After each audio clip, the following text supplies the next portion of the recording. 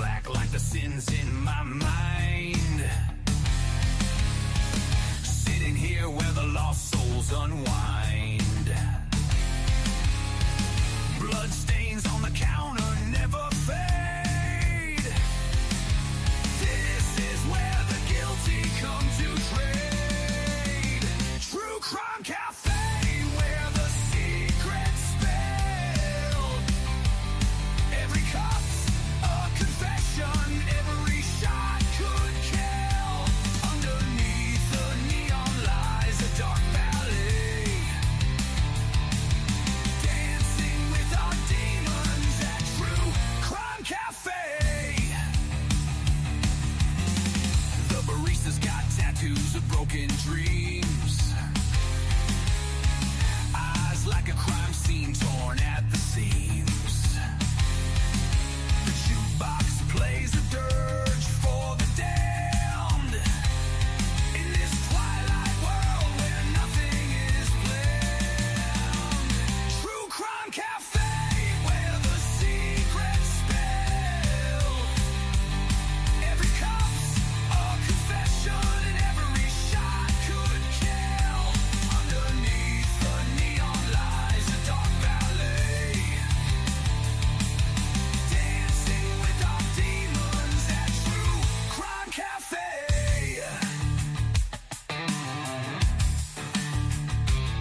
The coffee's bitter like a lover's last fight. The air's electric in the neon light. A place where lies and truth collide. Order a double shot and swallow your pride.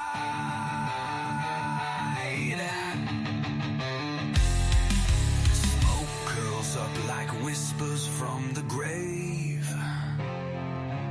No redemption here, no soul to save. Each table tells a story etched in sand. The True Crime Cafe, where the end begins.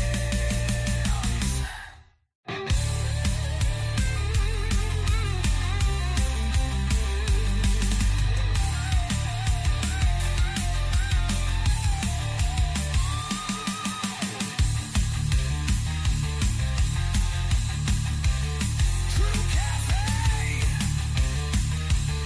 The True Crime Cafe.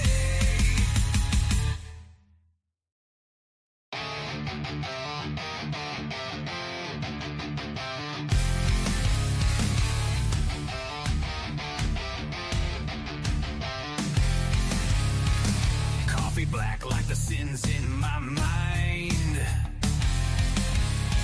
Sitting here where the lost souls unwind. Blood stains on the counter never fade. This is where the guilty come to trade. True Crime Cafe, where the secrets spilled. Every cup's a confession, every shot could kill. Underneath the neon lies a dark ballet. Dancing with our demons at True Crime Cafe. The barista's got tattoos of broken dreams. Eyes like a crime scene torn at the seams. The jukebox plays a dirge for the damned.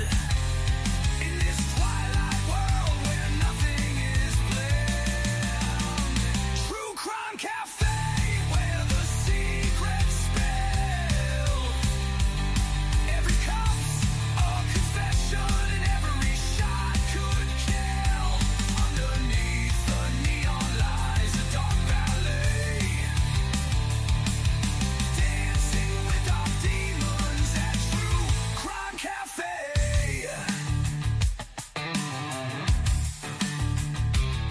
The coffee's bitter like a lover's last fight. The air's electric in the neon light. A place where lies and truth collide.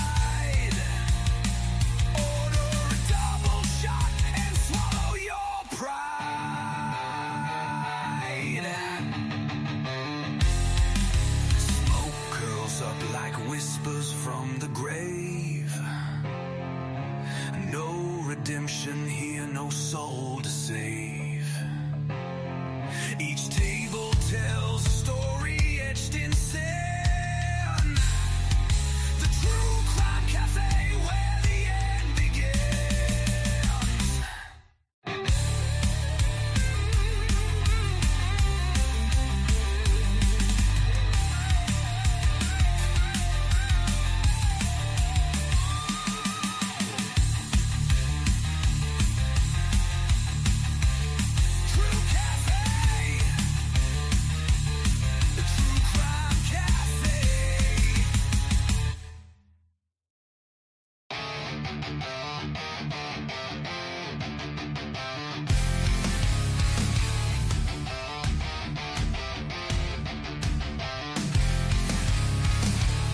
Black like the sins in my mind. Sitting here where the lost souls unwind. Blood stains on the counter never fade. This is where the guilty come to trade. True Crime Cafe, where the secrets spilled. Every cup's a confession, every shot could kill. Underneath the neon lies a dark valley. Dancing with our demons at True Crime Cafe. The barista's got tattoos of broken dreams. Eyes like a crime scene torn at the seams. The jukebox plays a dirge for the damned. In this twilight world where nothing is planned. True Crime Cafe, where the secrets spill.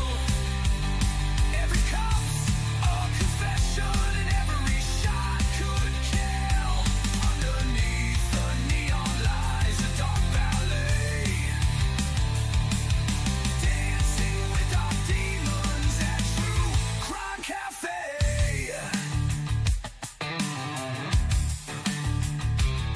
The coffee's bitter like a lover's last fight. The air's electric in the neon light.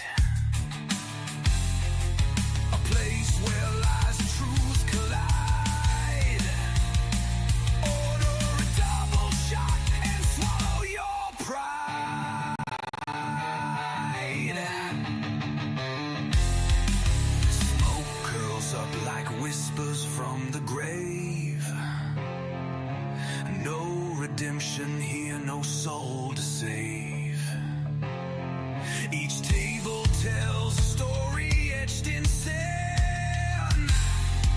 The True Crime Cafe, where the end begins.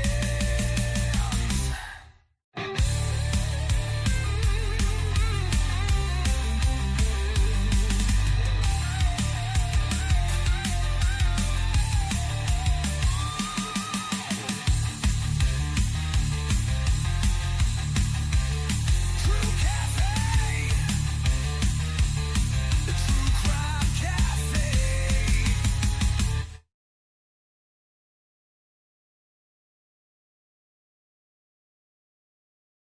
All right. Welcome back to the cafe, guys.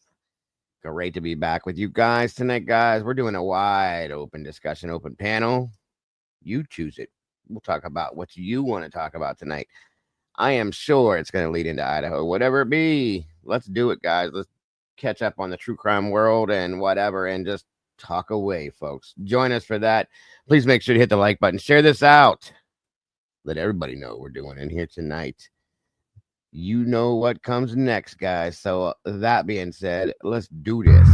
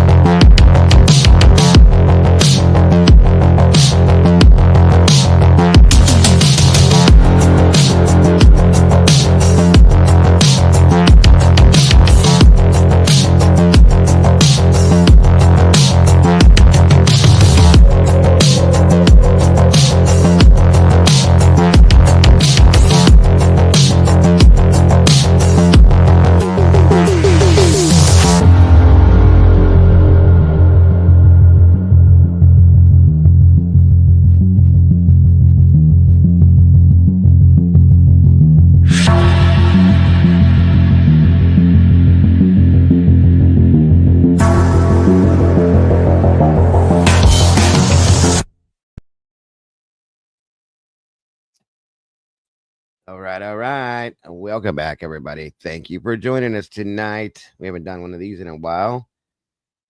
It's the late one, guys.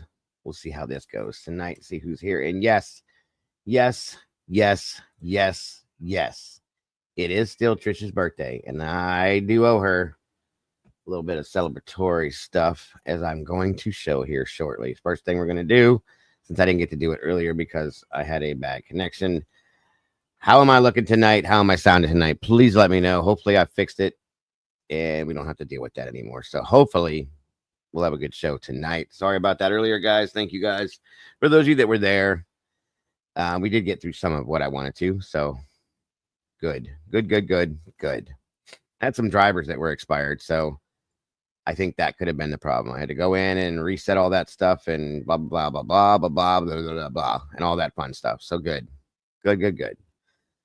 Thank you to my Blue Crew peeps for being in the house. Appreciate you all so very much. Also, we got Miss Jane in the house tonight. Alicia J, hey, back in the house. Miss Tippy Hadron Colliter, welcome back to you. Of course, the Seahawks fan, Miss Tandy in the house. Thank you for joining us. Wade Bird, 77, great to see you. Christine. Procrastination Station, welcome. Good to have you here. Miss JCJ is in the house. Of course, Trish Crow. Happy birthday to you. Chick Bait, welcome back to you, dear. Good to see you. CZ, welcome back tonight. Great to see you. Let's see who we got in. Elizabeth Wagner, great to see you. Of course, Dagburn, Johnny Gobble's Dead Floozy Mama's in the house. Welcome back to the cafe, folks. And thank you to my meatballs. Beach Babe, great to see you. First one in the house. Waiting patiently. Appreciate that, guys. Please make sure to hit that like button. It's real important. Let's get this in that algorithm if we can. 29 peeps in the house with 27 likes. We are doing it tonight. And share this out, guys. Let everybody know what we're doing, that we're hanging, and what we be talking about. Come on down, guys. Let's do it. Please and thank you so very much. Let's see. All right. Make sure everybody got their notifications. You see a bird? Is there a bird coming? Uh-oh. That means nothing more than a tomboy is going to be flying in here shortly. Procrastination Station says, so at the change of plea hearing, they talked about a motion to seal evidence.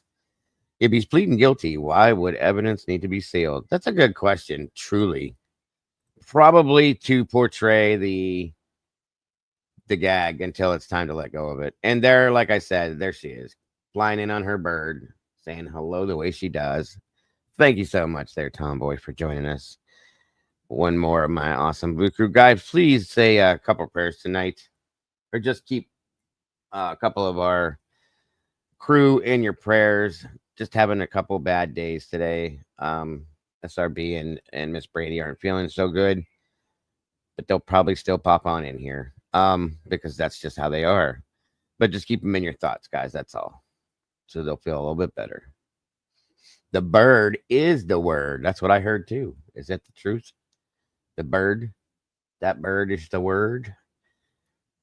That's what I think. That's the word. The bird is the word. So, just saying. Come on in, guys. Grab a seat. Coffee, tea, whatever it may be. Come on in here, sit down, please, and have a conversation with me. They definitely do need to rest, both of them. I have a feeling that they'll both pop in here at some point, at least for a little while, but they need to be resting for sure. Me, myself, and I. Great to see you tonight. We got the Tomboy Charm, the Seahawks fan, Miss Alicia J. They can handle things in here. Moonlit Baby, welcome back to you. Great to see you tonight.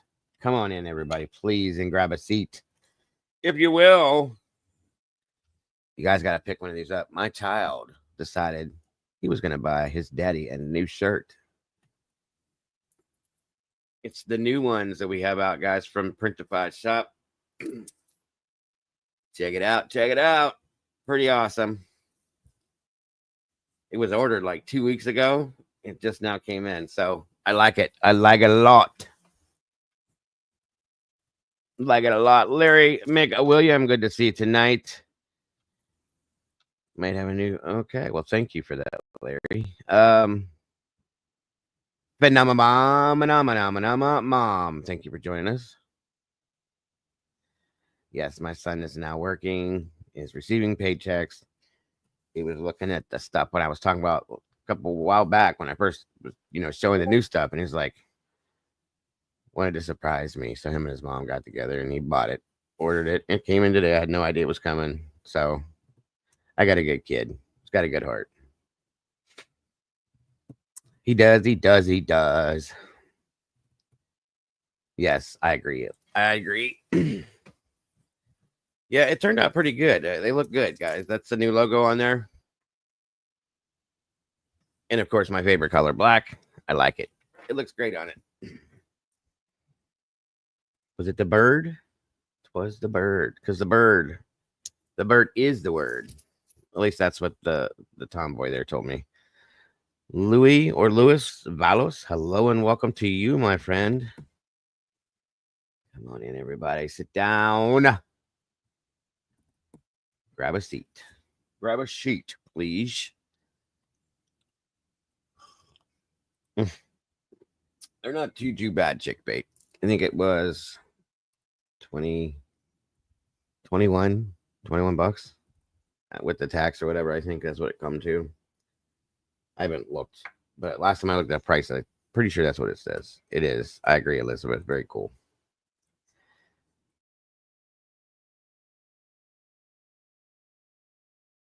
The funny thing is they usually can't surprise me with anything. Because I'm nosy for one. Two, I see and hear everything. But I thought nothing of it. Had no clue. Usually I catch on to something. No. It was a bit of a surprise. So it's definitely a surprise. Keep it reals in the house. Welcome back. Good to see you tonight. I appreciate that, chick. Very much appreciate it. Come on in, guys, and grab a sheet. 40 peeps, 36 likes. You guys are keeping that up for sure. Our moonlit baby's in the house tonight as well. I like doing these late ones because I get to see some of the people that I don't get to see normally. So hopefully they show up tonight. All right. No problem, chick. Come on in, guys. Grab a seat. Get comfortable.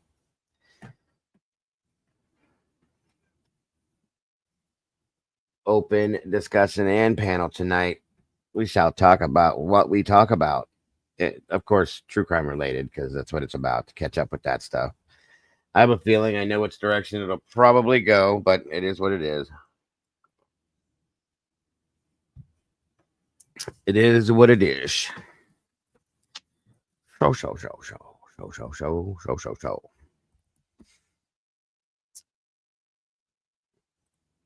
Also, let's see here. I was going to show you guys.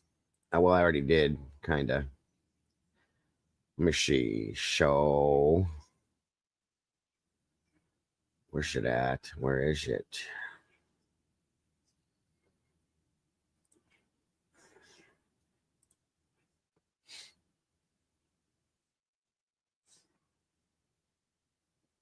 Let me see.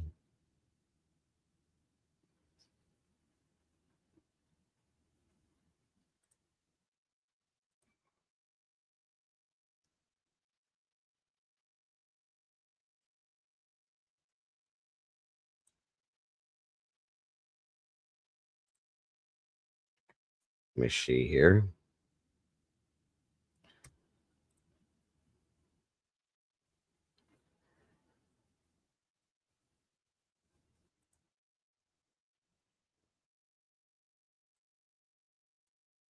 While we're waiting for some peeps, I'm going to grab your guys' opinion again. Come on in, grab a seat. I wanted to see if you guys think I should have this guy take over the show. For those of you that didn't see it this morning, let's look at it again because this is too funny to me. I love it.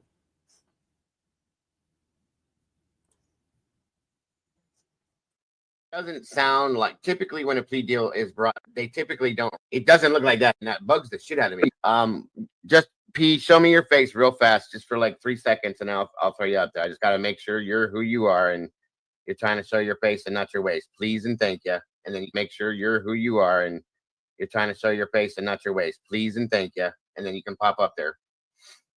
You're trying to show your face and not your waist, and I'll throw you out there. I just P, show me your face real fast, just for like 3 seconds, and I'll throw you out there. I just got to make sure you're who you are, and of course, my friend, my buddy, our special guest yesterday, good old Willie. Check him out, guys. Especially when you watch the hearing and you watch him stand up and admit to going in there, premeditating this, and he went in there to do this and just agreed to everything. And no big deal. He did it. He did it because they forced him, and he did it because there was a plan, and this is going to happen in the future. So I'm not one of those dudes, man. You know me. I'm not admitted to doing it. I'm not admitting to doing any of it, but I'm guilty. If he has no fight, I'm not gonna fight. I got a life, man. I got problems. You think opposite now because he pled. Oh, fuck you guys. Here's the problem though, dude. All these people that are saying like, oh, he took it to do this, took it to that. If you ask these same people 7 days ago if they think Brian would take the plea, they would bet their whole house, their cars, their future that Brian would not take a plea deal ever. I'm taking no fucking plea with this evidence on him and all this shitty police work. He took a plea. What the hell? Hold on, no. I love this because this is the second time I heard this stupid shit. One, Brian doesn't have a fucking kid, so but I'll still answer this. Would you plead guilty to save your daughter's life in that situation? So I'm in a situation where if I don't plead guilty, somebody's gonna kill my daughter. Is what your bullshit fucking theory is here that somebody would do? They're gonna kill my daughter if I don't plead guilty. That's how serious Brian. Brian shows up in a suit and all fucking dapper Dan, but Richard Allen shows up in a fucking, like a cripple. Come on, bro. That's my answer. How's that? I live in the real, like now. There you go. Baby Dago, baby Willie. Maybe we'll get them together one night, see what happens. Back and forth. It's awesome. I love it. Thank you to Oofy for that. Or Scully put that together yesterday. It's pretty awesome, guys. I really like it a lot. So just thought I'd show that to some of y'all that didn't get to see it to this morning. I may have Baby Dago take over the show from now on. I'll just sit back here and let him do his thing. Yes, Matt. Good to see you tonight. JC Ann. Wonderful to have you all in the house with us tonight. Come on in, grab a chair. Wide open discussion, wide open panel. We shall talk about whatever all of y'all little hearts desires. Somebody comes in here wants to talk about making lasagna. Guess what? We're talking about lasagna. Baby Jago with the mohawk. It's a faux hawk. I love it. That was so cool. And he's got the little earrings too. That was too funny to me. I about died laughing the first time I saw it. If you guys could have saw me when I opened it up, I about pissed on myself, laughing my ass off. And I'm like, oh my God, Oofy. That was too great. Too great. Too great. Oh, wow. That was quick. Welcome, Miss Diane. Thank you for joining us tonight.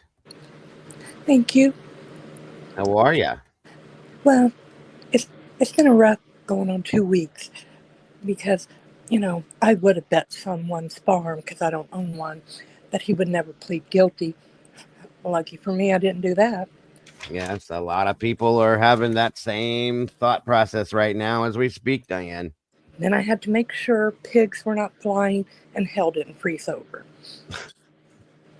We don't know. It still may all just happen. Never know. Who knows? Well, the way things are going, that will not surprise me, not one bit. Agreed. You are right. You are right. You are right. Yes, ma'am. So what's your thoughts? Should I let Baby Dago take over? Or should I keep doing what I'm doing? Hold on. I think you're good doing what you do.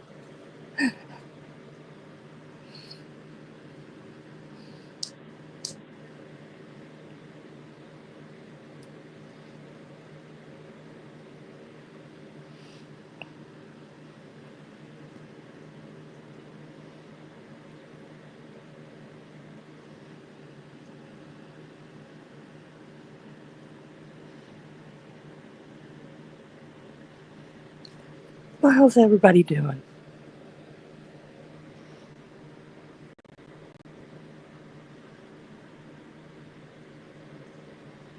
One second, guys.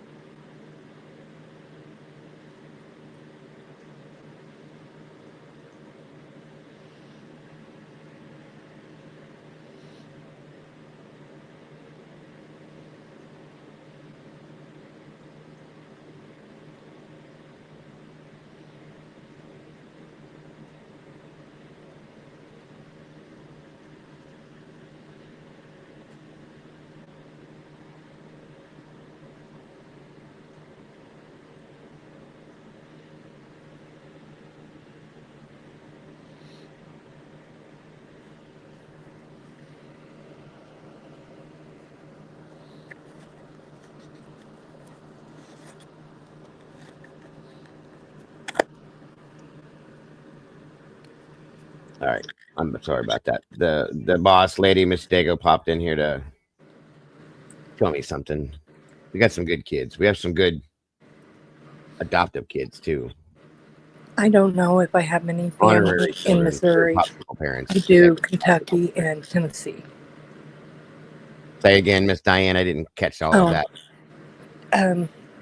Somebody knows a lot of Drapers in Missouri.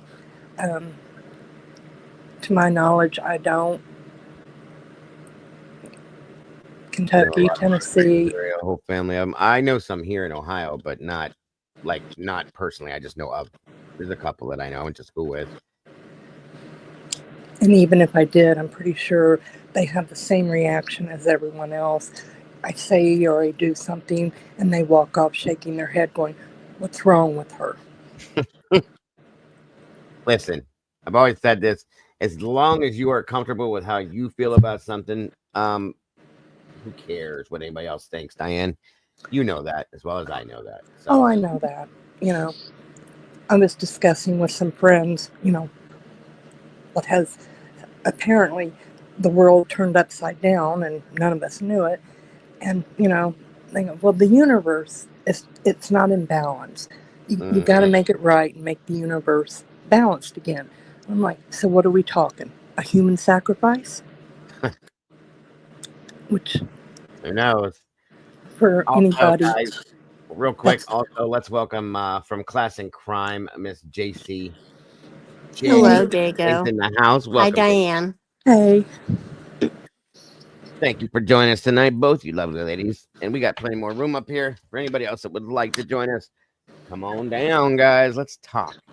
Let's talk till we turn blue. Whatever. I got all night. So, how are both of you doing this evening? Besides, we know how Miss Diane's doing after the past couple of weeks. JC, how are you tonight, dear? I'm okay. I just have some questions. I have lots and lots of questions, and I don't know if we got time and we got the brain power in this house. We got the greatest community out there, in my opinion, and let's talk it out, guys. That's what it's all about tonight.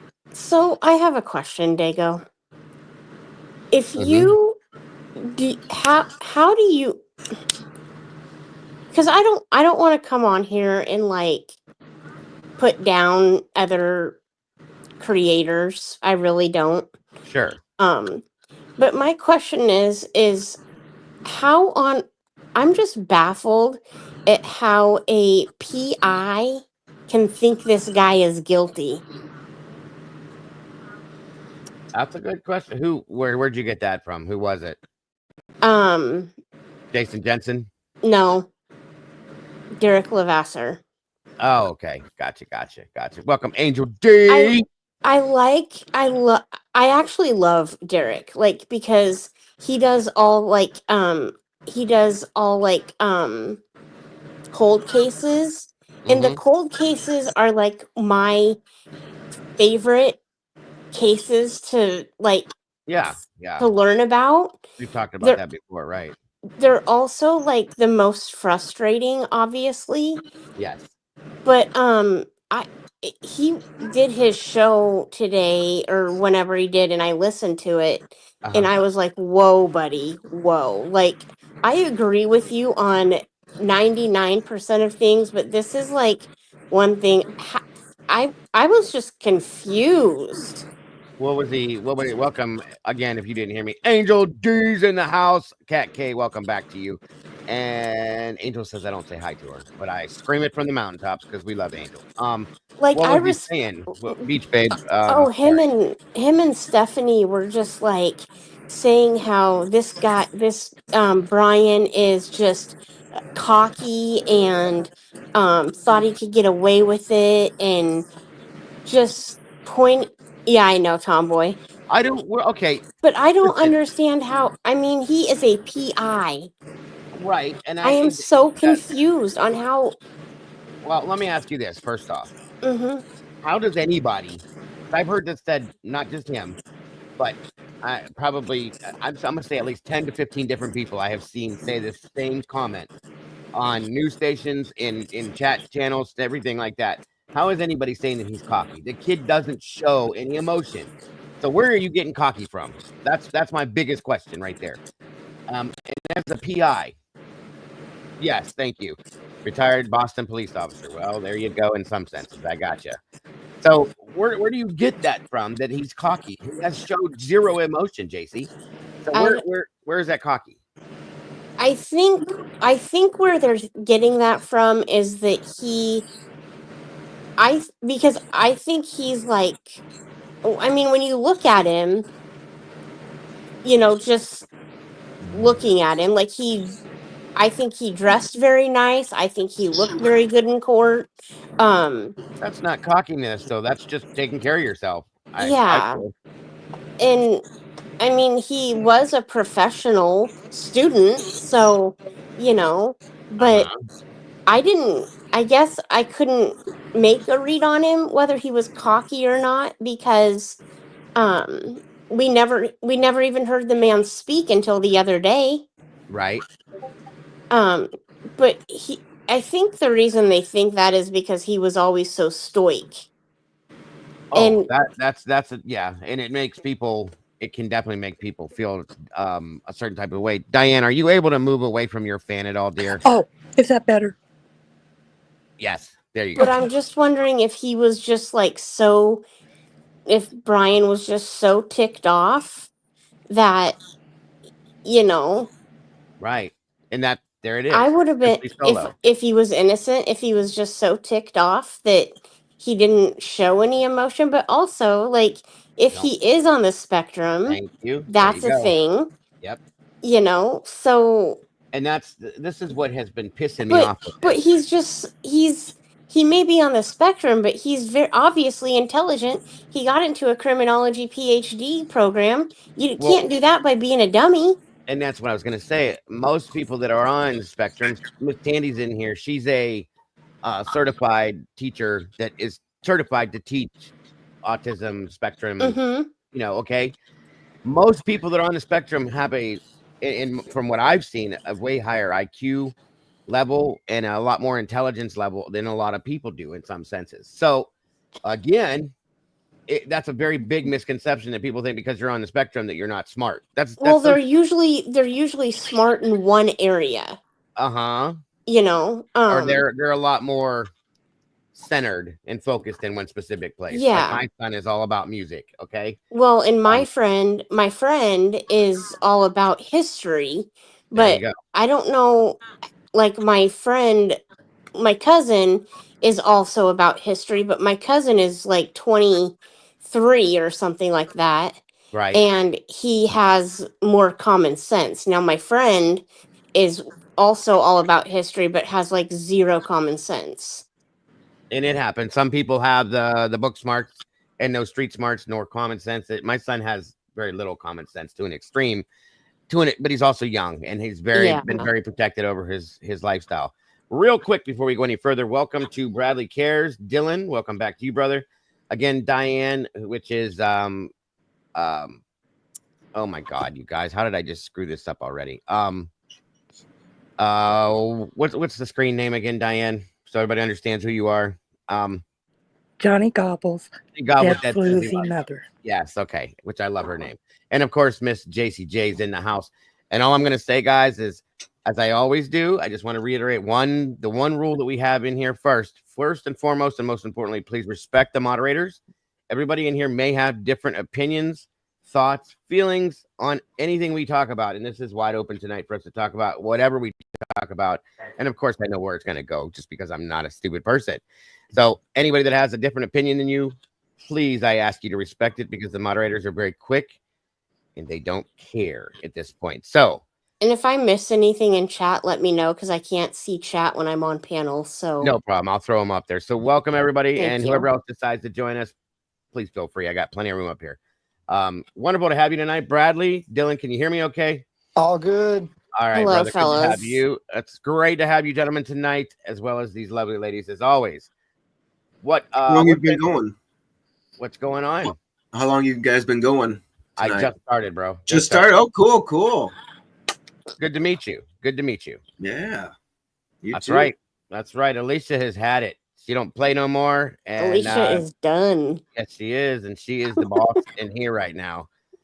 Of course, Miss, you don't want to mess with Miss Tandy. She's very quiet and soft spoken until she's not. I'm gonna let you know that right now. And Tomboy don't play neither, so be respectful, that guys. That's all I ask. Because they respect you, respect them. So anyway, so what's going on, Bradley and Dylan? How much? I just watched the documentary on that Idaho shooting. Is that what you guys are talking about? Yeah. Oh yes. Yeah. Okay, yeah, I just watched about that. It's very weird because they never, it's inconclusive. They said at the beginning, all suspects are innocent until proven guilty, which means they didn't prove that guy yet. So very interesting. Wait. Let me back up to make sure I heard you. You said the Idaho shootings? I meant that. I don't mean the stabbings. There were stabbings. Yeah, okay. Yeah. Gotcha, bro. Gotcha. Welcome, SRBBB. I told you she'd show up anyway. You better be resting, dear. That's all I'm saying. Fizzy Cakes fizzing on in here. Thank you for joining us. I want Alicia to punish me. Whoa, Matt. Easy, bro. Keep your there you go. And Dylan, what are your thoughts, brother? Going on? The last 48 hours, I've been in the absolute trenches with these absolute lunatics that cannot seem to comprehend just basic little timing facts of this case. And it's like exploding their brains. So Math Guy has done an AI psycho analogy of me in the last 72 hours. Someone has said that Dylan and Bethany are going to go at me with a multi-million-dollar lawsuit. And what? These people. Oh yeah, dude, follow. It's a great time because I simply am stating fact that Dylan and Bethany, according to the information we have that has been given to us by the state of Idaho, by the investigators, lays it out to where Kaylee and Maddie get home shortly after 2 o'clock, before 2:30. And then Dylan and Bethany are in the house when the murders happen. The state has told us that. Yeah. How do you not hear and see this happen? Okay, they're so drunk, whatever. It's like, that's fine, guys. Common sense. If you watch any kind of murder documentary, any investigation tells you, if an individual, if you're in your home and a masked man at 4:20 or 4:17 walks by you after slaughtering 4 people, blood and guts everywhere, screaming and yelling, and she goes downstairs and you think she went to bed with Bethany for 4 hours and then woke up. It's just like, guys, that I understand if you want to say Dylan, okay, Dylan and Bethany had nothing to do with this. Hi, Willie. It's like, that's not what happened. I'm not saying they Where did you hear the screaming and yelling? Because what I heard, there wasn't any screaming and yelling, but there was a faint sound of like whimpering and then somebody saying, "It's okay. And then this also keep in mind, this wasn't a normal house. This wasn't a family house where you walked, oh, there's my kid downstairs. No, this was a house where anybody came in, strangers and that. So getting up and seeing a weird person, maybe wearing a mask is a little too much. But again, it's a crazy house. And well, I mean, frankly, I think let me ask this though, Bradley. Do you believe what the PCA stated that's what was heard? I think there's a little bit. Considering the as bad as it was, let me put the it nature of the situation. There you go. Yeah. I think intoxication needs to be taken in case here. I don't know how drunk these people were. I think they might have been. So who knows what they heard or didn't hear or didn't want to hear and put it out of their mind because you're drunk. You don't give a shit. You hear screaming. You go, oh, whatever. I want to go to sleep. Hey, stop screaming. I'm trying to sleep. That's what you do. That's what I thought. The report on Dylan initially said that she thought it was. They did say that initially. Yeah. Welcome, Chick Bait. Hi. The 417 audio about the voice and the thump and the dog barking. I think that's what you're referring to. Maybe. Yeah. Anything else would be Linda Lane, right? But that's kind of If you're to take that audio for what it is, interpreting it the way they want to. Yeah. Welcome, Willard. Good to Hi, see you Willie. today, What's up, guys? What's that, brother? Ms. Nosferatu, I love your name. Great to have you here. By the way, Bradley, I love your cat. I'm a huge cat fan. So beautiful cat. By the way, Bradley, I like your background. Yeah, that's pretty cool too, bro. I love that too. Cats are the best. Yes, they are. Yes. He's a big giant boy that was brought to me by an angel. Yeah, Bradley, I got new cat treats today. You got new cat treats? Yeah, they're called Bonkers. They're like, I got the lollipop. How many cats y'all have? I have two. They're brothers. I got one. Cats. Yeah, I got one. I feel like I don't think I could do two. You can only have one. That's the problem. I think you can only have one. I'll off the topic in a second, but no. When I was adopting, I was looking for one cat. Yeah. My friend has 5. Do you guys not sleep either, or is it just me? I don't. I don't. I'm not sure if I do sleep. There's a time I don't remember. I'm not sure. I just want to make sure I'm not the only one that wakes up at 3-4 a.m. with their damn cat. Like, yo, oh no, I get up. I'm like, get the hell away from me. He waits. He waits for me to wake up. I wake up and I call for him, and he jumps right up and he starts cuddling me. He doesn't bother me until I call for him. I get two cats at my feet, middle of the night, and then right when I have to go pee. Yep. Tomboy. I love Tomboy's cat's name. So that Cat Benatar, Kitty Purry, and Meow. Oh my god! I feel bad for women because obviously you guys always have to sit when you pee, but like this cats never let you go to the bathroom. No, they're always there. Like they're always somewhere looking at you. Pee thing. I heard it's good for men for their prostate, especially just tried at night. I do. Really? It's dark. You don't want to miss the bowl, so you sit down. It's a lot easier, and then you can try and sleep a little bit while you're doing it. Well, I have fun. I've done it. I've fallen asleep and woke up 2 hours later, sitting there like, "Hey." Oh my god! I never woke up and you're like, "Hey, I guess I took a shit too."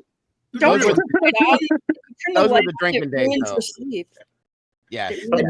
I do have a special story about my cat. How I got him. If you like to hear, he's very interesting. Bro, we're here to talk tonight. Let's talk about it.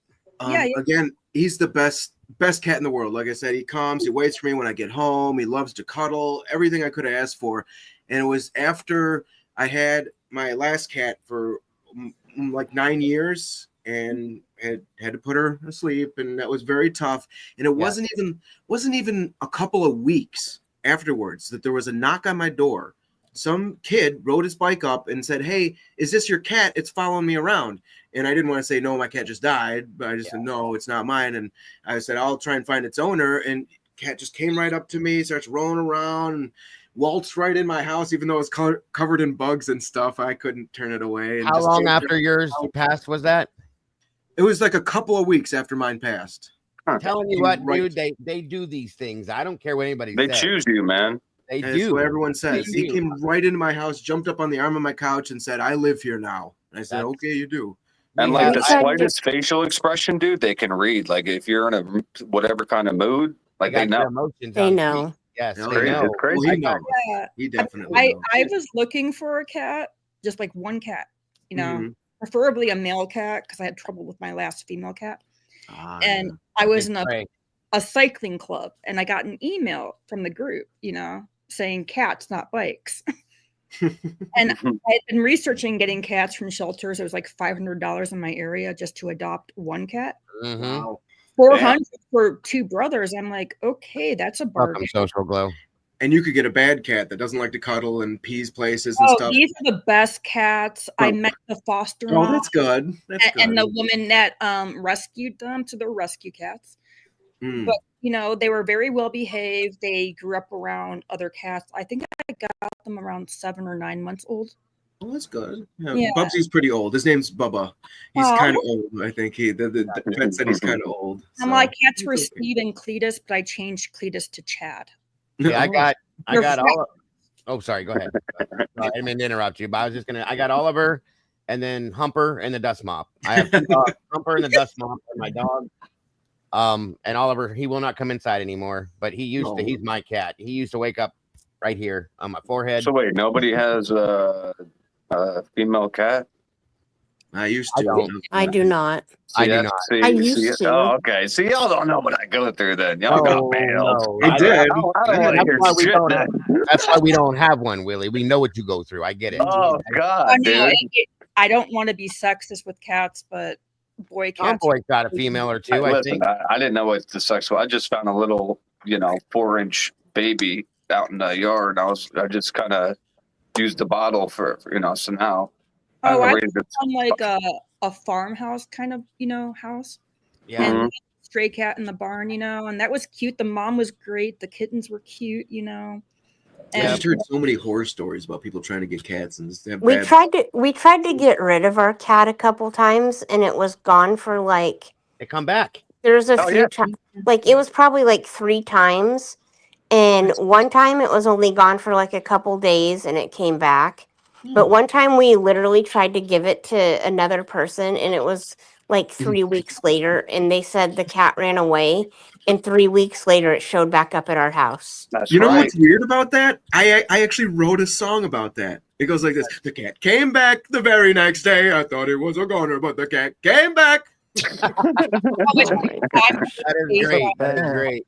I love it. Well, real quick, guys, before we go any further, because I owe this, as for anybody that's like Bradley, you're newer, Dylan, you haven't been around too long, but when it's somebody's birthday, I celebrate it in here in any way I can, because you guys existing is very important to me in this community. So it's an important day to me. So I try to celebrate any way I can. Today is Trish Crow's birthday. So real quick, let's run through this. Trish, again, happy birthday. Please wish her a happy birthday, guys. And I hope you have a great day today, Trish, and beyond a wonderful year so we can do this again. Happy birthday. Happy birthday. Happy birthday, Trish the Dish. Absolutely. Here we go. Yay! Happy birthday. All right, Trish, and you got your cake right there with you. Happy birthday, Trish. Try not to get into some ish. There you go. I hope you have a great day, Trish. God bless. And we appreciate you very much. That's why I do that, you guys, because I appreciate each and every one of you guys that comes into this community. Can Baby Dago remix this? That would be awesome, Matt. Oh, Willie. Willie, did you see yours? No, bro. Hi, Willie. Did I see my what? Well, don't say, no. Don't say a word. I'm gonna show you right now, bro. Don't show me no wild AI shit, bro. I will smash his fucking phone. It's not. It's not wild, but it is very funny. I'm hanging on You'll by find one out. thread. I'm hanging on with technology by literally a half a You'll thread. like this one. You'll like it. It's innocent. Don't worry about it. All right. Just everything I see today is AI or freaking. This Take me to the meta world or something, Oh hell, it ain't that bad. Nah, not even close. Not even close. Hold on, I'm here. I've been waiting for you to come back. I wanted to show it to you. So yeah, I haven't been that few over. 1 second. All right, let's get this up and moving. Hang on. Stuck in your head now, ain't it? Oh, yeah. Birthday, so I know you want to, Willie, that was right on tune. Yes. All right. Oh, wait a minute. What did I just do? What did I did? I still don't know how to work this shit. And after 4 years, guys, it's crazy. You'll get it. Don't worry. One of these days, maybe. But yeah, I didn't mean to throw chat off. We believe in No, you. you're good. You're good, bro. It's a wide open panel and discussion tonight. So whatever like I said, we could talk about making lasagna if that's what you guys want. So, you know me, I could talk about Please don't. whatever. I saw a video last night about not a video, a Netflix documentary about a cruise ship, and Oh, the poop cruise. Yeah, I saw that. Poop cruise, yes. now if you have to go number 2, please go in the red Oh box. my gosh. One Oh my was gosh. We talking watched about it the other night. lasagna, and now There we go. yeah. All right, Willie. This is That's me, remember our baby. discussion yesterday that we had. Look at a little cut. Yeah. All right, bro. Here you go. Especially when you watch you watch the hearing and you watch him stand up and admit to going in there, premeditating this, and he went in there to do this and just agreed to everything. No big deal. He did it because they forced him, and he did it because there was a plan, and this is going to happen in the future. I'm not one of those dudes, man. You know me. I'm not admitted to doing it. I'm not admitting to doing any of it, but I'm guilty. If he has no fight, I'm not going to fight. I got a life, man. I got problems. You think opposite now because he pled. Fuck you guys.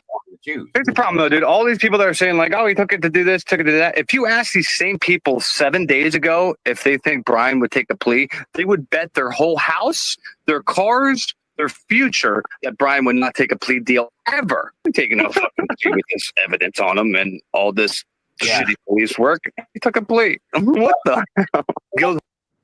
Wow, dude. Isn't that the best? And wait, I got one more for you, bro. Like on point. Easy, baby. Stop ripping that book in half. Oh Yeah, my right? Jesus. That's Willie's strength, bro. He doesn't even know his own strength. I know, right? That baby was cut. That's right. And then next up, we got Baby Dago here in the house. Mhm. That was a Greek baby. Doesn't sound like typically when a plea deal is brought, they typically don't. It doesn't look like that, and that bugs the shit out of me. Just P, show me your face real fast, just for like 3 seconds. I'll bring it up. I just gotta make sure you're who you are, and you're trying to show your face and not your waist. Please and thank you. You're who you are, and you're trying to show your face and not your waist. Please and thank you, and then you can pop up there. You're trying to show your face and not your waist. And now, just P, show me your face real fast, just for like 2 seconds, and I'll throw you out there. I just got to make sure you're who you are, and you're trying to show your face and not your. What the hell is that, dude? Okay, how do you make this stuff? Like, where's this coming from? You can go on YouTube and learn how to make them, I think. No. Oh no! In other countries, you just force the babies to say that. Yeah, they're training them how to do it now. That's how it is. Oh yeah, exactly. That's what I thought, Dago. I saw a couple of those are like Theo Vaughn and Joe Rogan. Those are funny. Those are I've seen that. Have you seen baby, Stallone? Dago, your baby impersonator is spot on. Well trained. I'm just saying. I love it though. Scully made those, and I was like, I about pissed myself laughing this morning when I first seen it and I opened it up. So thank you, Scully, once again. Much appreciated. We can always use a good laugh around here. It was great. That's funny. He might take over the show. I might have him take over the show. Just saying. Well, if you ever are busy or need to go out sick, What's up, Friday? Exactly. Hi, Sarge. What's up, Sarge? Good to see you tonight, Sarge. Here's my impression of Mulder. Scully. The hand is right. The hand is right. Yes. If we all change our background to like an aqua blue, we can be the Brady Bunch. Ooh. There you go. There you go. But we'd have to put Alice in the middle, though. Who goes in the middle for this one? We can throw Sarge in the middle, and everybody can wrap around it. You know what I mean? I want to be Alice. Well, what the hell were you guys talking about before I got up here? What anything, whatever we We're talking about how a PI can think that Brian's guilty. We were talking about cats. PI? Willie started the cat talk, but yeah, we were talking about the I didn't mean PI that. that thinks he's that Brian is arrogant and cocky. Oh, I have a question. Yes, Any updates on the Texas flood thing? Not like bring it down or into the No. Nope. 100 and some dead, 160 missing. Last I heard. There was they said I saw one thing that said that they feared over 300 deceased, possibly, but it will be, I think. Yeah, it's one of the saddest things I've seen. One of the most. Yeah, that's what I estimated yesterday, and horrible. It's horrible. Stayed away from it most of the day today. The thing that killed me was with the kids. Okay, the camps. Camp Mystic. That was horrible to me, and it pissed me off. Alicia found the National Weather Service postings that they started posting the morning of the day before, Thursday. Oh yeah, because I got like I read like 1 p.m. the day of, and I'm like, there were warnings. So if you know it's flood season, why are you sending like? Okay, But my they daughter. didn't. I don't think they thought that it was going to be that bad. No. Like I think like the day before it was like rainy and drizzly, and so Okay, that's but my what they mother thought it lives was in going to be. Arizona, and there's monsoon season, right? Monsoons always come, right? Yeah. So if it's flood season and you have a camp right off, I mean, it rose in like 3-4 minutes. Nobody had any time to do anything. The Yeah, drainage it is was right happening there. really fast. It rose What they 45. probably did, and I was thinking about this because when you hear about something like this, you want to think of, well, how did the people die? Because you want to know, like, maybe you can survive if you think about, if they should have done this, they should have done that. And more I thought about it, I was like, if they're in a campground, so it's raining, where are you going to go? You're going to go in your tent. You're not going to see around you. We're just going to wait this out in my tent. And then the water comes over. You're sealed in that tent. Yeah, well, they Or were in cabins. They were in cabins, but listen. Oh, okay. All in right. 45 minutes, literally 45 minutes, the river rose 25 feet in 45 Yeah, minutes. I heard like 23 feet in 45 minutes. That's And then crazy. 6. So regardless, I see different people saying things. We're all around the same number, roughly. That's Yeah, a lot. That's a lot of water to come at 3 a.m. that nobody knows is coming. It was very, very fast. But when I first saw the news and I couldn't record it in time, so I have no idea who this person is, but some woman said that they get warnings all the time. They don't take them seriously. And I'm like, well, that's unfortunate. You should always just go to higher ground. Where are the warnings? Where are the warnings? They were getting like text notifications. They Was it like on they your voted phone? down. Okay. They voted down a When warning you're system in that camping, you town. might not be looking at your phone. It's Well, just let like me us tell here you. in Nebraska with tornadoes. We get them all the time. We never Maybe think what I anything of them. in the community or something that What I was about to say about the tornadoes, they should have played like the.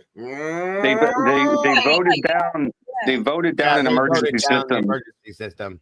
Did they? Right. Yeah. That's Well, unfortunate. It's on them. Exactly. There you go. That's very Like unfortunate. it's better to have it and not need it than to need it and not have it, right?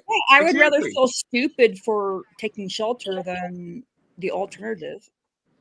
Have some kind of big warning system. One of the girls at the camp, I think, made a statement and said how she got to cover or something like that. Uh-huh. And it was just really sad to listen to what she what they were thinking and how they did what they did and stuff. I was like, oh my, and I don't know, she was probably like 11 or something. I don't know how old she was, 11 or 12. Wow. Well, real quick, I'm gonna read this real fast. This is what bothers me, and it's a little, okay, because here's my thought. These kids go to camp, you have somebody else's children under your care. You don't take any kind of risk, in my opinion. That's my thought, okay? This says from the beginning, this came from Homeland Security, by the way. It says the mainstream media is deliberately lying about the events leading up to the catastrophic flooding in Texas.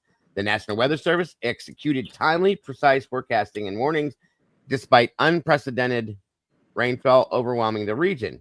Here is the timeline from the National Weather Service proactive response.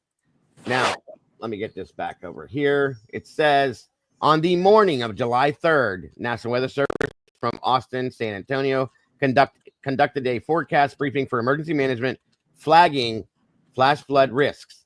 The morning of the 3rd, they issued a flood hazard outlook, identifying flash flood potential for Kerrville and surrounding areas. All right. Next up, they said, where did it start actually? 1:18 p.m., July 3rd. This is the day, a full day beforehand, guys. They issued a flood watch for Kerr County effective through Friday morning, 6:10 p.m., July 3rd. Weather Prediction Center issues first of 3 mesoscale precipitation discussions, warning of excessive rainfall and flash flood potential. 6:22 warns of considerable flood risk north of the west of San Antonio, including Kerrville.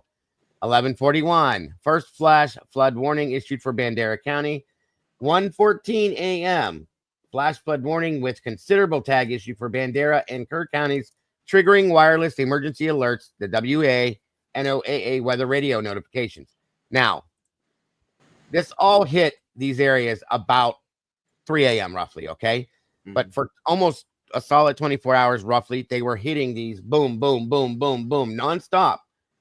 The first one I would have got as a camp owner, I'd have said, we're gone. It's time to go to higher ground. If this don't hit, we'll go back, guys. But for right now, let's go. That would have been my decision right there. That's what bothers me, is all I'm saying. I'm not saying anybody should be damned for it. Because it did come quick when it came. I mean, you saw the videos, guys, of that. Well, I want to know if those clouds were seeded. How's that? The reason it did it is because Texas is dry. Yeah, the ground could not absorb the water. The ground can absorb it, and plus the dam failed because and there was nowhere for the water to go. Rainfall. Yes, 100%. That dam not failed, you wouldn't have had that flooding. Not only that, I read that the ground was not saturated. Like it was dry. Yeah, and those conditions lead up to the water can absorb very fast. So, well, did you see the video that they did the time lapse on where they show the road and the water is literally overtaking the road? It's wild. That was insane to me. I have video here. There's a house floating away with people in it. Yes, there's people in that house. I've seen that. Yes. Yeah. Oh my God. I mean, it tells you how serious this was, and it, like I said, the first warning that was put out, if I owned the camp and I had these children under my care, we'd have been gone. I don't care if they told us to evacuate or not. We're gone. That's all I'm saying. Oh, yeah. You're by a river and you hear flood warning. Get out of there. Yeah, 100%. Because it's go to higher ground. And it happened. They knew in that area because it happened at 87. The same type thing. There you go. We never live and learn, bro. We always build the same kind of houses when they get destroyed. Wood and a bunch of plaster.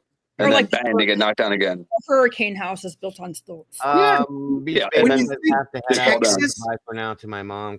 Oh my God, I'm so sorry, Beach Babe. God bless, dear. Just like the material of the houses is just laughable that we don't we expect them to withstand these storms. No. But when you hear Texas, when you think of Texas, nobody thinks of water and drowning and people being. But they also don't think of freezing. When I worked at the pharmacy, either, I think people will drown in oil more than water. And they all froze down in Texas a couple of years back. So Texas. One second, guys, real quick. Beach Babe, I'm so sorry you're going through that. What happened? Yes, sending prayers. She has to leave. That she's saying goodbye to her mother. Shit. God bless, dear. We're all with you in spirit, and we're all here when you need us. Okay, understand. So, when I worked at you can, hon. When I worked at the pharmacy, Dallas had when Dallas had the ice storm. Yeah. In 2016 or something like that, and then in 1991, my hometown was set to open its new $1 million golf course, which back in that day, $1 million was a lot of money. But still is, yeah. It still is, but kind of. It was even more back then. But the day before the new golf course was supposed to open, my cousin and his best friend got caught in a flood for 12 hours, and they had to climb a tree, and they were stuck in the tree for 12 to 14 hours. I've been saying, guys, for the past year, Mother Nature. They went to check on the cattle, and they got they parked the truck, went to check on the cows or something, and before they could get back to the truck, the floodwaters came. Yeah, it happened that fast. The problem is a lot of people think this is how a lot of people think it can't happen to me. Will never happen to me. That's see how something. It happened. Yeah. That's how it's crazy, dude. That's exactly how and when it happens, bro. Every time people say that, next thing you know, listen, my wife's family is all from Alabama, really. You know that. Okay. Yeah. And we don't get that snow shit, that ice stuff. And I'll tell you what, the one year they all were talking about making fun of us when we actually did get it.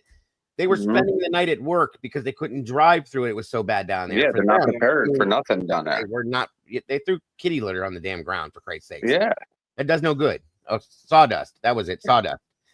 Mother Nature doesn't discriminate, dude. I know. And she's pissed. She's been pissed for the past year, guys. These hurricanes, the tornadoes, this flooding. I mean, it's not good. Well, it's not good at all. Last year, it's been several years. I live in New York in a certain spot, and we might have a little problem with snow sometimes. Just a little one. Yes. Yeah. Because remember the baby or the baby or the mom that died in the snowstorm because she was in labor and they couldn't get to her Yeah. A lot because of of the people died. snowstorm. A couple of years ago, there was a really bad blizzard, and a lot of people died, and it was because they lost power and they couldn't heat their house. And I think that wasn't That's a problem. Texas. That was not a problem way back in the day because a lot of people had wood stoves. And or people don't know how fire. to survive nowadays. That's right. Without electricity, they cannot survive. You ain't lying, bro. But Yeah. Texas has a separate grid, right? I'm really looking into a way to heat my house without power or burning it down or getting, you can't really use those things you attach to No problem, Diane. The grill, those things you use on the grill. I can't think of the word. I know. tank.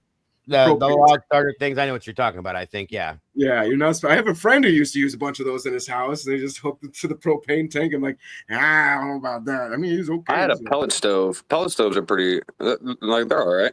Yeah, my buddy has one of those too, and they stay fairly warm. It's like They a do. wood stove, and you just throw the And it pellets. won't smell your whole house up. Yeah, and I it had doesn't smoke it out. I had a pellet stove too, but my Mhm. gerbil got angry because I gave away all its food. Okay. There you go. There you go. And that's another thing with this Texas thing. I don't know if you guys saw this. I was pissed when I saw this. I showed it the other day. There was a fire chief, Austin Fire Department. The fire chief. His name is Joel. Oh, shit. I can't think of his last name, and I'll get it though. But this man, because he said the state owed them $800,000, refused to allow deployment from their department to go help these people. And You can't do that, can you? There is a place. Yes, No, and I If you found, don't pay your taxes or something, the fire company will refuse. That's what he did. Joel Baker, thank you. That's his name. I am a retired firefighter, as many of you know. That That made me is wanna awful. vomit on myself. That is disgusting. They wanted to go. They're specially trained in this specific field. He said, no, my people aren't going until this money's paid to us. You do not put a price on a human life. I'm sorry, but you don't. I could understand over safety, but not over money. That's not over money. No. And here's what's sickening. Can I bring up the money angle in a different way? You said, whatever you know, got to say. A lot of these campers came from rich backgrounds, like that was going around. People were just talking stuff initially, and it doesn't matter because like the river goes wherever it goes.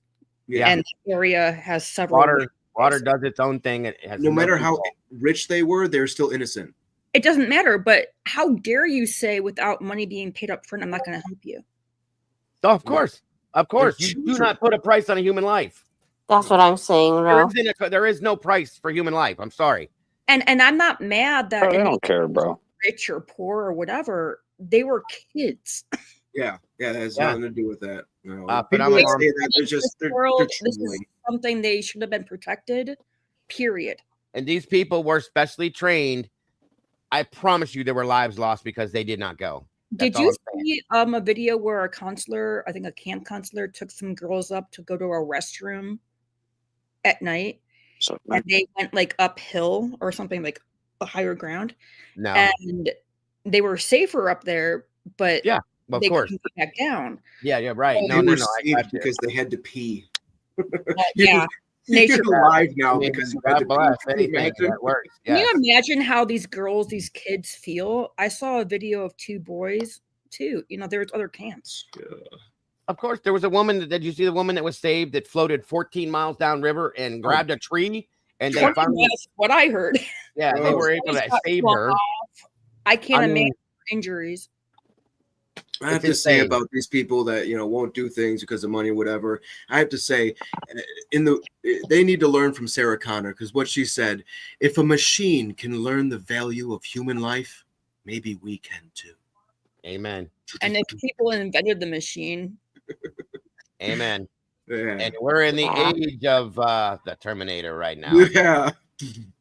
And I thought there's a storm coming. We're in the Matrix, I think. I heard the Epstein files was they were lost in the flood. Of course. What Epstein files? They don't exist. They don't exist. That's right. They're gone. Right. Poof. We're making bad jokes. I do apologize, but you know what they say? Everything's river in Texas. Sorry, I'm very sorry. Oh Jesus! Too soon. We're asking the joke. How do you spell river? I'm just playing. I don't know. You can't spell river. Dylan and Bethany lost their phones in the flood. Maybe not. That's why they waited 8 hours to call 911. Oh my! What? They're really making jokes about this shit already. Yeah. That is Oh, not sorry. I thought I was on mute. My bad. That's insane. okay. No. There was no. I didn't start it. I didn't say you did. That's my fault. Yeah. Hey, no, it's there's ways to make light and levity to horrible things to make us feel better. But I just can't believe that there's people out there making jokes about stuff like that already.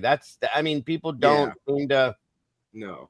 And that's probably where society is, and society is in this mode nowadays that nobody seems to care anymore, and it's not. It's because we're so what's it called, desensitized, I guess, because they show us wars on fucking YouTube today. Like we're watching drones, striking people, just blowing their bodies up, and we're like, okay, I'm glad cool, you said that. That's There you exactly go. what you just said, Willie. Real quick.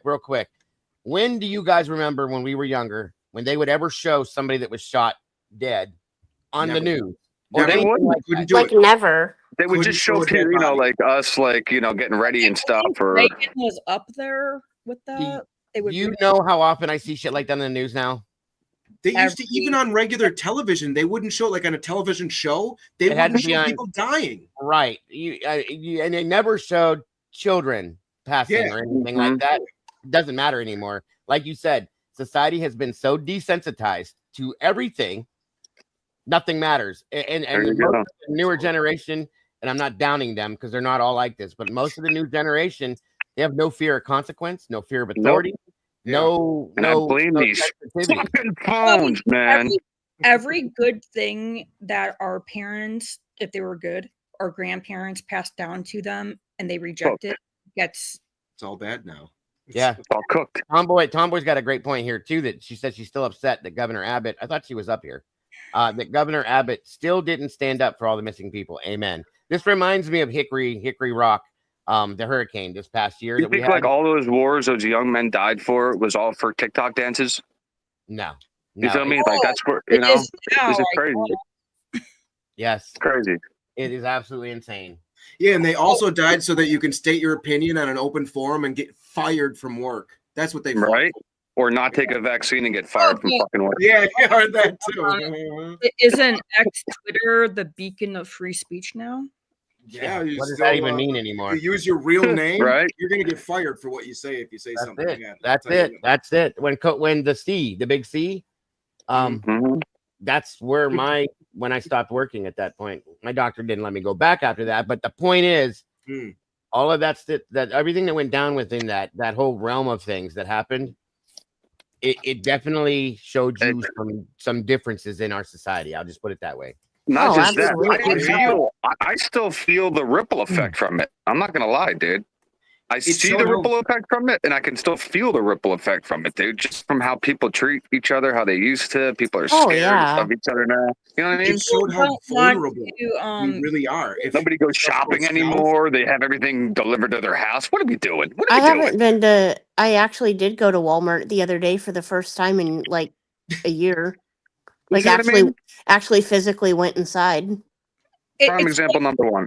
It's like society imposes antisocial behavior on us through DoorDash, Instacart, all the stuff. Yep. And they don't want us to talk to our neighbors or anything like that. Because a nation divided, they can control us. You know that. Yeah. That's why I waved. We all know that. It showed how helpless and vulnerable we were and how they could do everything that they wanted to do, and there's nothing we could do unless you want to lose your job and live in a hermit. They really did, right? They popped up some tents. They were like, you have to go here and get tested. They were like, okay. Wow. Yeah. This is the way it is. And they got half of the other people fighting for them. Sticking them on nose. Yeah. Right. Oh, wait a minute. Let's just put all the old people in this one old one and see what happens. Yeah, they weren't doing anything bad. That's a big society's gotten lazy. That's a fact. I do agree with that wholeheartedly. Everything's changed. Everything has changed, and I don't know. Like I feel like I said earlier to Willie that he had an old soul. I feel like I do too because I just can't roll with the change like everybody else in the world. I can't, dude. Like I was raised on like like freaking the Doors and like Grateful Dead and shit like that. You know what I mean? And Based on raised the like window. if I was bored or I didn't have anything to do, go outside and pick up sticks. Mhm. Like how many times I went up outside and picked up sticks? Today, dude, it's all technology, social media. This is what my life is. This is what I'm doing. Look at me. Look at And I'm me. better than done. you. I I have will more say things than this you. though. I will Yeah. say this though. The family that I live with, their kids, they still go outside and ride their bikes. Well, that's good. I mean, I'm saying the it, majority. That's all. Yeah. well, yeah, I'm saying it's an abnormality because I'm like, oh my gosh, like the boys still go out and ride their bikes. That's crazy. Like, and the older boy just bought his own like it's those bikes like that are between a bicycle and a motorcycle. An They go, e-bike, Motorbike. e-bike. yeah. What is They're, it? Say they're like not they're not quite motorcycles, but they're A but they're motorbike. not A bicycles. dirt bike. the gas powered or electric bikes. Dirt Yeah. Those motorbike. little tiny bikes that you ride in. Well, they both have a bike, They're the cool kids. and this bike can go. Majestic. This bike can go like 45 miles an hour. Like a modern moped. It's Yeah, like moped. it's like a moped. Yeah. Hey, And I Smitty, mean, good to see you. he's only 15, but like, It's definitely an e-bike. But go ahead. but He's pretty old. I mean, you get a couple more years, you can get a car. Riding But, around. Nah, bro, e-bikes I are mean- cool, dude. I have a $2,000 e-bike, dude. Trust me, like he's they're like he's amazing. 15, but he like goes everywhere with it. They just go like around the neighborhood and stuff. But the 8-year-old is like I hell love on it. wheel. The 8-year-old is hell on wheels on his bike, Yep, and it's crazy. And Oh, they just, wow. my daughter but loves it. but I love that they still go outside. Like Yeah. Hmm. a lot of kids those ages don't even go outside and ride their bike anymore. There you go. And how we say back then, you had to drag me inside. Today, you got to drag them outside. It's like, Oh yeah. what We're happened? talking about society and like things that we used to think Well- were bad, and people don't care, and now they're good, like bragging. If you Well, were Willie- bragging, that was a bad thing, and people didn't like you. If you were going, look how much money and shit I have. If you did that, people didn't like you. And now people are stars because all they do is brag. I know. I have to watch people get famous because they sit in a room with other shirtless dudes and scream and do dumb shit. It's like, wow, this is what you got to do to make money today, huh? This is what people would have thought was bad and shunned from society is now Yeah. the biggest Yes. things in the world. Yeah, like Depending on where I was telling lived. you the other night, dude. There's a dude every couple days, or maybe every day, he goes live. He puts a toilet seat over his head that has like fake feces on it, combs his head with a toy school bus, and makes about between $500 and $1,500 in his live within 2-3 hours because everybody's in there screaming at each other. I've never seen anything like it, dude. I really Wow. hope that they change things around where people cannot earn money by doing stupid things like that. You Yeah, actually it's have such brain rot. contribute to society. Go be a garbage man. There are You're jobs right. that need to be done that people aren't going to do or people aren't going to be trained to do properly. But the problem is when you have Twitch, when you have Stake, when you have all these companies paying these creators millions, and these little kids are seeing these creators. Mhm. This is who they're looking up to today, dude. Ty Yeah. Sanat, people like Aiden Ross. Like, come on, man. Where Society are is we? not going to benefit from people being stupid on social medias and shit. Yeah, It's we used to revere scientists. Now we revere influencers. yeah. Bradley, do you want to hear the latest craze on social media, TikTok? Ooh, I want to do it. What is it? It's about an ancient HGTV show, like home remodeling, like redecorating. Uh-huh. And it's going viral.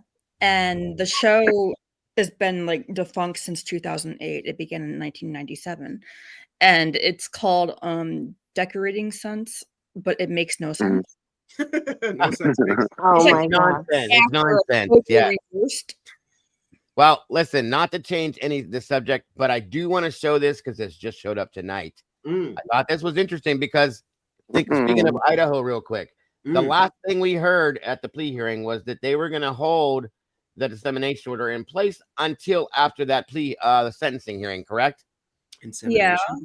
Yeah. Well, guess what I found tonight, folks? What just showed up in the documents. They releasing that early. Ta-da, right there. July 17th, motion hearing to end the dissemination order. Wow. As in the gag order? Yep. Finally. They're trying to relinquish it way before not way, but you know what I mean. We're gonna lift it. They're gonna live there. This is notice of hearing to vacate non-dissemination order via Zoom, July 17th, guys. So this is 7 days away now. Dissemination sounds like something else to me. I'm sorry. I just it's definitely it's the gag order. It does. It definitely does. But I mean, I guess it is a good argument because there's no point in having it. The dude pled. It's done. Mhm. Why are we still holding this up? He pled guilty? Yep. He pled. They don't want people talking before the judge has his final say, is my opinion. Well, here's the thing that this is the state of Idaho versus Brian Koberger. I'm trying to find out who filed this, okay? But the prosecution definitely does not want this to happen. Bill Thompson about jumped over his desk when Hitler asked him, "Do you want us to release this?" He said, "No," and stood straight up and, no. They don't want that to happen. There is Miss Krista. Welcome back, reality. Good to see you. Snap back to reality. So back to reality. I gotta wonder how they're gonna react during this. They're gonna argue this in the hearing, guys. I'm letting you know they're gonna argue this. Period. Well, there goes gravity. Yeah, 100%. It's emotion. It's not ordered as of yet, but it's definitely been motioned. Hey, Summer J, good to see you. Even though we got all this evidence, I do have a wacky theory that I would like to put out for you and see what you think about this case. Listen, dude, you're not going to surprise anybody in here at this point, so go for it. Good luck.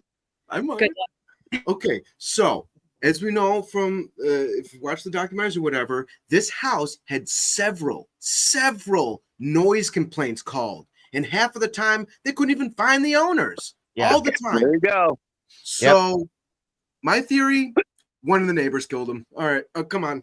Has there been any more noise complaints made? No, I guarantee there hasn't. Because you're not the only person that's ever said that, by the way. Truly, the first week it happened, it came out that one of the neighbors, somebody believed one of the neighbors did it. Oh, really? Okay. And they were being serious about it too. They were like, "Yeah, I think the neighbor did it. The one guy was pissed because he was always calling on him, blah blah blah." And I'm like, "Oh my god." Okay, I never know. I wouldn't put it past. I don't know. Did you ever see that? Like I said, you're not going to Seinfeld surprise with that anybody dog? with anything you say in this case, dude. Nobody's going to be surprised anymore. No, I really do believe that. Did you ever see that episode of Seinfeld where the neighbor's dog was barking and Elaine hired someone to go kill the dog? I knew exactly what you were talking about too. Yes. Problem is, we'll never know if it was a neighbor or not. Well, let's see though, because this has been argued now, Willie. This gag order thing, and now we got somebody pushing to drop this way before the sentencing. So I gotta wonder why. I mean, I think I know why, but that's interesting to me. That document. I hope they're just mad at us talking about them because that's what I want, dude. I want to talk shit to where they make action. Well, yeah, and this was filed today. Absolutely, just filed today. It's not the mission here to talk shite. Yeah, well, that was filed, and so was the right here. I think this is all via the media. The media wants this more than anything, okay? And right here it says, hold on. Media. Let me blow it up so you guys can actually see it with your real eyes and not. Bradley, where'd you come from, dude? I haven't seen you in here ever. You see those stars up there? He flew in from space. another guy. And he landed at the True Crime Cafe. No, I've never been here. Oh, really? That's cool. No, I saw them talking about the Idaho case, and I just watched the documentary, but I'm like, oh, I want to talk about that. By the way, tomorrow. Bradley, nice to meet you. Who the hell's Dylan? Is that Twiz? No, Twiz just released an 11-minute video on why Brian pled. You're not Twiz? He sounds just like him, though. Twiz is my man. Twiz is your son. Twiz just released an 11-minute video that goes into his theory on why the plea was signed by Brian, as well as some issues that he found with the writing of it. So if you guys want to check that out after. Yeah, we'll check it out. We'll definitely check Dago, it out. question for you. With the gag order being lifted, does that include obviously some discovery will be included in there, I'm assuming.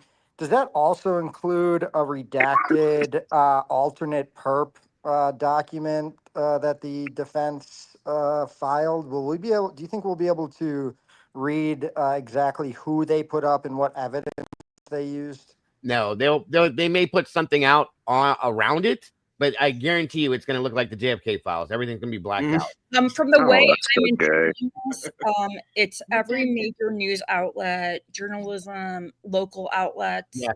They're going to be say more than they could say before. They were always part of the gag order. And they will spit it, folks. Look at all these names in All here. them beans. This is the American Broadcasting Companies Incorporated, DBA, ABC, the Associated Press, Bonner County Daily, CBS News, CNN, Cowles Publishing, DBA, the Spokesman, Coeur d'Alene Press, Daily Mail, East Idaho News. Everybody that could be on this is on this. They're Your all high school newspaper is going to be able to talk. Yeah, they want it done now because they want to hear it all so they can spew it. Want the truth. They've been want the censored truth. for how long? He could still order that that Brian like tells everything, right? Yeah. No. I don't No. No, wait. Say that He again. already accepted his plea, dude.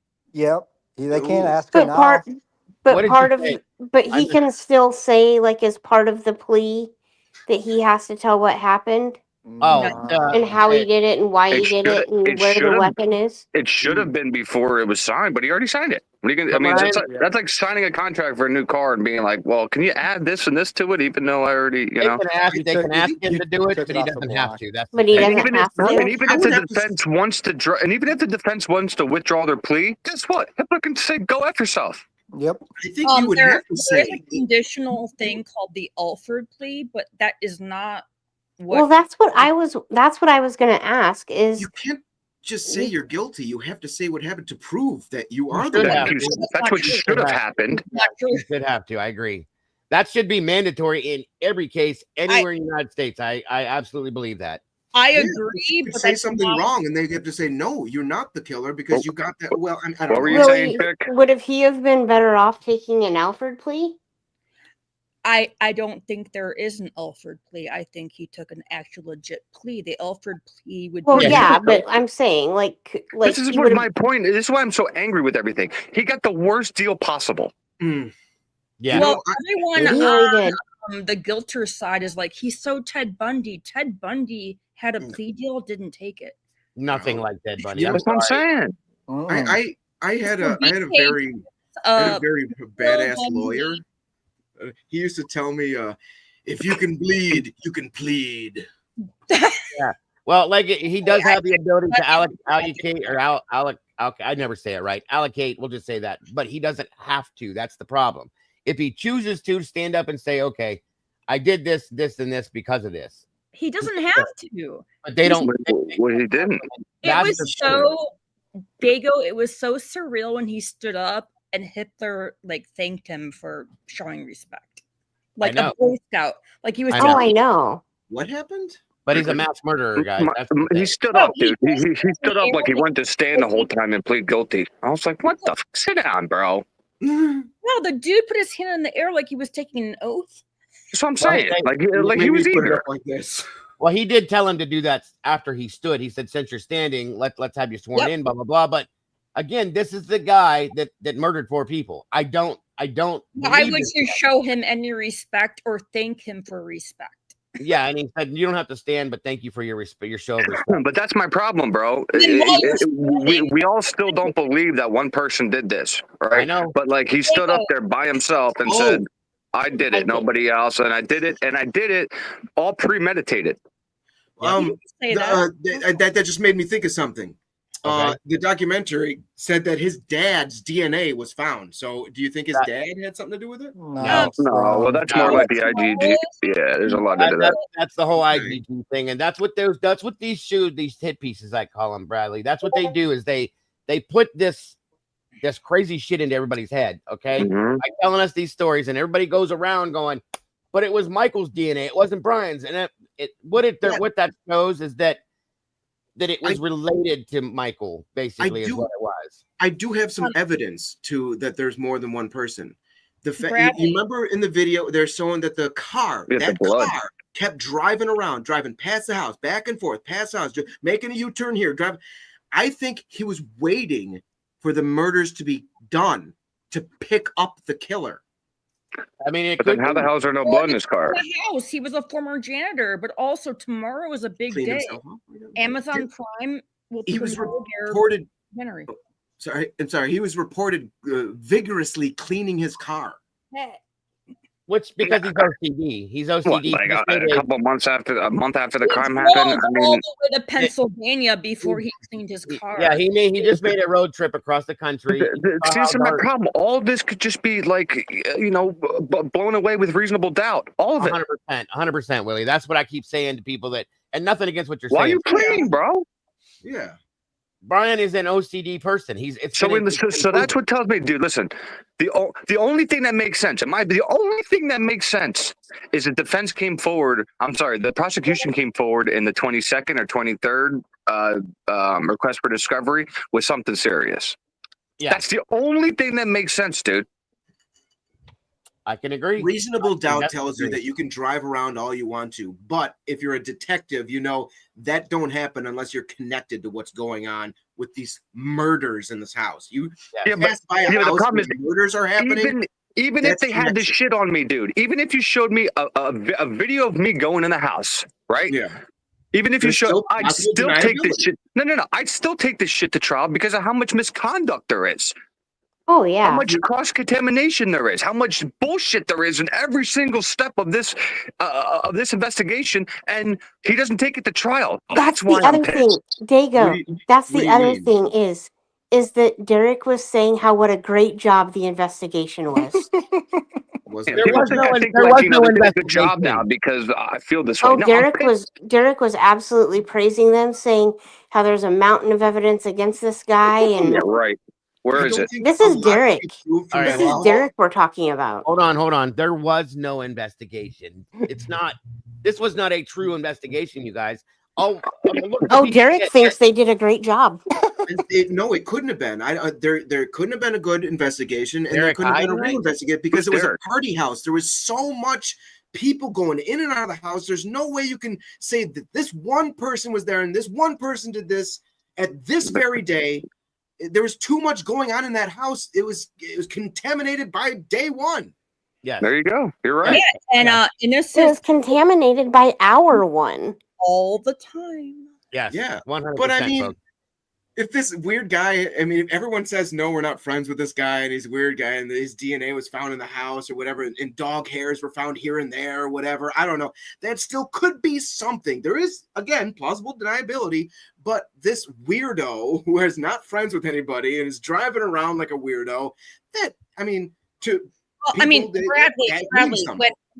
when he put out, he signed away his right to have the court judge if he was guilty or not, having a jury there, being able to interrogate the witnesses with his defense team. He signed away all of that. We'll never have that info until they let us have the info. And his right to appeals. Rude. I do think that he definitely is something, but I think there's more. I think there's more to this. Yeah, but without on the record, without that trial, he copped out for a reason, in my opinion. You know what I mean? That's why I'm so pissed because we'll never hear what more is. They run their mouths and they say, "Oh, he's protecting mommy and daddy from harm." I'm like, if he's a psychopath, he wouldn't protect anybody. Yeah, your parents already lost. Yes, exactly. Your sister already lost her job because of it. You know, your parents are already going through this. You're already in the shit. And I think everyone has heard of this. 5 years later, do you really think he gives a darn about everyone feelings? Yeah, no, he cared about all of us out here and not himself during his plea, is what I was told. He doesn't want, for lack of better words, he doesn't want what we call out here in the field of YouTube, filters or pro burgers to know what really happened. He took the middle road and said, I'm out. Yeah. There's something else going on, and I think you've all heard of this. This has happened many, many times where the police find a suspect and they go, that's it. Yep. We're getting him. We're getting him. And no, I don't care about anything else. That's what they said. They don't give a actually. shit. And that's the problem. Literally said that. Payne actually said that. What? He said They didn't pursue other suspects because they already had Brian Koberger's name. They literally said that. Have you not heard this before? That the cops do that? Have you not? No, I know. I understand what you're saying, but I'm telling you that was said word for word, dude. And he still took a goddamn plea. That's why I'm so mad. Something is going on. Obviously. But why are you pleading? If something's going on, this could come out in court. Your lawyer knows this. There's this shady shit going on. Why are you pleading, bro? In the plea agreement with the alternate suspects, Judge Hippler noted in that, not the plea agreement, I'm sorry, the alternate suspects, when he denied it, there's a note in there from Hippler that says, since the killer was driving a certain car, it couldn't have been these other suspects. Hippler they already have decided before trial that the killer was driving a car similar to Koberger's without proving anything. So the judge, and I think the defense at that point was like, look, you're buried. You're done. You're going into this. They already said it's your car without evidence, without telling a jury. And at that point, they were like, we need to get out, because if we go in here and it's already a guilty, they're going to spin it however they need to. Well, that's what I was saying. Is I think that he thought that he was cooked no matter what. Yeah. That's wild. I don't know, guys. Now I will. Dylan's right, and Hippler. But his counsel must suck that. He should have never said a word about that car, because he basically told the whole world what the prosecution did. They took and built a case around a car. Yeah. And they found some kid and they built a case around him. Yeah. Hippler knew everybody wasn't sleeping, and he let Bill Thompson tell Brian that he did it when everybody was asleep. Yep. That's just crazy, dude. If I'm gonna plead to what I did, bro, you're gonna know what the hell you're gonna know the facts. You're not gonna tell me to my face in court some bullshit I did. You're gonna know exactly how it happened if I plead. We got none of that. He wants to protect someone, and he knows he's fucked. Again, think about this. We were talking about how there was people that were survivors in the house. Now, wouldn't it be a lot easier not to alert these people if there was multiple killers in the house? Absolutely. We already know there was multiple weapons used. What Brian was double fisting him. Two people were killed simultaneously, guys. Two at the same time. Hear me out. I'm not saying that there was an Alford plea, because we can't prove that. There's nothing on the register for that. But that would mean that you plead guilty, even though you only plead guilty because you think that. I'm sorry, Meg. What? Go ahead, hon. Keep going. I'm sorry. That in this trial, that the state has enough to convict you on it, but you're still innocent. That's not the case here. What I'm trying to say is that Brian Koberger is pleading for some other reason, and that reason will never be known because there was no trial. Yep. There you go. Unless he comes out and talks. Yeah. We will not know that. There is a possibility, because he won't be sent to Idaho for imprisonment. In my opinion, I think he'll be sent somewhere else. No, he's going to Idaho. What? They already said he's going to Idaho, didn't they? I think they're going to pull. I thought he was going to the max up there. They went there for the trial. Doesn't mean he's going to stay there. They could pull a Chris Watts with him too. That's what they did with Watts. They sent him to, I think it was Wisconsin or something like that. But yeah, I think he may go to the Supermax, but he could be moved at some point. That's just a feeling. Where are they moving? The PA? I doubt he'll go there, but go ahead, Chick. A reason behind his decision would be like the potential of being moved somewhere else. Yeah, no, I understand what you're saying. It does make some sense. It truly does. But where would he want to go, though?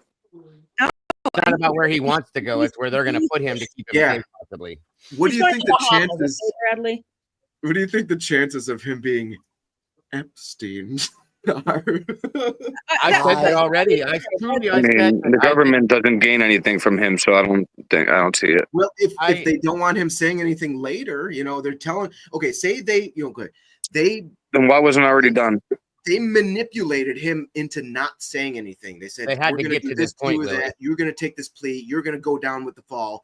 And he did this, but he might have a change of heart later. That's why they want to clear up loose ends. And that's something I said already, that Brian's going into this, in my opinion only. Well, not only, but in my opinion, truly, with a target on him to some extent, and you're gonna have to protect this kid because of what just went down. Now they brought in what's his name on the prosecution? Who was that? Josh Hurwitz. Yeah, they brought him in, and that was through the grapevine based on his diagnoses, right? So it's supposedly, I don't know if I believe that though. Maybe, but he is a very smart person. He's been involved with the drug cartels, and I mean, and not think about what you just said there. That is something you got to keep in mind. And like Steve said, as much as he's irritated me, okay, he's still the victim's family. I do respect him for going through what he's going through. He did make a statement that really stuck in my brain that I truly believe at this point. And he said, when they adopted the special prosecutor, as soon as that went into effect, they all ran from this case and everything shut down, as we see. Okay, think about that. I'm not saying that's who that's Hurwitz what I was. mean. The whole tone and tenor of the trial, everything. Listen, but why is it in the Karen Reed case we have those attorneys that want to come out and spew the corrupt bullshit to the public, but over here we have the complete opposite? It's a different case, and that's totally irrelevant to how I'm factoring in what's happening. I mean, I asked a question. I mean, that had nothing to do with what you were saying. It's all the powers that be want. They will cover up what they want to cover up, and they'll let you know what they want you to let. You know, they want you to hate this person. They're going to give you all the information. If they want to cover something up, they're going to play it the way they want to. Everything works. Thomas is saying that Hurwitz was assigned to this case to protect federal interests. We are led to believe that it was because of the psychiatric aspect to this that they brought him in for, and I don't believe that. I just don't believe that. No. Well, also, I think Josh strikes me, the special prosecutor, as a guy who knows the difference between autism and, you know, psychiatry. These are different things. They try to say Brian has autism. Yeah. Oh yeah, he's definitely on the spectrum. It was documented. Maybe spectrum, but no. He's actually been diagnosed at a young age with being on the spectrum. He has dyspraxia, which is a physical issue that was diagnosed. That is something else that has made everybody go. I mean, with that said, autism doesn't make it sucks. Yeah. No. It's not a defense. Yeah. However, a lot of like Ted Bundy's or whatever, for lack of better words, you know, have been on the spectrum. Of course. But that's they're undiagnosed back then because it wasn't a thing. Yeah, it wasn't a thing back in the day. What evidence? No, this is all in hindsight. People did. What's that, Brad? What evidence that Ted Bundy was on the spectrum and any of those other people? Because these other people, they had very normal lives. It's not that there's evidence. I think it's believed that because it was undiagnosed, like nobody even knew what it was back in the day. It's called hindsight. Yeah. I'm big into this because I've been diagnosed and everything. I've been to doctors and stuff, so I know all about this community. Right. Seeing these people, they're not. I know how people on the spectrum act and work and stuff, and they can't. These people were able to do what they did because they can be sociable, because they can be normal. A lot of times, people on the spectrum will be like, "If this makes me become a friend of you, I'll do whatever you want." Oh yeah, my son is 100% that way. Always has been. And he can't convince people to get in his car and go and ride with a complete stranger. They're not sociable like that. So I don't believe that these mass murderers were on the spectrum. I believe that they're evil people and they're different and they're not. Yeah, that's what I believe. That's why I struggle evil with. Evil can be on or off the spectrum. Mostly off the spectrum. It's a very rare thing to be. The spectrum is very wide. It is very wide, but when we come to like, dude, everybody's on the spectrum. That's why they call it a spectrum. Yes. To an extent, that's a fact. Willie, to an extent. Come on, bro. I'm not going to sit here and play this fucking game. Watch the Weather I'm Channel. all over the spectrum. My brother watched the Weather Channel for fun, and if I stopped him, he would throw the remote at me. Your brother's on the spectrum. Yeah. So, and I don't even know that you knew he was going to do that. He didn't hide it. He didn't disguise it. Go ahead, change the station. It'll be all good. And then these people that were able to murder people, they were able to, sociable and trick these people. Yeah, but I'm showing you an analogy of smaller behavior of violence towards. Okay. Yeah. You know, But that's obvious. That you wouldn't be able to hide that. You wouldn't be able to be a serial killer and get away with it. See, I think mental health did sometimes. he do a good job of getting away with it? If he did do it, he left. Well, he wouldn't have left the sheet. He drove his own car apparently, but he's so brilliant at school. Make it make sense. Yeah. Well, and that's one thing I was going to say was the fact that he is one on the spectrum, verified. How much? Two, OCD, okay, very much verified as well. Okay. To go into that house to get blood all over himself, for one. Two, to forget something such as leaving behind something that critical, okay, to drive around. I keep saying this and advertise to the world, I'm here. I'm going to go in here in a few minutes and do this. That's another one. I just don't see that. None of that makes sense to me. He sat in a chair and contemplated. Yeah, he did everything wrong that Brian Koberger, in my opinion, knowing what we know of him, would not have done. Okay. Everything that was done, I don't believe he would have done. That's my opinion on that. Mean, I have to accept his plea. Yes. Nowhere to go forward with that. No, I don't accept that. All it does is make me ask more questions. And at the same time, I also don't accept the plea. Well, we have no. Here's what I don't accept how they say Bill stood up and said it happened. That's bullshit. No, the fence I was on the entire time has become. You know. What'd you say, Willie? You don't accept what? I said Bill stood up and basically read the PCA fucking to us and read the PCA to Brian, and he agreed to that. We already know the PCA is bullshit, so we already know how they're saying. We already know that how they stood up and said the crime happened didn't happen that way. No, that's a fact. Well, yeah, and he basically. By the way, when I talk, I just talk to the general world. It's never directed towards anybody. Yeah, I thought Bill Thompson. Come at me, bro. I just want to make sure because, I know there's some new people here and stuff. So I'm never talking directly to anybody. I'm just speaking to the, world. That's all. And I do that too. Okay. But that Willie guy's a piece of shit. I'm just talking to general public. I'm not. So when he stood up and said, "You're going to hear some things you haven't heard before," and then turned around and read the PCA to us, we heard it all, bro. 1,000 times. That was. What did you just do? And why? I thought during the plea hearing that Bill Thompson would stand up and have at least one revelation that we didn't hear about. No, there was nothing. There was nothing. That was the because you don't want to give the defense anything, because then if God forbid the judge does accept his plea withdrawal, then you kind of just gave the defense some ammunition. Yes. My opinion. It was you're not gonna know. You're not gonna know anything yet. We have your buddy's gonna plead. That's what I'd say. Right. And what do you guys think of the statement that came from, I believe it was the Patterson book, okay, where I know a couple of you already commented on this, and some of the people in chat have as well. The link is pinned up there, Krista. You're welcome to join us, dear. If you want to jump up, I have plenty of room still, I believe. If you can take my place, because I'm gonna bow out. I'm tired. Thank you for joining us, Chick. I appreciate you being here. Nice meeting you. Yeah, Michael Koberger made a statement that went into the Patterson book, okay, and it went along this route, and he ran into a friend of his, which Willie does know this person and who they were talking about. Brian's real good friend Jeremy had passed away due to a drug issue. Yes. Okay? And so they're in a grocery store. Killed his family after his best friend died, so that could lead to something. Well, and listen to what I'm about to say here, because it's interesting to me how it was phrased. Okay. He sees Jeremy's mother in a grocery store. They've known each other for a long time, and he looks over and he I can't think of her first name right now, Willie. What is it again? Sally. I have no idea what her first name is. I know I can picture her though. She's a little heavier with short curly blonde hair, right? Gotcha. I don't know her name.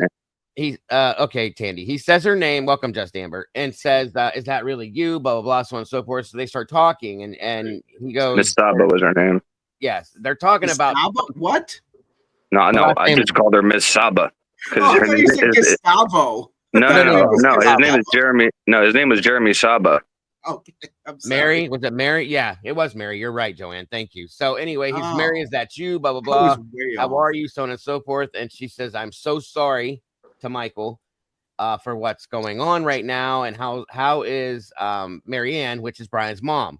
And he goes on to say, well, we don't really leave the house anymore. She's taking it really hard. She's having a lot of trouble, blah, blah, blah, blah, blah. And he goes, by the way, Mary, you do know that Brian didn't do this, right? And she says, in turn, no, yeah, the Brian I know would not do this. Mm-hmm. Then he says, just so you know as well, that knife sheath was planted. They did not find it when they say they found it. It was found way later on. Interesting. Okay. And that's been talked about by everybody. And he said there were so many other things going on. There were so many drugs in that house. Interesting again. Okay. And she said, does Brian know about Jeremy? And he goes, yes, we did tell Brian about Jeremy. Hey, but hang on a second. I thought this was a conversation between Brian and the mother of his friend that died. No, it's Brian's dad. Brian's dad. Brian's and the dad. mother of- Okay, all right. yeah, Sorry about that. And the mother of Brian's friend that passed away. Okay. And she said, does he know about Jeremy? Mike says yes. Michael says yes. I'm sorry, which is Brian's dad. Yeah. We did tell him. We weren't able to tell him when it happened because he was away for a while. We don't know where. He didn't tell us. That was another, like, wait, where were you? You know what I mean? So that whole conversation happened. And then he goes in to say, yeah, we don't really do anything or go anywhere. There's people watching our house, government people. And she kind of said, really? And then the conversation went to another direction, I guess. But how do we know Michael about this Koberger, Brian's father, that allegedly said this, and James Patterson put it in his book when they talked to him. So, and they talked to Jeremy's mother as well, I believe. It's interesting. She gave that conversation. That's how we know about the conversation. Yes, it came from one of those two or both. I don't know for sure. And again, this could be, I hate to say this because James Patterson, I would imagine, would have better taste than to make something up. But I take any hearsay with a grain of salt. That's just me. Personally. Agreed. You have to. Yeah, but Miss Saba don't lie. She was the nicest. She's like one of the nicest ladies ever. All right, you know her personally? Me, yeah, absolutely. Saba, dude, me and Saba hung out over fucking 10,000 times. Oh, Willie's from the same area that Brian's from. Yeah, man. I knew Brian and shit, dude. I know you just got in here, but yeah, I watched him grow up from grade school and shit. So that's why it's kind of screwed up. Yeah. So what do you think? This is what I'm not gonna go do it all. Trust me. This is why I'm so mad, bro, because I've been sticking up for this, Brian for 2.5 years, and he fucking pleased. I bring people on that, hung out with them, that were friends with him, that say he never got mad, he never spazzed out, he never showed any kind of intentions like this, never talked about wanting to murder people, nothing. And then he stands up and pleads. And there's I'm supposed to just be like, oh, there's something bigger here. No. He should have fought this. And there's 1,000 people that Willie would put in front of Brian to do this before 100%. Brian. Yeah. You said it before. Yeah, when I heard Brian Koberger took out 4 people, but okay. Yeah, he's a everybody's like, he boxed. He didn't box. He boxed where? There's one gym up there. Right. So this is the problem, Bradley. That's why a lot of people don't like me, because I can shit on their little narratives, but I don't care. The truth is the truth. I'm not going to let, just because if something sounds juicy. No, screw that. If something's false, something's false. Willie, where you been? I don't know shit. You know the guy. And I'll take your opinion. Where have I been? I've been right here. Damn. You've been here the whole time, yeah. I know. I've never went anywhere. I'm over on X. Problem is, people want to worry about other shit instead of like the facts. The facts are boring. Yeah, What'd you say, Dylan? Nothing. I said I was on X. I've been missing Willie. I like this energy and his connection. And always had. Yeah, I don't have. See, that's the thing. Always been this way. I'm down to just Facebook, and I haven't been on Facebook in 4 months. So I have Facebook and YouTube left, and after Facebook, I'm just going to stick with YouTube. Willie, would you say that because of this case, we got kicked out of a channel together? I got kicked out of 1,000 channels because of this case. Like, I couldn't go anywhere. I got kicked out of one base. Well, I didn't get kicked out of it because of this. Bradley, I was on Willie's side, and there was some other people on the channel that were not on Willie's side. Yeah, like Tanya over at Titanium. She did a whole live like, is Brian's best friend among us? And I went right on panel like, what are you doing? Like I've been here the whole time. I am what's who I up? am. I don't You know, he wasn't my anything. friend. You know, don't we didn't know hang these people. out. But I don't brought know people Brian. on to my channel that actually hung out with Brian, did drugs with Brian, got clean with Brian, you know, yada, yada, yada.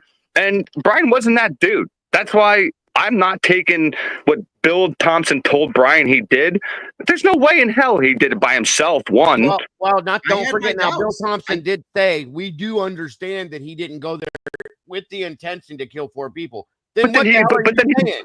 But then he pleads to premeditation. Pleads to doing Right. it. Right. Unreal. That's why I'm so There could have been pissed. somebody who convinced him to go, and that person did all the killings, but he was just there. And oh no! Why wouldn't he say that? Many different Exactly. Why wouldn't he say that? Why doesn't the defense team know that? Why wasn't something worked out? Blackmailed him. He was blackmailed into saying this shit.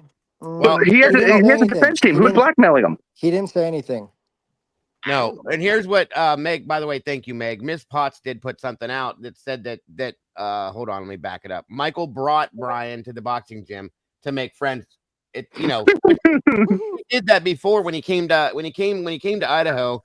He was talking to the neighbors and said, you know, they were talking about the pool party or something like that, and said, you know, maybe you can invite him and maybe how he can find some friends or something. So that makes some sense to me. And Miss Potts is the one that put that out, I guess. So this house is literally like Times Square. Like 4 people got killed in a crowded Times Square. Who's the murderer? That's what we're looking at. Mm-hmm. This wasn't a normal house. Well, not even that. You probably don't even know this, dude. There is 2 or 3 blood samples that were never even looked into. They didn't even want to run on them the through knife coding. sheath. Blood DNA at the scene, buddy. Real Cops DNA. get one person, they get, oh, this has got to be the guy, so we're just gonna go with it. That's what cops do. I've heard that many, many times. So I am definitely on your side that there's lots of questions. I don't believe anything until I know facts, until there's actual facts. That's the whole problem here is he fucking pled. So we were about to go to the hearing after 2.5 years of blue balls. We were about to go, you know, have this hearing and be able to see it all. And now that's stripped away. When I first came on, I said I saw this documentary, and it said all suspects are innocent until proven guilty, and that meant that it wasn't proven guilty. But they did not prove anything. The prosecution didn't prove anything with this. Guy. Nothing. Not a damn thing. They didn't have a license plate from the car. They just had a make and model of the. Oh, this is the type of car that was driving around. There's no license plate, was there? No. Hey, you're 100% right, dude. No, there wasn't a license plate. I love this. How many fucking cars are there of that kind of car? Probably a lot. 22,000. 22,000. Dude, again, we know every single crumb of this fucking case. That's why it does not make any sense why he pled, bro. Trust me. Everything you're going to say right now and yell, we understand, dude. Yeah, 100%, bro. We've been there for and 2.5 also years. take into account that they named the lead prosecutor or the lead investigator a guy that was writing traffic tickets the day before. And that was, listen, the first guy, he wasn't even the lead investigator until 24 hours later. They removed the guy because there was a conflict of interest. I'd like to know what that was. They bring in the traffic guy, the traffic cop that was there for 2 years. And here you go. It's your case now, buddy.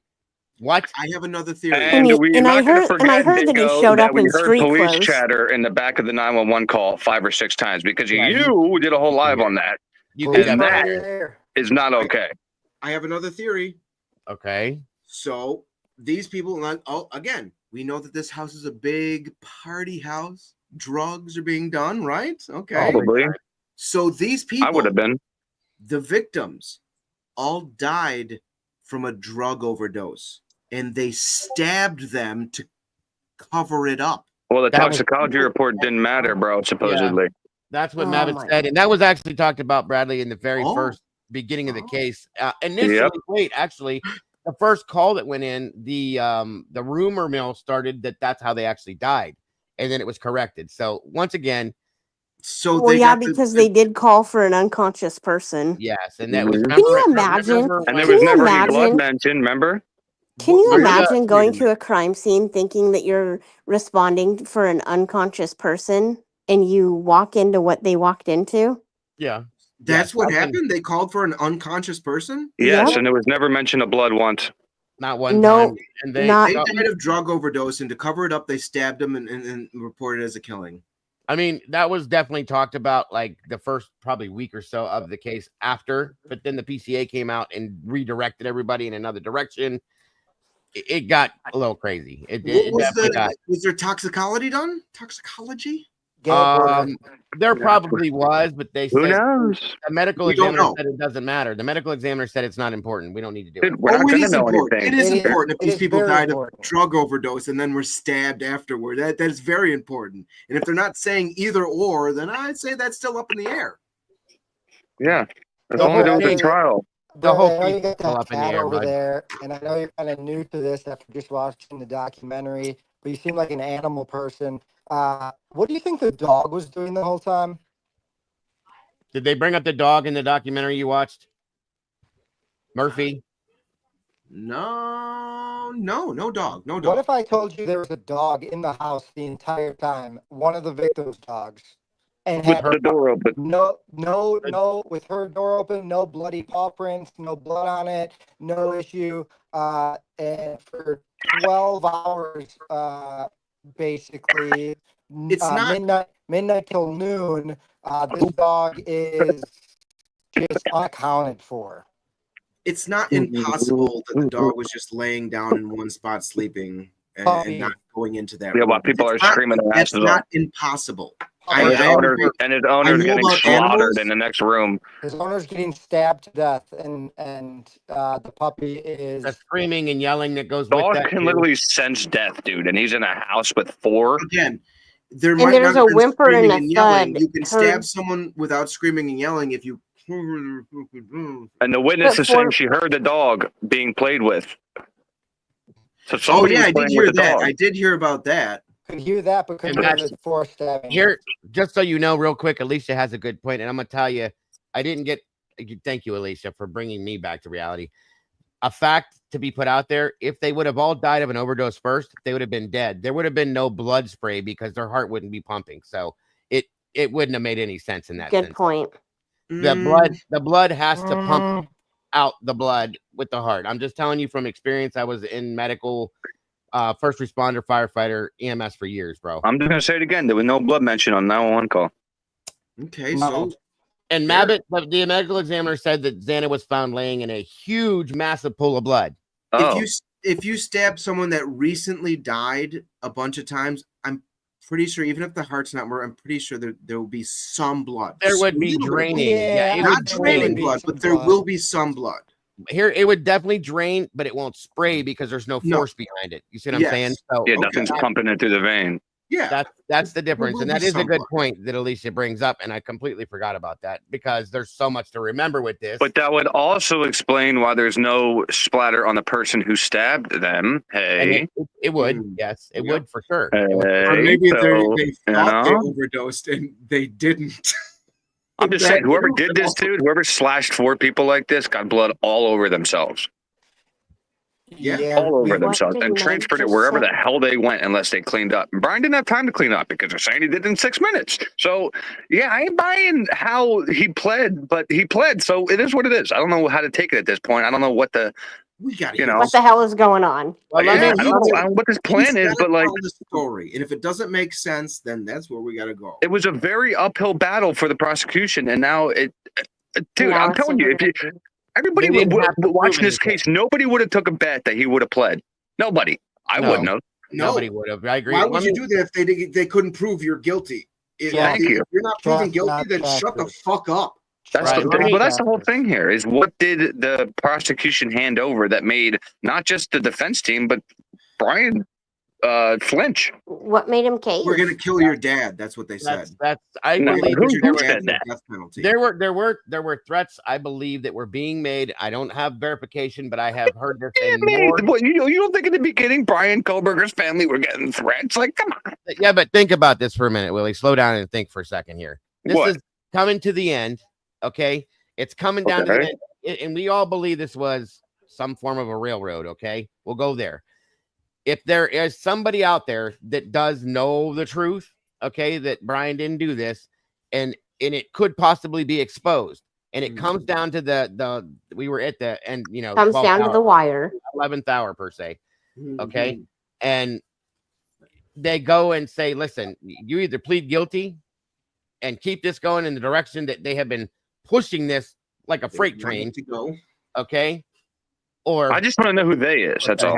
Well, that's what I'm saying, that we don't know the they We yet. don't know who they is. But it is something that I think is plausible. I'll just put it there. But we don't have any proof of it for sure. So gotcha. That's the problem with that. And I can see it. I can feel it. Because again, the defense team had recently been added a security team. Brian's family had been being secured a little bit more than normal. And there was massive security, as we all saw, at the courthouse. That normally isn't. And so I would have said, yes, Your Honor, I'm pleading to save my family. And I get that. I do. I agree with you. It should have been something. It should have been spoken about at some point, but I don't know. You know what I mean? I agree with that. If that was the case, truly.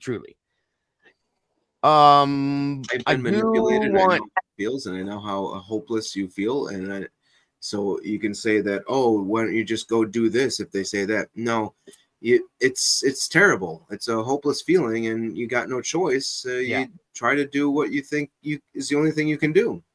It's what Twiz has said 1,000 times. He did what was best for him at the time. And that's what I gotta understand. Why? That's what we don't get is why. Okay, so that's what hopefully maybe we'll figure out. And that's what I feel like something big either came out or is about to come out. Is about to possibly, and that's what this was about, because it doesn't make any other sense. 100% protecting someone, if not his family, a friend, someone. I did have a question for you, Dago. Dago, yeah. I don't want to say that. It's all right. I named it myself. That was my nickname in high school, bro. That's why I use it. So, but you believe that when he was driving around, that car that was driving back and forth, that was him thinking about, and then after he was done driving, he committed the murders? Can I tell you something real quick? And this is my opinion, of course. I'm asking. Listen to Dago's thing about the car. First off, I don't believe there was a car. Okay, there were many cars driving around that night, and I don't think Brian's car was there because Brian wasn't there. That's already the actual footage. They didn't have actual footage of the car. Oh yeah, they had footage of a car. Yeah. That's not Brian. It's not Brian's car. I'm telling you right now. There was a car that was driving around. Yeah. I'm not talking about Brian. I'm not talking about. I'm just saying that you believe that there was a car driving around, and that was the person, and that after he drove back and forth, that he killed the people. I don't even think that not necessarily. Somebody also ordered DoorDash that came around the same time. Supposedly Brian came. And is the car that you see in that sped up footage that they sped up through Dateline and all that bullshit, that was sped up. That was not actually how fast it was going. No, even though Bill had to really blow it out of the water and say it almost lost control. Kiss my ass and sit down. But anyway, the people couldn't have been murdered during that time that the car was driving around. It's been proven that the time of death and everything like that. Sure. Okay. So I don't know about that. I don't know about timelines. Here's the biggest problem with that whole thing, though. Brian was not there. Cy Ray has already spoken and basically kind of proved that he was not even in that realm of area. At that time. I'm not talking about Brian. I don't care. I know what you're saying. I know what you're saying. What I'm trying to tell you though is there was a green Elantra that has already been proven to look white under those types of cameras. Okay. What? Swear to God, we proved that already. And that has no plate on the front because it's wrapped around the front lower bumper. You can see it, and it looks. The photo that they have, one of the pictures, the stills that they have, you can see the wrapped license plate at the bottom of that. So that's at least one of the cars. One of the other cars, I'm almost 99.98% positive, is a BMW with a souped up motor that you can hear all night long driving around with that soup can grumble to it. Okay. There's multiple cars, you're saying. Multiple different cars driving around that area. Cars, and there's multiple people, dude. They also pass by the house more than once. Yes. Okay. All right. Okay. And to understand that is to understand that area. The Linda Lane area and the King Road area is a big circle. Okay. Okay. Oh, all right. It's a big circle. Yeah. You can only get in and out of there one way. So that's why the cars were going back and forth the way they were. So that's their compelling evidence. And Mark B, who has another channel, gave beyond compelling proof that green Elantra is more than likely one of the cars that they see, and we see it in the video of the still shot. That's one. So you think it passes the house more than the white car that they've been talking about? 100% it could, because and it drove by when the house was getting demolished. Yes, it was sitting there staring at the house as it was being demolished because he lives right next door. Literally lives right next door in that apartment. Do you know that the crime scene was demolished, Bradley? No. They tore the house. Bradley, you are new to this case, aren't you? I just watched the documentary, and they did not say anything about the house being demolished. Your head's gonna spin when you start hearing. No, because they only put out a cover up. They only put out propaganda on this on TV, dude. That's all they ever do. Yeah, I get you. I believe that 100%.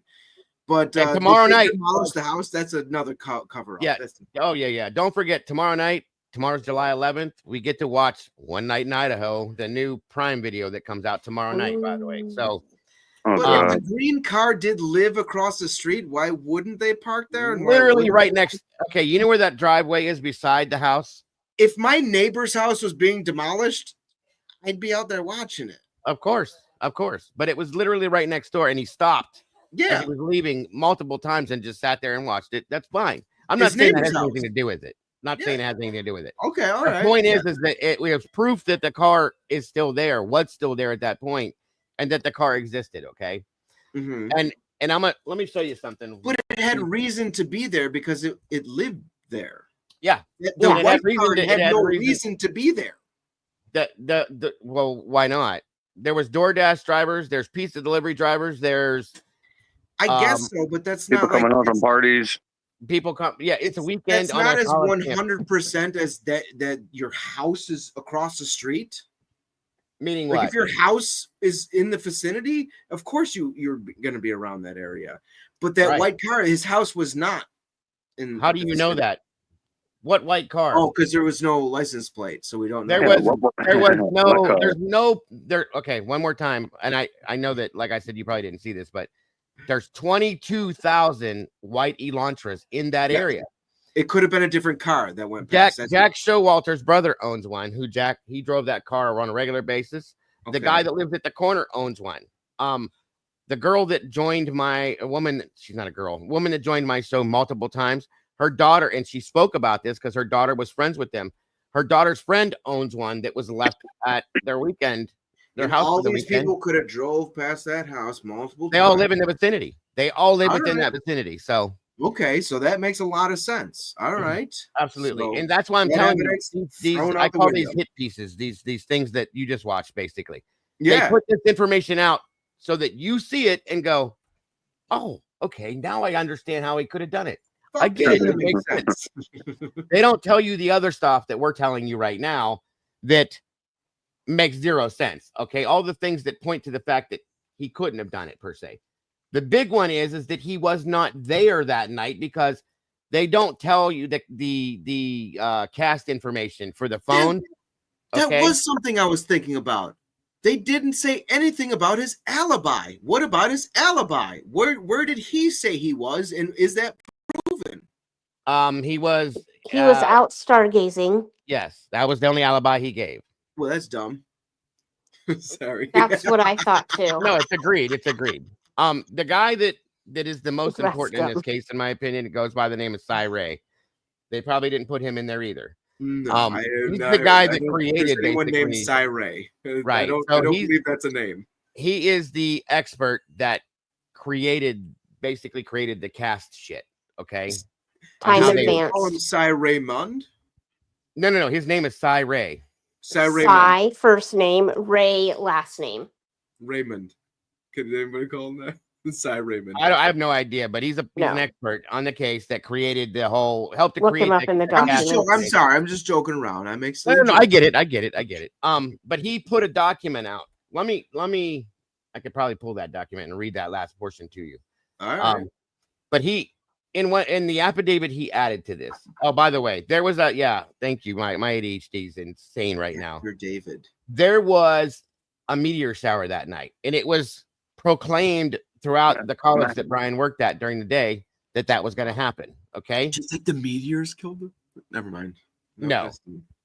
But it would be very easy for him to hear that and decide to go see that night, Yeah. which is why he probably was at that park, possibly. Okay. All right. Yeah, that's very plausible. I would want to go see a meteor shower.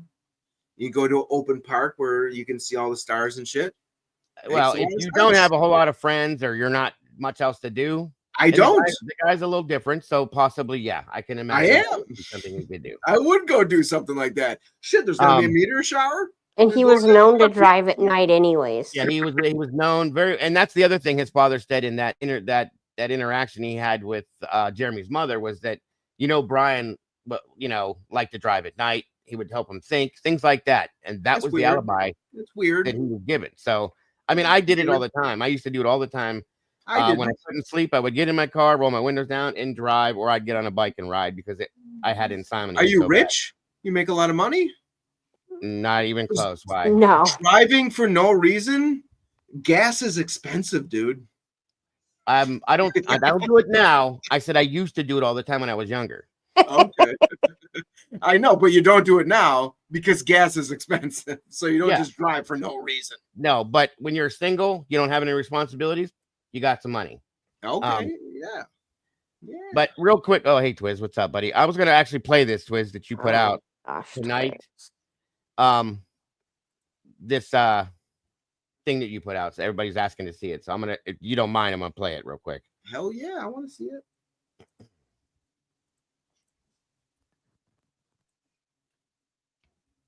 All right. What's up, Fox? Good to see you. Or P Fox, good to see you tonight. I have horrible opinions. I hope nobody's pissed at me. I just want to say that. Everybody's welcome to their own opinion. We may disagree with you, but you're welcome to your opinion.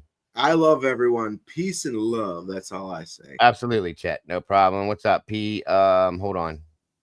All right, Twiz put this together and put this out earlier.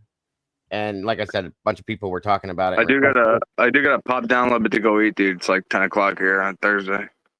Yeah, I have to go too, but I want to see what you're playing. Yeah, so I'll be in chat. I gotta pop down. It was nice meeting you, bro. Good night. Good luck, Willie. Good luck learning about this case, dude. Your head's gonna blow up. What's up, Jesse? What's up? See you, man. All right, here we go. Thank you for your insight. That was awesome, man. I'll talk to you soon, Willie. Jesse. The link's pinned to the top, Jesse, if you want to join. Oh, Jesse. All right, hang on. Ventura. I was there. He used thermite. All right. Now you should be able to hear me. One's in the chat if you can hear me. Nope. One. Give him the one. Bye, Willie. Thanks, Willie. What is going on, people? Nothing. How are you doing? So, Just say it. who's ready to find out why Brian Koberger pled guilty? I'm sorry, I was talking to Or in the chat if you're ready to see why Brian Koberger pled guilty while possibly not have committed the crime. Fours in the chat. Why does he got? Where's it at, Twiz? He's not live, dude. This is a video. I know. I was joking. Where do you want me to go to, Twiz? And I'm actually super impressed this is even working. You guys can see my Jesus Christ. Are you sure that's not live? There we go. Right there. On the cases of interest page or whatever it's called now, we go down to March 26, 2025. Defendant's notice of filing affidavit ISO OBJ to the state's MIL REATT time. I'm sorry. This is too many letters and shit. I gotta get out of here. I gotta go. Take care. Have a great one. Hey, this is awesome. I'll join again soon. I hope it's all good. All right, guys. Let's see here. Hang on a minute. Let's get that up there real quick. And boom. All right. And yeah, this was live earlier. It's not live now, is what I was saying. So anyway. Advance Records. And you've all gone through this. I'm not going to read it all. We're just going to scroll down to the most important part. The reason why Brian Koberger is pleading guilty and the reason why you don't know about it is simply this. Per Sire. it rises to a level beyond a simple communication or oversight and is clear and intentional misrepresentation in the hopes to conceal a much larger issue. Now, what is that larger issue? I don't know. You guys probably don't know. Nobody knows. But until we know why and what the much larger issue is, we will never be able to even criticize Brian Kohlberger for taking that plea deal if he didn't commit the crime, right? This could be something huge. It could be nothing. Correct. Very good point. What do you guys think? Do you guys think there's a much larger issue here that the state is trying to hide? Or that Brian Kohlberger simply just pled guilty because he did it? No, I believe there always has been. I think the greater possibility is that the state has something to hide. Huge, not big, huge. Welcome, Miss Amy. Now, how big could this issue be? I don't know. But one of the more popular theories since the beginning has been drug involvement. Sorry, YouTube, but I'm not sorry about what you think. But I talked to a lady from Moscow, and she told me that her child graduated the year before and knew they were dealing drugs out of that house. Can I prove it? No. Sorry, Jules, but I can. But we also heard an interview from Dave, who was directly asked if they used drugs in the house. Absolutely was his answer. Was directly asked, do they deal drugs from that house? Absolutely was his answer. This is a student that knows the house very well. Just saying. That goes along with that, in my opinion. Can't disprove it. So I'm just going along with what she said, right? Drugs were being dealt out of that house the year before. Maybe they stopped that year. Who knows? But I if there doubt is it. something I large highly doubt it. and MPD is funded by U of I, they're probably not going to go out of their way to investigate it. Or Michael Kohlberger himself, in the statement that I just repeated out of the book, said there was a lot of drugs in and out of that house. Once again. And then they go, don't forget Steve's slip up. Oh yeah, that they had to clean up the drug, The the blood. Yeah. Yeah. pointed out to us. This could be even much larger than that. Who knows? One of the things that bothered me about this case from the beginning was the media coverage. And it seems like they did the same thing that they did in this case with like COVID, where they just swarmed the media coverage with the narrative that there's some incel killer on the loose. And then they found their incel killer. It's called pre-programming. Look into Hunter Biden laptop and look into when Elon bought X and had Matt Taibbi and stuff going through all of the Twitter files, right? The CIA, the FBI, all of these intelligence agencies literally control what the media can say. So who's to say that they're not doing it in this case? This could have some crazy intelligence agency involvement in the cover-up. We don't know, right? So how can we say Brian Kohlberger shouldn't have pled guilty if he didn't do the crime because I wouldn't do it, right? Also, I have to agree. Iran-Contra. I'm not an expert. I'm not even going to go into explaining it super detailed, but it basically was some drug running ring that they used to fund all their black ops. And perhaps that's what's going on here, like in Idaho-Contra. If you haven't heard of JJ in Operation GCD, he did a great live yesterday about an Idaho-Contra. So go watch that. I would link it if I had it handy, but I don't.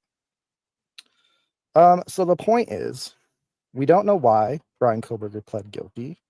We also don't have the information to criticize whether he should or should not have pled guilty because we're not in his shoes. I was just going to What do you say, guys think we're in not in his shoes. That's the biggest part of this, guys, is we don't know what he's going through, what he's got in front of him to have to make that decision. And that again, woke up, I was watching it right before I like getting has set been up said, to he chat did with what he you thought he guys. had to do at that moment, what was best for him at that time. There's got to be a reason behind it. Do we know what it is? No. Do we accept it? No, we don't, because we don't agree with it. but we have to respect it, I guess, because it was his choice. That's all I can say about that. Hold on. Fizzy said, was it you or Outcast that ran a video that showed like tons of media saying something about this case verbatim? If it wasn't, you have to. I did do that a couple times, Fizzy, but I don't know if that's what you're talking about. Twiz, you're welcome to jump up here, brother. The link's pinned at the top, and great job on this, by the way. I do appreciate your thoughts on this. I do understand your thoughts on this, and I do fully. I gotta say I agree with you, dude. It's some aspect I do. Do we understand it? No, like you just said, we don't understand it because we don't know. Period. Like we don't know, and a lot of us are very unhappy with it. But we can't. I'm more like just frustrated and confused by it. Yes, very much so. Very much so. I think Willie is angry about it. Willie's pissed about it and very emotional, as he claimed, because of how he felt about the situation. A lot of people feel that way right now. Because we all stood here. Like I said, I was on the fence for the longest time. And the families are mad too. I mean, some of them. Well, the families are angry. Like the Gonsalves family is angry for a different reason than we are. Different reason. We all feel like one thing that there is that's agreed upon is that there's no justice here, but it's for different reasons. You see what I'm saying? Yeah, absolutely. The Gonsalves family was used, in my opinion, by the state. They were lied to and told, "We got this, Steve. Don't worry about it. Calm down, relax, Steve. State on a state or a federal level is going down. Death penalty all the way, bro. All the way. And there will be no deals. No deals. Guess what? Deals. Here we are. Deals all around, everybody. No death penalty. No justice in Steve's mind. Period. And to us, there's no justice because there's no trial to tell us what happened, to tell the world what they want to know. And that's the truth, because that's all any of us have ever asked for is the truth in this. I think we want it. I don't know if we deserve it, but I know that the families deserve it, I think. Oh, absolutely they do. The families deserve it. I don't know about we as just the general people deserve it, but we want it. No, JC, I will slightly disagree with you. I think that we do deserve it at this point because of everything that they have projected to the world. They brought that out. We didn't ask for it. They gave it to us to begin with, okay? And then MSM came out and ran their stupid propaganda bullshit stories every day for 2.5 years and fed this to us like a baby, okay? Spoon fed it like babies, if you know what I'm trying to say. And then this happens. So in a way, I feel like, yes, we deserve to know the truth at the very least. I think us in the true crime community that have put our, time, blood, sweat, and tears into it, I think we deserve it. Yeah, but yes, I agree. Truly. And another reason, JC, that I think we deserve this, because guess what? Twiz made this statement before too, and I absolutely fully agree with it. If you want to look at Brian Koberger, look in the mirror, because he is you and Twiz and Ro and Alicia and Stitches and Willie and everybody else, because these are his rights, his human rights, just as much as they are ours. Okay. And he did not.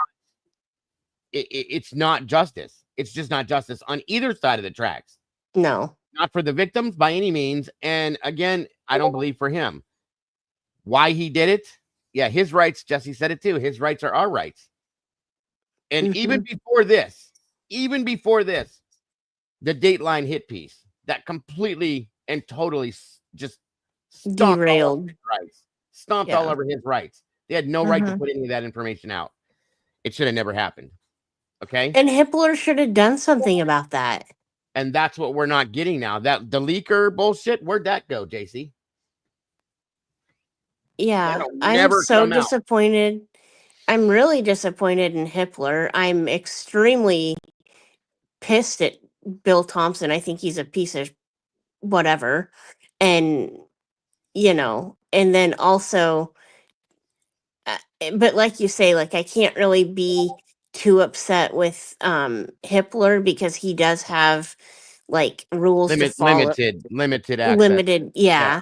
But I can also be frustrated with Anne, I guess. But then again, she may be in his position as well. Is that fair to say? It's possible. Yeah, I can agree. Like the defense may be in a position. They only have so much that they're allowed to do. And a lot of that was taken from her when she was thrown Discovery that was a complete disaster, like 52 card pickup. And I believe that was done on purpose by the state. I believe they gave her that disorganized that way on purpose because they knew it was going to take longer for her to go through.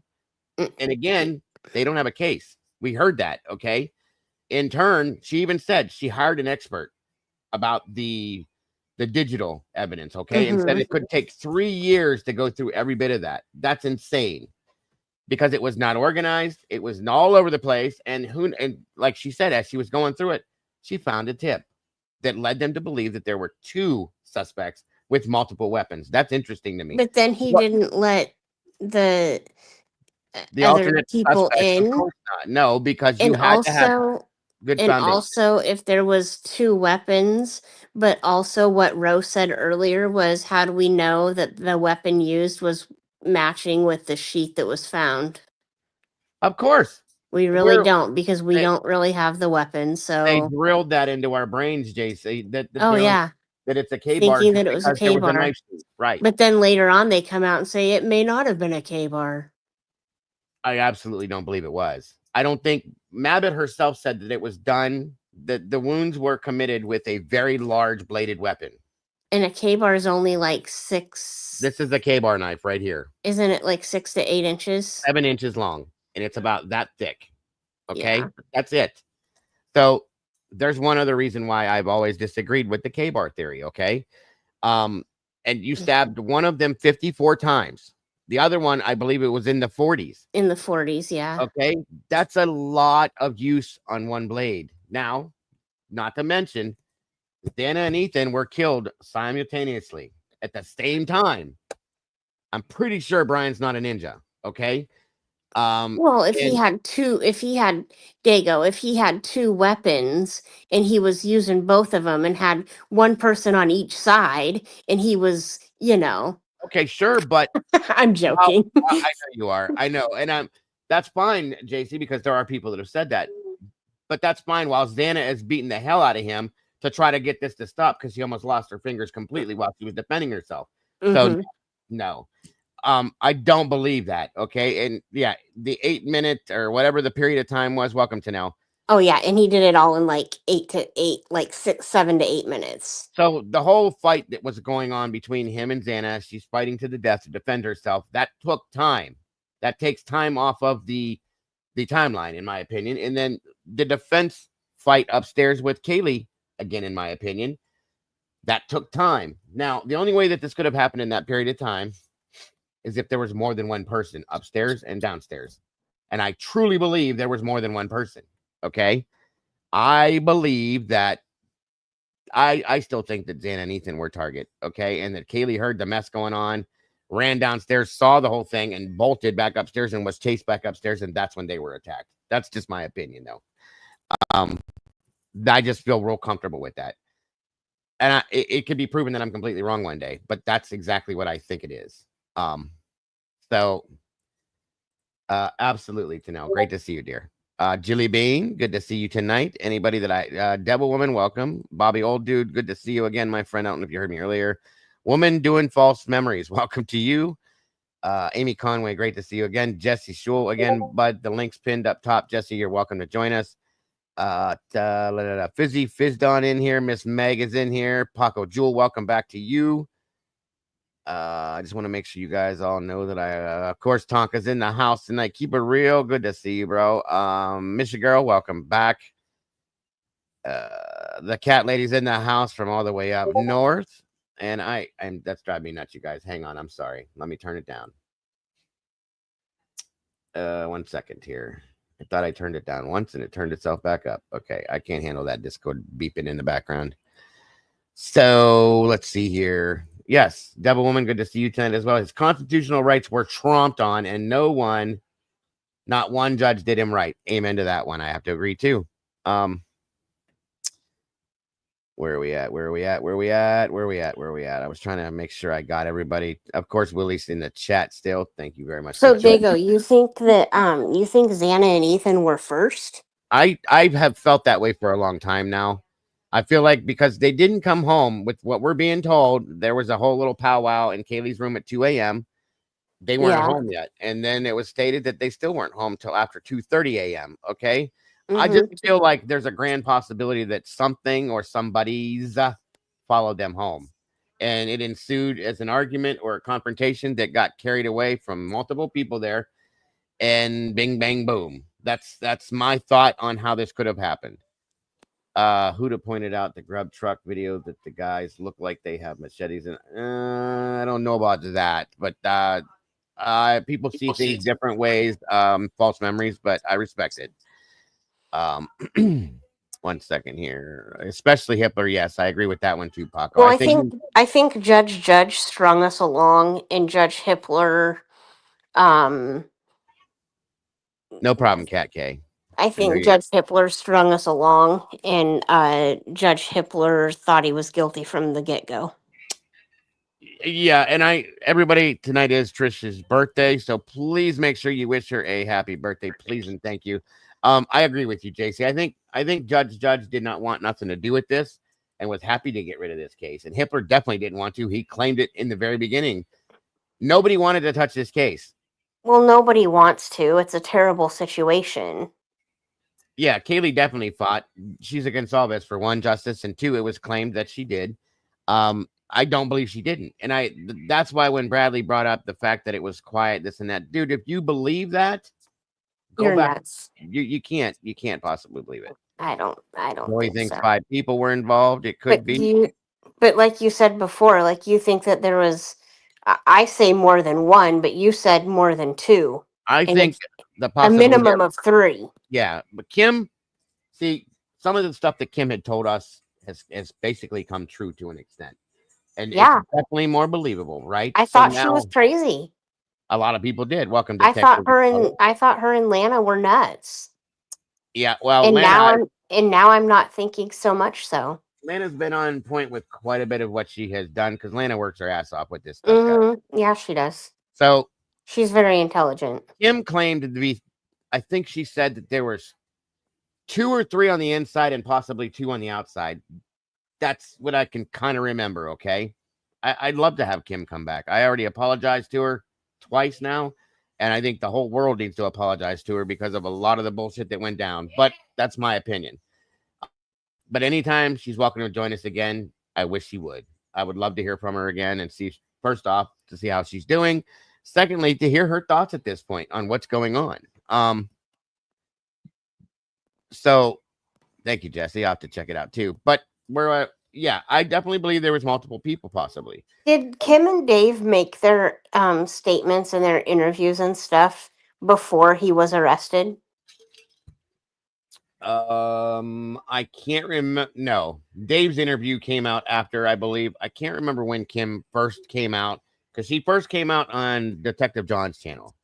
Okay. And no, actually, I think the first channel she ever went to, like completely went to, in the very, very, very, very beginning was T-Rev. And then, that was T-Rev, not Detective, because Detective John didn't have a channel. He was on T-Rev's channel with him. Oh boy. And then she went to the Drunk Turkey, and then she came here, and then she went to Atlanta. Okay. Yeah, those are the channels I believe she went to. So okay. And now, like I said, all the stuff that has been kind of put out there has started to become way more believable at this point. So hold on a minute. Where was Xana right after DoorDash while Ethan was sleeping around 4 a.m.? Kitchen. Do we know that now? Because since the Snapchat has been changed from, or the TikTok has been changed from 4:17 to 3:17? Yeah, I don't know. Hold on here. Let me move this here real fast.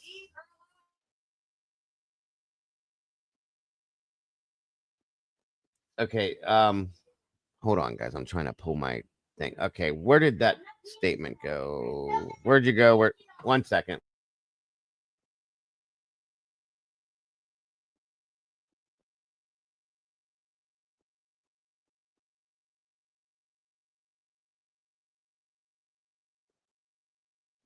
All right. Let's see. I'm trying to find a statement in here. Xana went to get DoorDash, sits it on the counter, runs upstairs, is attacked, or took it with her, possibly double woman. Was the food touched? The DoorDash is such BS. I have problems with it too. I don't know exactly what it was that went down, but I don't know. It's a little crazy to me. Bobby, again, think about this. During the plea hearing, viewed by millions, BK was asked if he was threatened, coerced, which was his out to say. You're right. Listen, that's one thing that definitely went on during this plea hearing, is that the judge set the record, folks. He made sure that he asked Brian every question you can ask. Were you coerced? Were you happy with your defense? Were you threatened? Were you promised anything? Were you promised that I was going to give you a better deal? All of those things were asked, and the judge, Hippler, did cover his bases. He set the record. And so, yeah, that's a good point, Bobby. It is. But, and they also even, the weird thing about this whole thing that bothers me is that they got rid of the pre-sentencing investigation. There was nothing. There's nothing for Brian here in this. Everything is gone. Nothing at all. And he agreed to it all. That's what I don't get. Yeah, he did. He covered all bases. That's a fact. Coercion under duress could be, Tanel. It could be that he feels that he has to say this and has to agree to this and has to answer those questions. That's why AR stated, last night, I think, or the night before, I can't remember which night. I'm so lost on days, but that if he were to rescind the plea, okay, his statement on the plea, you got to explain this now, and you have to prove this. AR said, why you're pulling back the plea, and I don't think he's going to. I don't think he would have done it in the first place if he was going to rescind it. Okay, so unless it's part of the plan, right? Of course, but that would be a big deal. That would be a huge deal. Well, and now you've tainted. You've tainted. That's the other side of it. Yes, you've tainted a jury, even more so than it already was. And he stated that too. That's another thing Hitler said, that you do understand, though, that this will all and can and will all be used against you if this were to go to trial. And so that's a fact. And anybody in a jury is going to look at this and go, but he confessed. He pled guilty. He agreed to the charges. They're going to have to show some serious proof as to why for that to go in their favor at that point. But I think if there is a plan with this that's been stated, okay, I think that they would be able to. That's my point with that. And yeah, Tandy's right. Innocent people plead guilty, and guilty people plead innocent all the time. I agree with that. Well, welcome back, Willard. Thank you for joining us again, bro. Sorry, bro. I had to drop down and you're good. Eat. What'd you eat? No, I didn't eat nothing, dude. I was just about to lose it.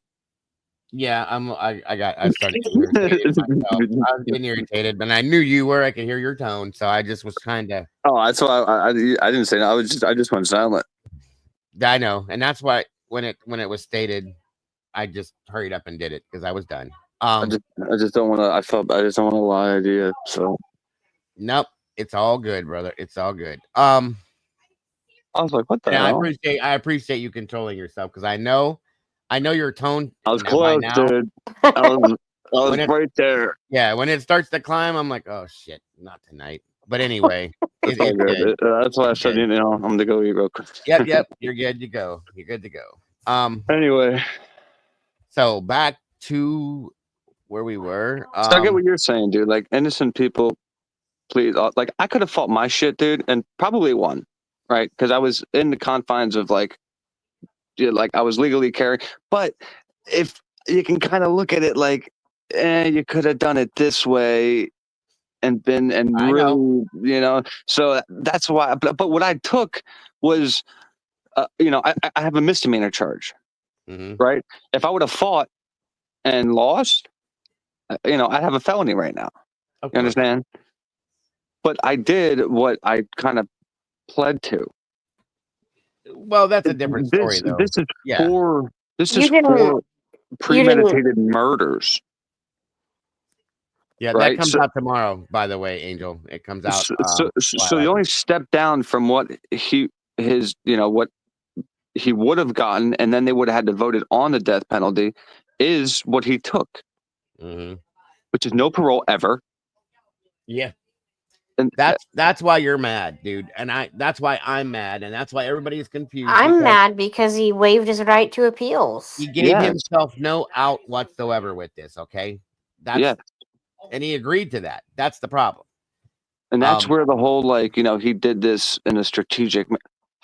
How the hell is this strategic in any way? Because the court system is the court system. Remember, even if he tries to withdraw his plea right now, Hitler can say, "Go No. F yourself." Yeah. And just to think in my head that that's really in his hands, that he could really deny it. It's just I'm dumbfounded by it, man. Oh yeah, agreed. I think we are I mean, I was mad at Hitler for accepting it, but then again, Dago said that he has limited. Very, very limited power. But Hitler didn't want this anything to do with this from day one, so I wasn't surprised. I don't listen. I'll be honest.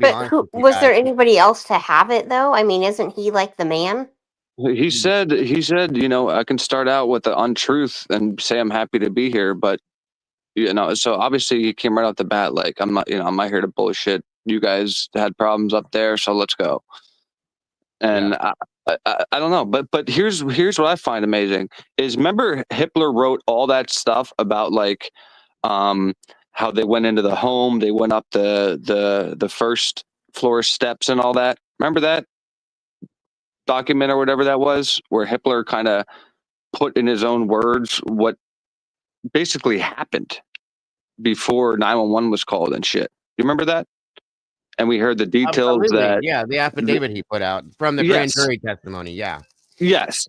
So in my opinion, Hitler knew damn well when Bill stood up and was yelling across the room to Brian on what Brian did. He knew damn well most of that was horse shit. Absolutely. I agree with you. I fully agree with you. And I think that if they would have had a camera fixed on Hitler's face, we probably would have read a little bit more into him, because when we could see him, when he was asking Brian certain questions, he always had his. There was something off with him. Okay. He seemed surprised to me. Truly. That's just my opinion. Others may have seen it differently. Yeah. PT girl, good to see you. Yeah, he truly did. I mean, we were told 3 to 4 different stories on this case, guys. Which one's true? It's like an Encyclopedia Brown make your own ending book. That's exactly what it was like. But that's not how. No. Listen, these 4 kids deserve better. 100%. I call them kids because they were young, right? They deserve full justice. This is not anywhere near. And you know what? Steve deserves to be pissed. And I found out that they're giving $85,000 of that GoFundMe money back. So you know what? I kind of, I feel for the dude. I wouldn't know how I would act if I lost my child. Probably would act the same way, Willie. Oh, I would hunt somebody down and nobody would know. But everybody, I guess, handles it, in their own way. So I see his frustration, which is basically our frustration. Is how I'm looking at it. He wanted it to go to trial. I will say, he thought the prosecution had him in the bag. Now he's starting to say, hey, maybe, and I think he'll eventually get there if we give him some time. Right? Yeah. So. But I also think that he talked way too much too. Of course he did, but. Oh, absolutely. I think, again, like I said, where's the handbook on how to act when your child dies? Right. 100%. You know what I mean? I've been saying from the beginning, you guys, Steve, especially Steve, never got to grieve this the way a parent should be able to grieve this, because he went straight into detective. He went straight into detective mode. Yeah, and now he looks terrible. I don't know if you saw me the other night, but he looks bad. Oh, they do. He looks very bad. Very unhealthy, and I'm kind of, to be honest, about that. This can cause health problems, bro. Like, I'm worried about him. Absolute health problems. I mean, stress, age, all of that put together. I'm telling you right now, I wouldn't. If I lost my child, I wouldn't last long. There's no way. Like I would physically give up. Like, I get it. I do. I truly get it. 100%. Yeah, he's not eating, in my opinion. He's not sleeping, in my opinion, and he's completely stressed out. What does that do to a body? Yeah, and then you have like the prosecution this whole time. I don't know who's been leading him on, right? Somebody obviously has been feeding him information, giving them information ahead of time, and then they're like telling you this, telling you that. Yeah, don't worry, we're gonna get him. We're going after them. They blatantly lied to him, Willie. They blatantly lied to him. We got you, Steve. Sit down, Steve. Relax. Let us handle this because you're getting far ahead of us. Remember that? So that's why everybody can say whatever they want about Steve, but Steve doesn't know who to trust right now. Of course not.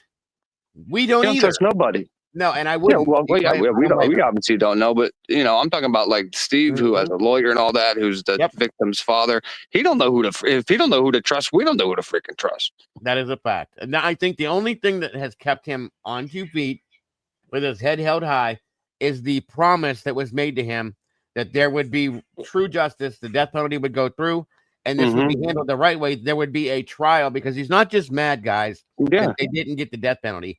He's pissed because the trial didn't happen, and because that would have provided him answers that he would have wanted. But isn't it true that this plea deal has been kind of in the works for a while? Shouldn't he be pissed that he wasn't even approached about this? Oh yeah, 100%. Like, I mean, they were told, like, all that stuff is good. All these hearings and all this stuff were going to happen. And then they would come out on their Facebook page and kind of like tell everybody. And then it would come out like a couple hours later officially on the page. But in this case, they didn't come to the family one time and say, hey, we're trying to negotiate a plea. How do you feel? And I thought usually in some cases they do that. No, they said they came to him on Friday with the possibility that a plea might be. But then by Monday, but then by Monday it was already done. So that means, but it was. Well, they said it's a hard no from us, and then Monday morning, here we are. So I kind of agree with Twiz that they were at least talking about it at least 2 weeks, possibly longer. So they're a bunch of liars. Nice. Oh yeah, they definitely. So I mean, he has no idea who to believe because they lied right to his face about this plea, him not knowing that they were already had a decision and they were talking about it weeks prior. That's sick, man. Yeah, it is, and it's complete failure and justice. The dude's got to feel well, it's the way the prosecution can win and back everyone into a corner. Yeah, they got what they wanted. They didn't have to do any work for it. Right? Oh, they're happy they're taking shit. Did no work. No work, guys. In typical Bill Thompson fashion. Yep. This is why I said they have no opening argument, and now. And then he stands up and then he basically stands up at the hearing and says what he said. Mm-hmm. Yeah, that was. I just couldn't believe they read the PCA. That. I'm like, he's reading the PCA. Agreed. And when is this next hearing? There's the July 17th. So the week? 7 days. All right. So I wonder if they're eager to come out and talk. The press wants to hear it bad. Okay. Mm-hmm. They want to hear it real bad. But who does the press think? Who do you guys think we're going to hear from? You guys really think Ann Taylor's going to come out and say something? No. Oh. No, I don't think so. Here, let me show you guys something real fast. I don't think Twiz knew about this. Hold on a second. I hope she does. I would love to. She should. She should speak, at least, in my opinion, and explain. He was innocent. Something. Yeah, I agree with that. Hold on a minute. I'm trying to find this one thing here. I'm in the media crowd screaming, "You said he was innocent. Why?" I'd have a microphone right in the mug. Oh God, yeah, like right down your throat, 100% down your throat. Right. Hold on. All right, so real quick, so you guys see this right here, guys. It's scheduled for those of you that just popped in. There's a new hearing that was a motion scheduled for a hearing on July 17th for the notice of hearing to vacate the non-discrimination order via Zoom. So that's the next hearing. We thought it was the 23rd, but they popped this in front of us. Somebody wants it dropped. Well, I'll show you who. Hold on. It's all media based. Okay. And it's from the American Broadcasting Company. It's the top label who made the motion.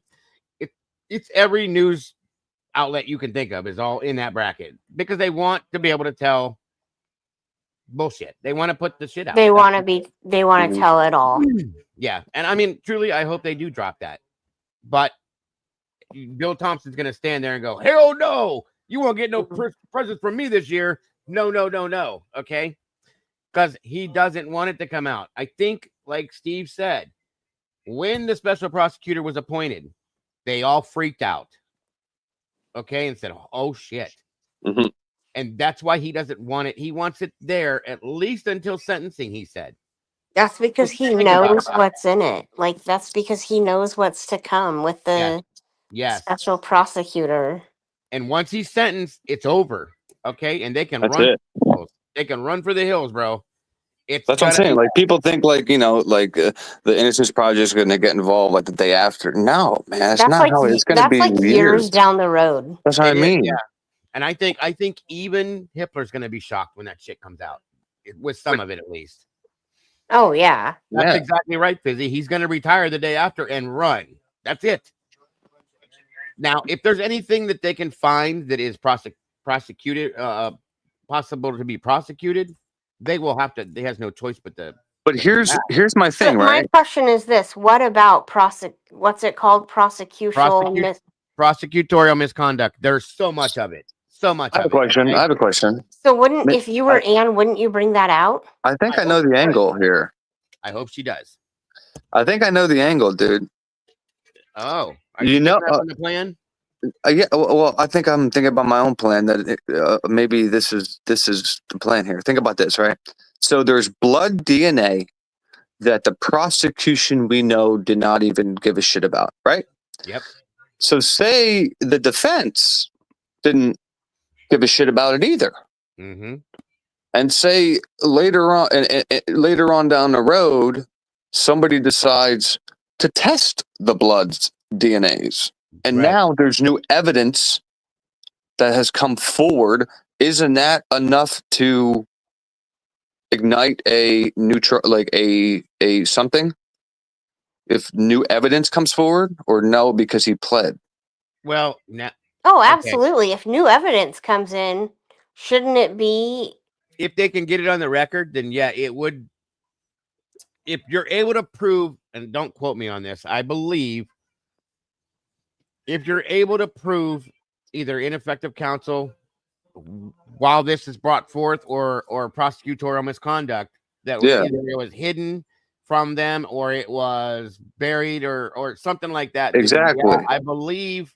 So just hypothetically, just to, like, close your eyes and imagine Brian, all of a sudden he has a couple 100,000 where he can just hypothetically, he can hire Jackson, and Jackson comes in and he's like, you know what? His legal team didn't even look into these blood samples and this is new evidence and yada, yada, yada, yada. Then at that point, there should be, he should have a shot. I think, because look at what, due to state misconduct, yes, I think they would have a case there.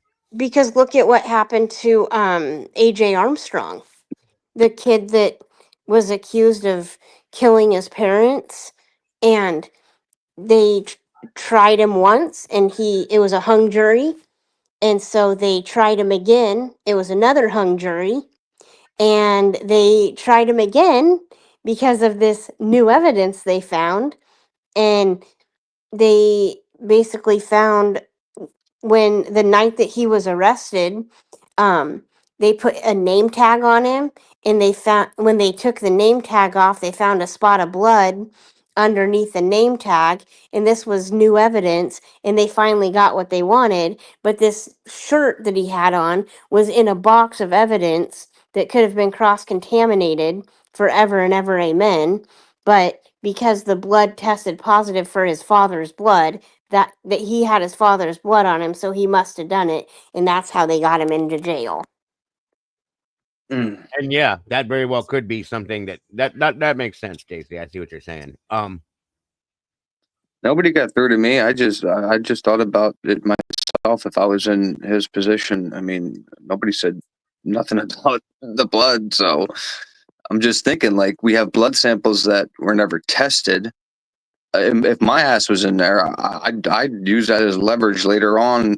But the problem is, if he waived his right to appeals, does that waive his right to use any new evidence? It's But not new evidence is not an still. appeal. It's not an appeal per se. So let's say, okay, Willie, let's say, for instance, I mean, what would that be called? I don't know, but like, how many times did she ask for discovery?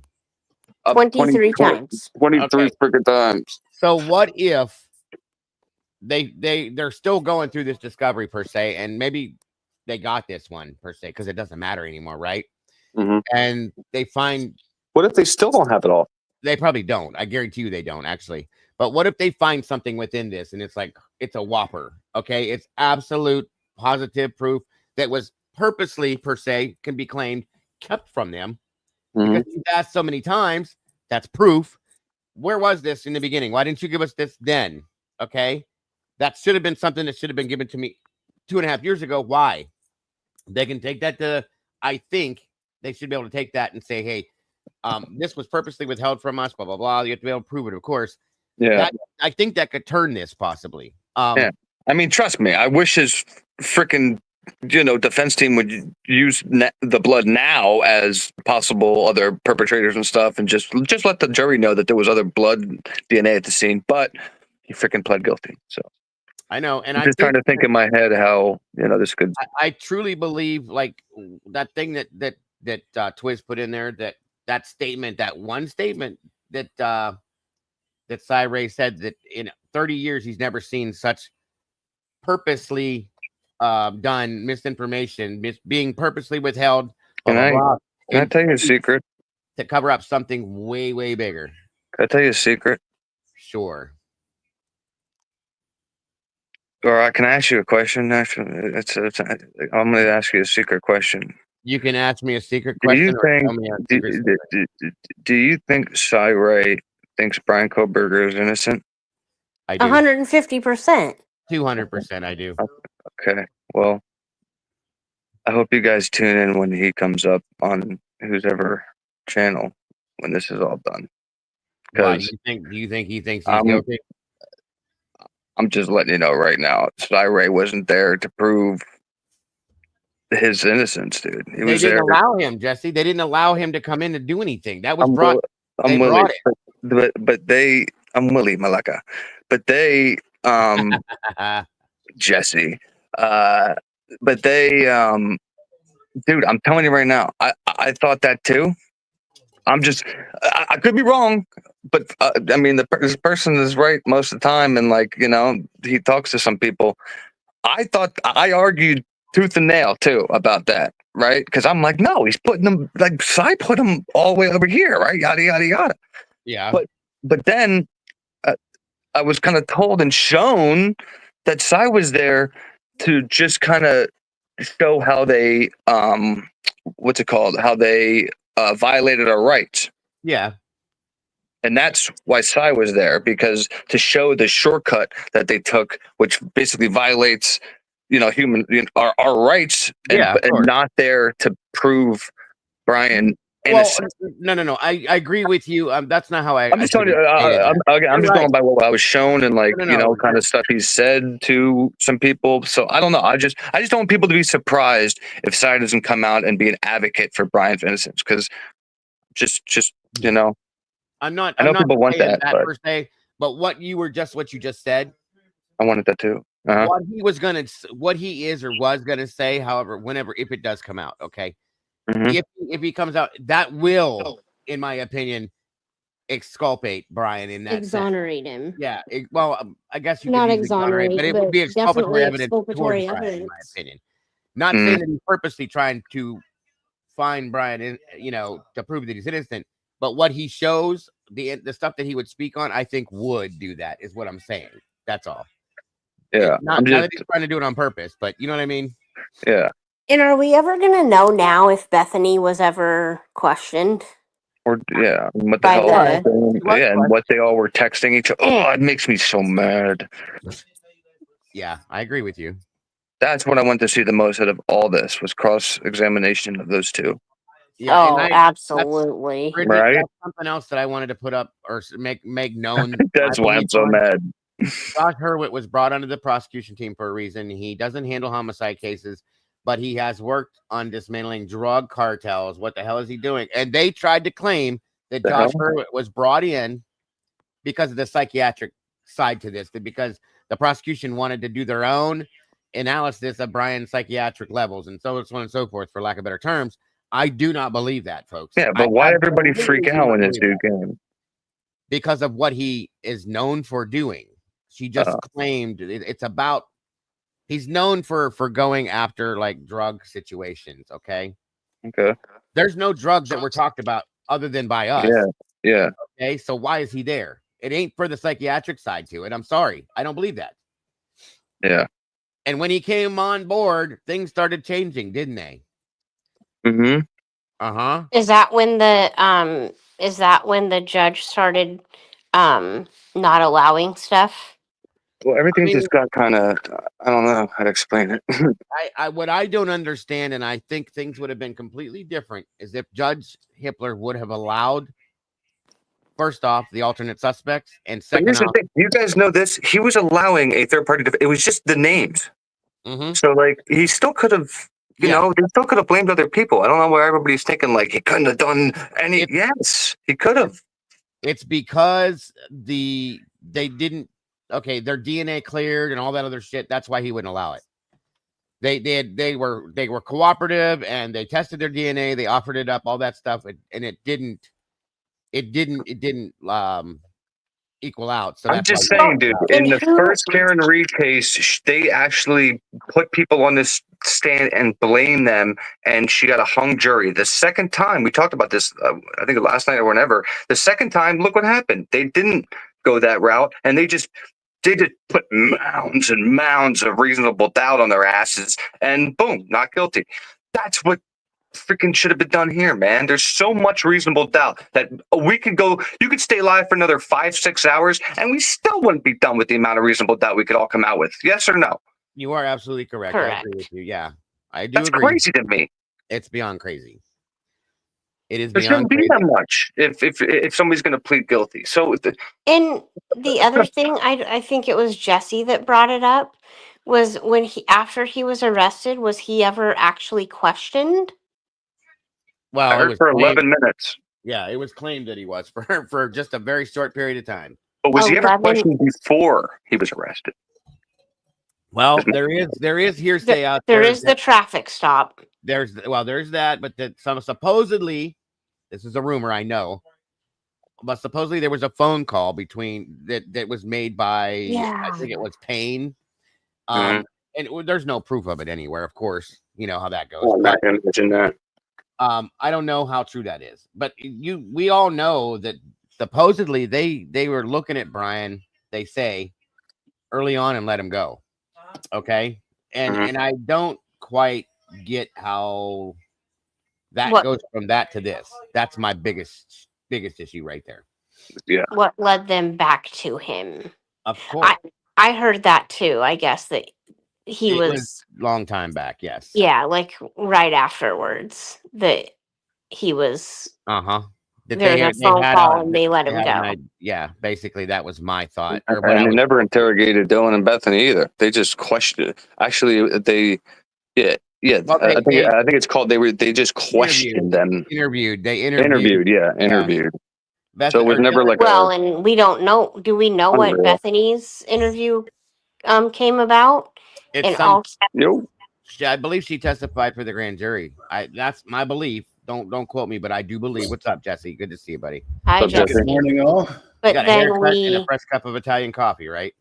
You betcha. But then we got Dylan. Don't we have Dylan being more questioned? But she's absolutely incredible as heck. 4 or 5 times. 4 or 5 times, Dylan. Who's that? The goat back there, Jesse, behind you? Yes, of course. Yeah, it is. Oh shit.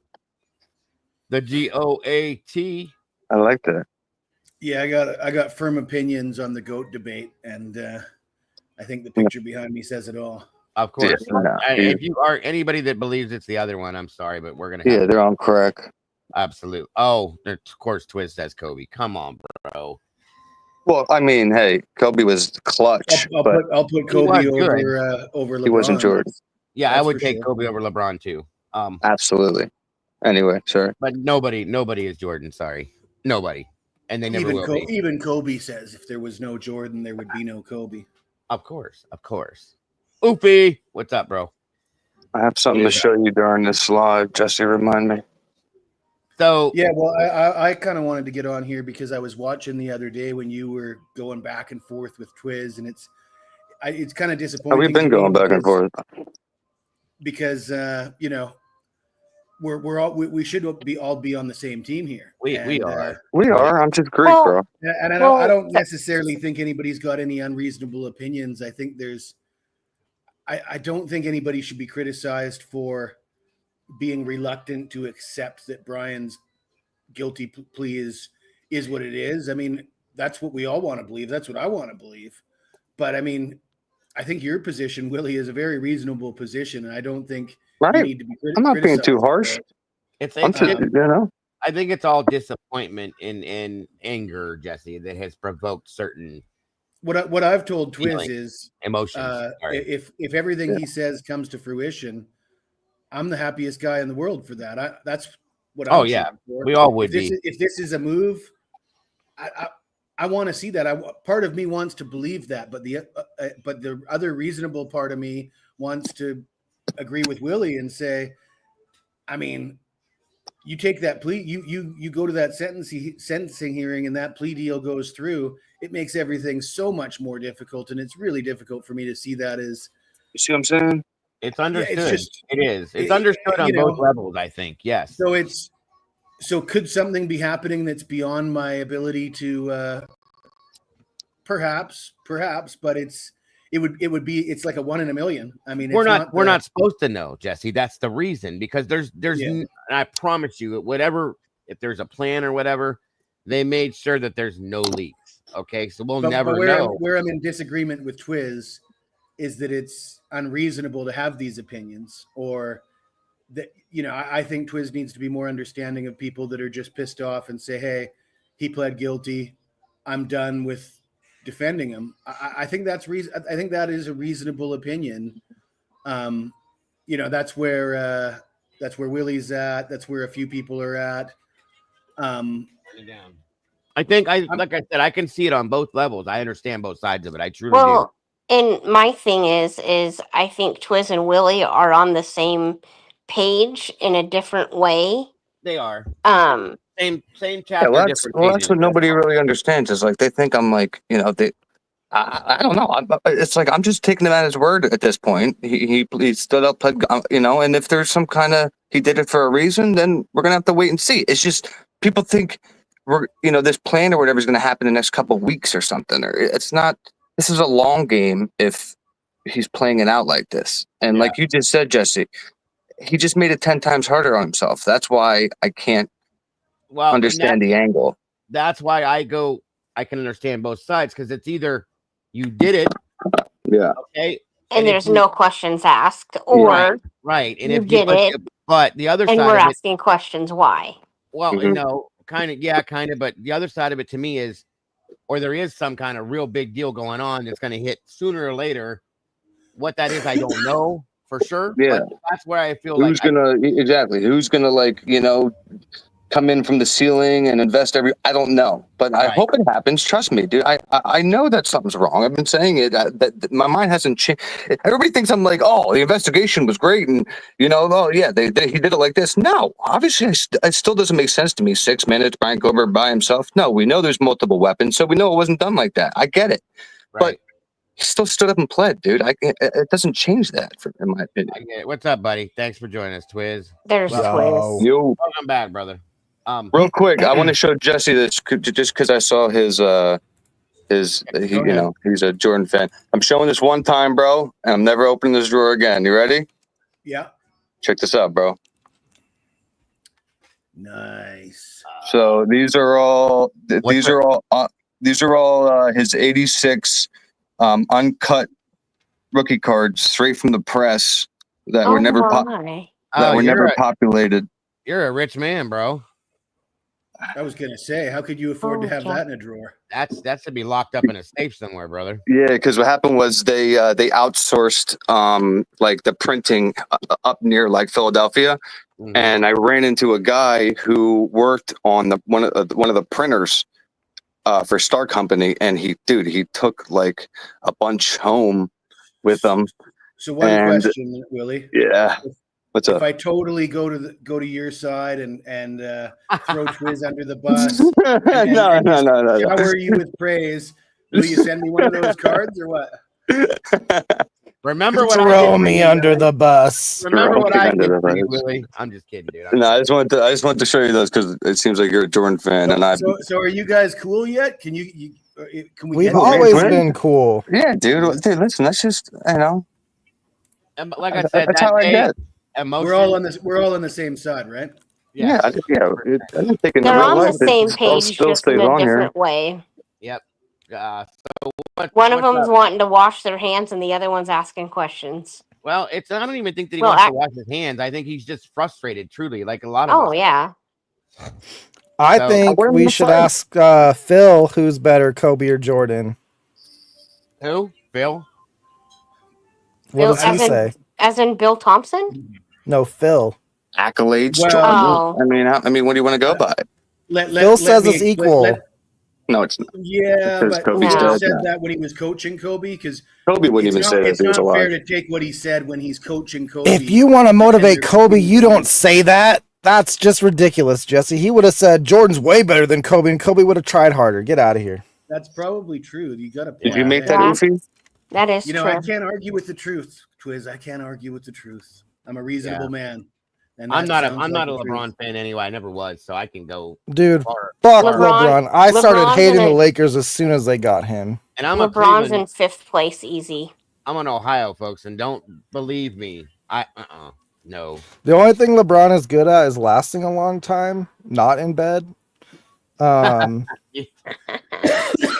that, I don't think, and don't take it offensively, anybody that doesn't agree, but I don't think there'll ever be a Michael Jordan ever again. No.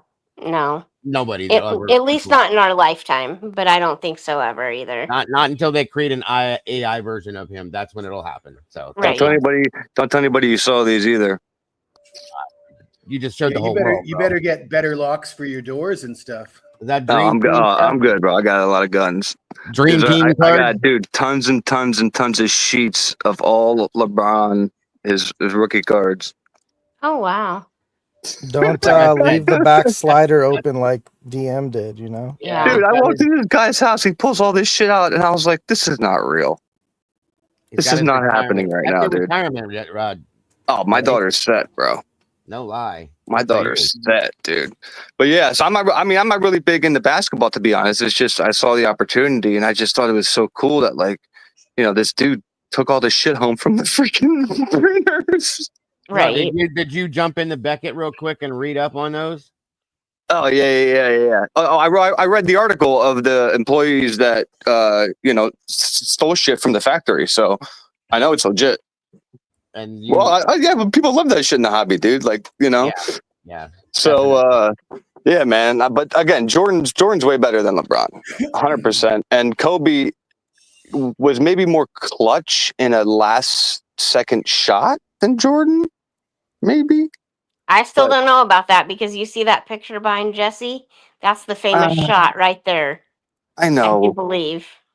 I know. Well, I'll put it this way. I will say one Jordan's thing: clutch LeBron shooting, can't equal up wasn't, either one of those two. So it wasn't on one shot. LeBron, it was on big games.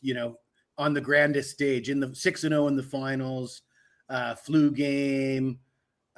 Willie is taken from behind. The flu game. I want to put Kobe in Jordan's era and see how that works out. I say they're actually fairly Shaq was a equal. monster. Yeah, but I mean that's true, but you have to look at the statistics between West Coast and East Coast because Kobe carried the teams up until the finals, and then when they got to the finals, Shaq destroyed because the East didn't have any centers. But I think that Kobe had a deeper skill set. He was a little bit better at a couple of things like threes, stuff like that. Overall, it's very equal. Other than Jordan could just palm the ball and he could jump super high. 6 for 6 Well, in championships. I think it's the mental strength and the willpower and the infallibility of Jordan, that the character, just the work ethic. And I know Kobe tried to emulate that. How far and came apart as were close as they? anybody. Are they like 10 years apart? We'll be back to our regularly scheduled program in a moment, folks. Maybe Jordan came in 86 and Kobe came in 96, I think. I think it was 10 it's years. pretty Okay, close. so they were 10 years. Yeah, that's what I thought. Jordan came in 84. 84. That was my second guess. I couldn't quite remember. I knew it was mid 80s. I didn't know the exact year, but anyway. And Back Jordan to went to college and Kobe didn't. So I think Jordan's closer to 15 years older. yeah, I agree than with 10 Stevie. years. Because So- Kobe that's true, came too. to high school. So with this, like, is it going to be a whole hearing thing again on the 17th? Like, they're going to do the whole. Well, I think it's a real quick here. It shows what side's arguing to? Well, it's not per se a side. Let me show you real quick the other document. That goes Media with it. conglomerate. So, The yeah. media people can't even wait a week. Like, chill the fuck out, you vultures. And that's what it is, dude. They just can't wait. It's insane. But yeah, it's the 17th, Psychopaths. 10:30 a.m. and it says motion to vacate dissemination order Zoom. Okay, so then the other document shows. Are they allowed to go in and scribble shit like black stuff out, whatever they want, Well, they can redact whatever they want to, of course. Redact it, yeah. and without reason? Wow. Well, they say, yeah. You know they can do whatever they want, dude. So I guess, yeah, it seems like it. All right, so this is look, guys. If you can't see it, it's insane. This is who brought this, okay? And look who it's. ABC. Everybody that you can think of is in that little box right there. Motion to New and York motion to Times, vacate. ABC, NBC. They're all there. East The Idaho. funny thing is, the Fox reason they want News. the gag order to be lifted is they want more dirt on Brian Koberger. They're not 100%. comfortable with the evidence against Brian, because they've been saying for so long, like all the guilters have been saying, is wait till trial. There's going to be so much more evidence. Oh, And yeah. And they they're didn't still get it, going with Jesse. that. Amen. You're exactly right. You are exactly right. So you think that the gag order is going to bring more evidence against him? No. Well, the question I have for I don't them think is, they have shit. if the prosecution is leaking why do you the play? evidence to Dateline and Netflix to influence the jury pool, why are they holding back the good stuff? You know what I mean? Well, like that's what. Well, you saw, Jesse. Were they going to drop a bomb in court in trial?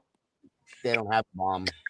Most Well, of what that's the they've point. even Some shown people- isn't even Some people out there admissible. still think They must have something. Something spooked them, right? some people still think they have something. I mean, something spooked Brian into playing. So I don't get that. Well, when Bill stood up and read the PCA, that to me said, that's all you got. Like, where's the rest of it, Bill? I don't think that's all they have. That's just what he was said out loud. Because again, if he were to withdraw his plea, you don't want to give the other side your case. I mean, well, I guess. I don't think so. I mean, every media program, mainstream, News Nation. If anything, they should have made him tell him where the knife was, which would make him even more guilty, right? Well, of course, yeah, but that didn't happen. They should have said something. If that they only don't he would have actually known. think he did it, they're not going to ask him for information that they don't think he has. And There you go. I think that's kind of where we're at with this. Is they don't care. They're not looking for the truth. They're looking for a conviction. Well, and why? they're not going to ask questions that are going to get in the way of the conviction because it doesn't line But up. why with the isn't truth. They want the why isn't families his to feel defense like team they putting their have foot down? justice. I don't get it. That's a good Does question. anybody have just an idea as to why Bill got so upset when that was brought up? At all? I mean, the dude Steve almost does. jumped over the table. He always gets mad. I know Steve does. By the Well, way, if you look at the interviews with Steve, specifically with Pierce Morgan and the 2 UK interviews they've done, and they're getting more and more, they're getting closer to exploding He's about to and you blow. can see Yes, it. about to blow. And they keep, they're insisting that they think that they got the right guy, but they really want to see proof, and they want him to admit that it was him and only him, and they want to know where the murder weapon is, and they feel like Bill Thompson and the prosecution is hiding evidence. Oh wow. They've said, oh yeah, they've really been coming out in the last couple Good. interviews in the UK on their UK media tour, which is I watched some of that interview. I didn't watch the whole thing, but he didn't look too well, man. Where'd you find these at, Jesse? Which the UK media Any tour? of them? Because I pulled up one. I couldn't find the Piers Morgan one on YouTube, but I watched Harsh Reality do a response to the Piers Morgan one, and I think I did watch the UK morning show. I don't know what the name of the show is because I'm not from the UK. This morning, I think it's called. I did watch that whole one, but what I noticed Harsh thinks there's definitely something going on. It was hilarious because Steve G told Harsh, "You got no business commenting on this case. You're a foreigner." And now, ironically, he's in the UK in Harsh's backyard commenting. He's doing interviews with people from the. Wow, that's ironic. Yeah. Anyways, but it's quite clear that the G's don't believe that Brian did this by himself. They're not actually coming right out and saying that, but when you listen to what they say and you read between the lines, they have some serious doubts about the evidence in this case. Yeah. You can sort of read right through them. They want to believe that Brian is involved. They certainly don't want to think Brian's not the right guy, but they haven't seen the evidence that has them convinced, and that's what they want, and that's what they need, and that's basically what they're saying in not so many words. And I think as time goes by, they're going to let their guard down more. Right now, they really don't want to compromise by saying that Brian might not be the right guy, but that could change as time goes by. Yeah, well, little by little, it's not going to sit well with them. Just little by little, day by day, it's just not going to sit well with them. What do you think they're going to say when Brian's statement comes out? I hope you're right. I hope you're right. But Steve is coming to the dark side. I definitely think Steve is coming over to the other side. Oh, he is. That's why he's on the other side of the pond. Steve is our greatest ally. He just doesn't know it yet. I don't know. It's just wild. Yeah, I don't know, and I don't claim to know, but I'm sort of. I love a conspiracy theory as much as the next guy, but I don't want to get too far away from where we're at, and yeah, while it would be a pleasant surprise, I can't put all my eggs in that basket right now. Yeah. If you know what I mean. Oh, we get it. Playing it a little too safe. You don't like that? Oh no, you're good. It's my job. That's what I do. I make guesses for a living. I'm one of the best in the world at it. I'm wrong 40 to 45% of the time, and that is good enough to be basically elite. So I'm going to do me. I'm making guesses, trying to figure out what's going on here, using the information I have available to me. And right now, I can't tell anybody why he pled guilty. I don't have enough information. Wild. Oh, no one can. Right. And well, I don't necessarily. A lot of us didn't have enough not information gag, to go one way or another on this case, and now we're definitely not going to have enough information because we don't get a trial. And well, yeah, but that's why, and that's what I mean. But that's why I'm gonna take Brian. You know, if Brian's gonna stand up and say he did it, all right, I'll take it at his word until something changes. Okay.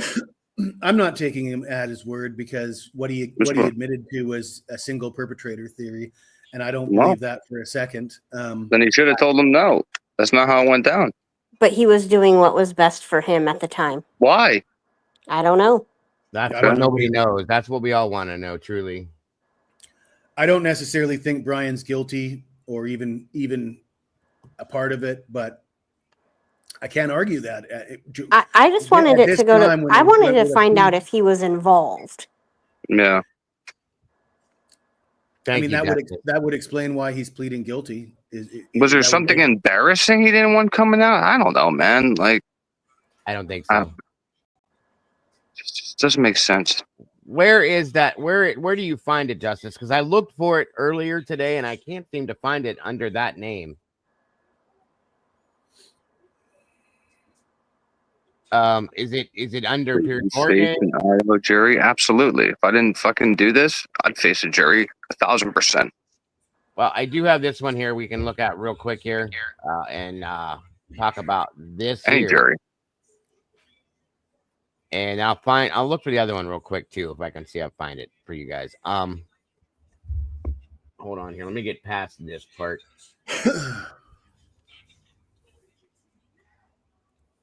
To right about, it's a ways in. Right here. Okay. There we go. What'd you say? I said he does look bad. Yeah. He's definitely does not look in good health here. And I guess somebody said he looked worse on the Piers Morgan one. So I don't know. Yeah, this was 4 o'clock in the morning too, by the way. He states that early on when he comes on that it was 4 a.m. there. So maybe that's what it too. He's half asleep still. Hey Kara, good to see you. All right. Judge Brian is innocent. He said, Your Honor, Brian is innocent. That's exactly how she said it. And Massaf said it more than once. Massaf said it, yeah. She said it too. Both of them. In a sense, everybody says, well, that's their job. Yeah, but not like that. It's not. Or shit. You don't have to say that. You don't have to feel that. You don't have to do that. There was definite, Twiz, you were there and said it yourself. There was a definite relationship between Brian and at least Eliza Massaf, correct? That you saw visually. Yep. Okay. You don't see that. We saw at some point, I believe, where she's fixing his collar on his shirt, like a mother type situation. Like you don't date. No, that doesn't happen. So there's something there that they were drawn to with him, in my opinion, to do this the way they did it. And then it's just, that's it. So that's why I think everybody is so confused, angry, upset, emotionally attached, and distraught. I don't know. Could Brian get pardoned? Raymond Watt. Oh God, can you imagine? Pardon, yeah. Steve would literally just explode where he's standing. Nobody's gonna pardon a quadruple homicide. Yeah, I mean, the other side is if the documents are unsealed, Steve can look at the evidence. That's true too. Maybe that'll make him. Steve just said himself, it's not true justice. Well, if Steve truly believed Brian did it, then how? You know what I mean? I don't understand. I don't think Steve and Christy and the family believe that Brian did it. I think that they're putting on an act because they know that if they show any doubt, it hurts the case, and they want justice. And by showing any doubt that Brian did it, they're going to compromise their chances in their minds. I'm not saying I agree with their point of view, but I think that if you read, when you listen to somebody speak, you got to go beyond what the words that are coming out of their mouth and read a little bit deeper if you're capable. If some of us, I think he's waiting.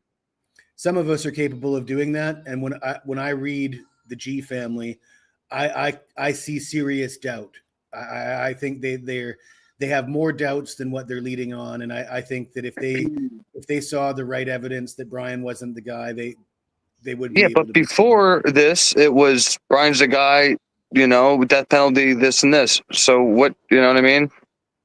Before Brian pled, it was, shoot him. I mean, if somebody told you, Willie, that you're the most handsome guy in Pennsylvania, and they just kept on telling you that, it's going to go to your head and you're going to believe it. No, I get it. But that's what I'm saying. This changed. Now it shifts from he did it, shoot him, to something's going on here and I want to see all the information. So it's like I feel like he felt like that the whole time, and they've been putting on this front of he did it, shoot him. I don't know why. It's kind They of should like have he been wants asking. his cake and he wants to eat it too. Exactly. Well, like So Amy Conway said, he should have been asking questions from the beginning. He's not the brightest crayon in the box. I think Steve G and Christy are sort of on a certain level where they're, I don't know, I don't want to insult them, but they're just not. They don't know to the level Not intellectuals. Yeah, They're not- emotions make you do silly things sometimes. That's true too. That is very true, and they've been very emotionally invested in this from the beginning, especially him. Yeah. So I agree with that too. Speaking of emotions, I mean, look at how emotional the creators and the commentators on YouTube have been getting since the Pav flipped his lid and went full guilter the day after the plea hearing. Is that what he did? I've been asking people what happened to him. I thought he just changed his path, but that's interesting. I didn't know that. No, he sort of had a mental breakdown. If you really, or that's certainly my opinion. Maybe everybody in chat can let me know if they feel that way. But is there a video? His first video after the plea hearing was like, damn it, Brian's guilty, and then he sort of backpedaled a little bit from there and said, this is why I said that, and and he sort of admitted that listen, I lost my shit when I saw that. And what's his channel's name? Do you know? Jay Embry. Oh, okay, that's right. Right. So I was looking up Pavarotti. That's why I couldn't find him. Well, and I think that was a reaction that a whole lot of people had, Jesse. I mean, I don't blame anybody. People didn't know how to react. Jewel for reacting the way she reacted. I don't blame Willie for reacting the way he reacted. Except she called me a liar. Who did? She did. I don't know. I don't Jules. know if she called you a liar. She called me a liar. She called me a liar. It's fine. Trades? Oh yeah, there's a video about it.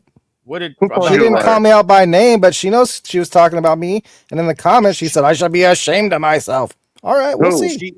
What did she implied that your information isn't correct? I don't think No. That's not what she implied. Because she said we're making shit up and spreading it. We should be ashamed of ourselves, and it's fine because it's gonna come out. Jules. Well, Jules has been in several fights with several people because she's got a very rigid way of thinking. But you want to go to war with Jules? Good luck. Oh, it's already on. Good luck, dude. Really? I'm just saying. Good luck with that. Okay, I mean, because it's easy. It's okay. It's easy. Oh man, I'd invest my time in other shit. But I haven't watched. I'm not saying I won't. I'm just saying it would be easy. Right. She's another one that I thought was like kind of going a little crazy because she was like questioning or like countering Steve G's actions, and I'm just like, why are you doing this? But the more I listen to Steve G, the more I kind of agree with her. Well, she's been warming up to Steve G lately and saying what we're saying here is he could be our greatest ally. It's time for Steve G and us to team up, and we now all have a common goal. Yeah, I think because Steve has reached out to the Department of Justice, he's become, like I said, we and him want the same thing, but in different ways, in my opinion. Okay. Yes. So I don't know. I don't know what's going to happen with that side of things. I'm interested, but this is, I believe, the Piers Morgan interview that I didn't see before. So I'm watching this with you guys. Well, and one thing is true, Dago. When I said, I think in the end of this, our heads are going to roll. I think our heads are rolling. Oh, it's definitely way. Well, wisdom speaks. God bless you. We miss you. She said in the beginning, she said, Dago, this is not going to be like any case you've ever seen in your life. And it's going to go way, way higher and way deeper than you could ever imagine. Yeah. I'll be damned if she wasn't right, folks. That's all I'm saying. Yep. So God bless you. Just like the same thing I said in Sebastian's, when we find out all the details, our heads are going to roll. I kind of said in this thing, in this situation too, when we find out all the details, our heads are going to roll. But, not anymore. But I mean, I think our heads have rolled, but in a different way. They're in, rolling all over the in place. the other direction, because I thought when I first was saying that, I was like, oh my gosh, the state's going to come out with something. Well, now the defense has come out with something, and here we are. How long ago is this with Pierce Morgan? 3 days ago. 48 hours. Yeah. Not too long. I think it says. Hold on. This guy interviews everybody. 3 days. Yeah, I was surprised that he's even. I mean, you can tell he ain't playing because he's going to the UK now and doing interviews. So agreed. Mm-hmm. He's not playing. So let's see what this one's all about. I wounded because of the war and he lost his life. I served in the military. My son was an officer in the military. I pray for the day that we can deal with other issues. We are a peaceful nation. We pray for peace. And I believe that in the near future, we will be able to expand It comes right after this, guys. Hold on. the Abraham Accords and develop, relationship with our colleagues in the region. But we have to first fight the radicals. We did it in Lebanon, we're in Gaza, in Iran, and I'm optimistic about the future. Ambassador Denon, thank you very much indeed for coming back on. Thank you very much. Almost 3 years ago, 4 University of Idaho students were stabbed to death as they slept in their home. No motive has ever been revealed for the murders of Kaylee Gonsalves, Madison Mogan, Xana Kernodle, and Ethan Chapin. And a last-minute plea deal may mean that remains the case forever. Brian Koberger, a former criminology student, was due to stand trial next month over this attack that shocked America. In a plea deal agreed last week, Koberger pleaded guilty to all 4 murders to avoid the death penalty. The decision has split the families of the victims. Well, joining me now is Kaylee's sister, Olivia, and parents, Steve and Christy. Doesn't she look like a different person? Welcome to all of you. Let me just... Yeah, that doesn't even look like the same person. That's insane. That looks like a completely different person. Oh, yeah. Well, when we saw her, she was pregnant before, but damn. She's a little bad. Uh-huh. And she got a tan. Holy shit. I thought that was Chronicles of Olivia in Boise. Yeah, that's what I thought. I mean, she looks quite sort of attractive there. She's lost a lot of weight. The last time I saw her, she was heavy and she was pregnant. Really? Yeah. Or she had just given birth or something like that. Yeah, it was either pregnant or just giving birth or was getting ready to or something. But she's real. I saw her walk into the courthouse. I'm like, who the hell is Christy looks different too. Yeah, Christy looks like she's lost a ton of weight. On that, of course, yeah, I know a lot of people lost weight on that Ozempic. You can see the neck there, and it's definitely lost weight. He just looks bad. Completely Ozempic got people going crazy. She looks a lot like when she was younger, though.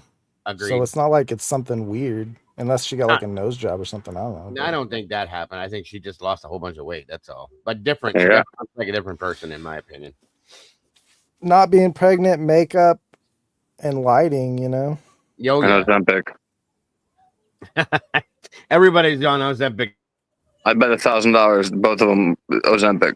It could be, or that other one that starts with an M now. It's which is stronger. Manjaro? Yeah, or whatever off-brand. You know what I mean?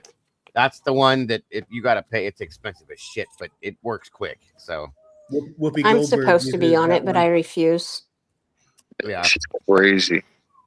That shit is nuts if you research it. Or Wegovy. Yeah, Wegovy too, Chet. Grow up and shit if you drink. It's like, what the fuck? Miracle drugs. Your stomach can become paralyzed and never get better. Like there's all sorts of weird. There's a lot of side effects. Yes. Eat steak and eggs 3 meals a day. You'll feel 10 years younger and you'll lose weight like crazy. Yeah. Keto diet. Or eat once a day, whatever you want. That's what I do. Just don't eat carbs, guys. It's the same thing. No carbs, no processed food, no sugar. No sugar. Yep. Water, coffee, beef, eggs, protein. That's it. And you wonder why they told us not to eat that stuff. Because they needed us fat. Yeah, and then they told us 3 meals a day. Where the hell did that ever come from? Yeah, and who can afford eggs? Amen. Just kidding. All right, let's see what we got going on here. Say at the start, I'm a father of 4 children. When I first heard about this story, it is pretty much the ultimate nightmare for any parent, for any sibling, that your beautiful girl would be taken in this way, in such a monstrous, senseless manner. with her university friends. And my heart just goes out to you. Just before we get into anything else, I just want to tell you how much I felt for you in that moment without knowing you, how much I felt for you since then, and how much I feel for you now, particularly given what has happened. Because let me start with you, Steve, if I may. You don't know why this person, Koberger, did this. And you may never know now because of this plea deal that was done clearly without your involvement, your approval. How do you feel about that?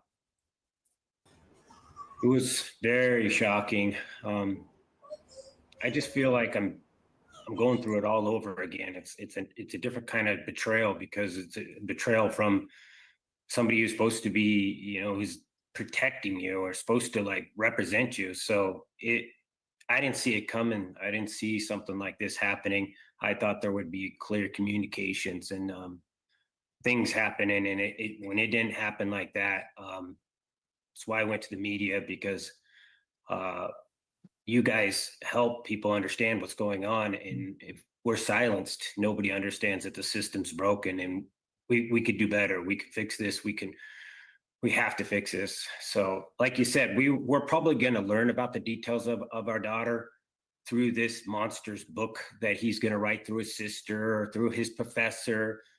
And that's not right. That's just not right. So we're hope to be wrong, but we're afraid we're going to be right. Christy, what is it as her mother you would most like to know? What are the unanswered questions for you as a family that you think about, that you talk about, that you wish you had answers to? Why? We really feel in the negotiation with the plea that they could have at least why. And, like what was it that why he chose that house, our daughter, her friends, really why? And not that it would be, and that he did it solely by himself. I know that he admitted his guilt, but there are still people saying, yeah, he admitted his guilt, but I don't think that he worked alone, and for him to say, I take 100% for. There you go. That's new and interesting. I've never heard them clearly say that they believe that he was not alone. That's interesting. So, okay. I agree with that. I do agree with that. Responsibility, me, myself, only. It just would help with some closure, constantly seeing people protect him and just putting it out there where you can't protect him anymore. People can't, they can't continue to say things that to side with him to make him look like he's innocent, because he is totally guilty. And I know that he did say that he did it. There's just some details that I think that could have came out that would have definitely made him seal his guilt and help the families, at least our family. I can't speak on behalf of the other families, and maybe they didn't want to know some of that information, but we did. Olivia, I mean, obviously part of the turmoil this may have created is that he's admitted everything, but by doing so, he avoids the death penalty in a state where he could have been executed. So you'll never, you may never know whether this is a sincere admission of full guilt or not, because of course he had an absolute vested interest in pleading guilty. He doesn't die as a consequence. Yeah, I do understand that point. I know, and I knew from the very beginning, he is 100% guilty. There's not a doubt in my mind. He can play whatever cards he would like to now, but for us, I do think that frustration was, in exchange for your life, there are, ways that you can kind of vindicate some of these others that have kind of been lost in this. And I'm talking about the roommates, I'm talking about the boyfriends, I'm talking about all of the innocents who were, innocent bystanders to this, where for me personally, I don't care about his why. I'm looking for hard facts Where's the murder weapon? Let's recover it. What were you wearing that night? Where did you purchase it? I'm looking for facts to prove without a shadow of a doubt that this is and always has been the sole perpetrator of this crime. Not because I have doubts in my mind, but because a lot of the conspiracy theorists online and a lot of the people who were accused in this process deserve to know it was him alone by himself, and that is the end of it. What your mom just said. How difficult is it as a family to live in an internet world and a social media world when something as appalling as this happens, to rip your family apart, and you have to deal with endless conspiracy theories, endless opinions from people who know very little about what they're talking about, endless attention, scrutiny, and so on? Does that make it all just 100 times worse? I don't like to feed it, but yes, it is hell to go through it, to be attacked over and over again. And then to think that there's some system that can protect you when there really isn't anyone there to protect you. It's eye-opening, and you're just sitting there going like, how can people just lie about us? How can people write books and not even know us? You know, how like, I'm used to sports where they have rights to their image, and just regular humans, just regular mothers and fathers, we don't have these rights. And it's very eye-opening, and you just sit there and wonder, like, I feel like this isn't real. Like, what are we going through? This is shocking. So, sometimes they say, why do you talk to the media? It's because that's how we bring our power back. That's how we defend ourselves, and we can. Yeah. I don't know if you guys caught. I don't understand. Did nobody ever came to them and like told them what a plea deal is? Like, I don't understand.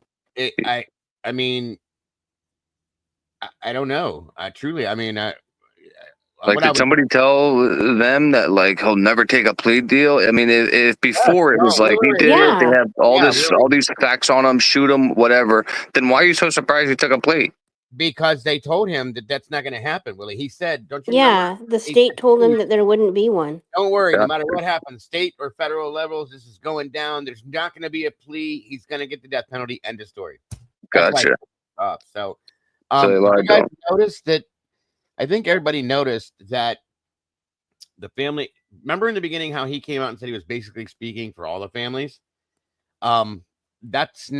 Doesn't seem to be the case anymore, and I gotta wonder if it was because it was rumored that I think definitely Kara, Xana's mother, and I think that the Chapins at some point may have said something, and along with Maddie's, one of her parents said that they were not 100% sure that Brian was the sole perpetrator and or that he did it at some point. So I don't know if that's why they're no longer, because you hear how she separated themselves when she said we can't speak for the families, they speak for themselves, because that's new. That didn't used to be that way. So I wonder if there was an interaction or a confrontation or something about that.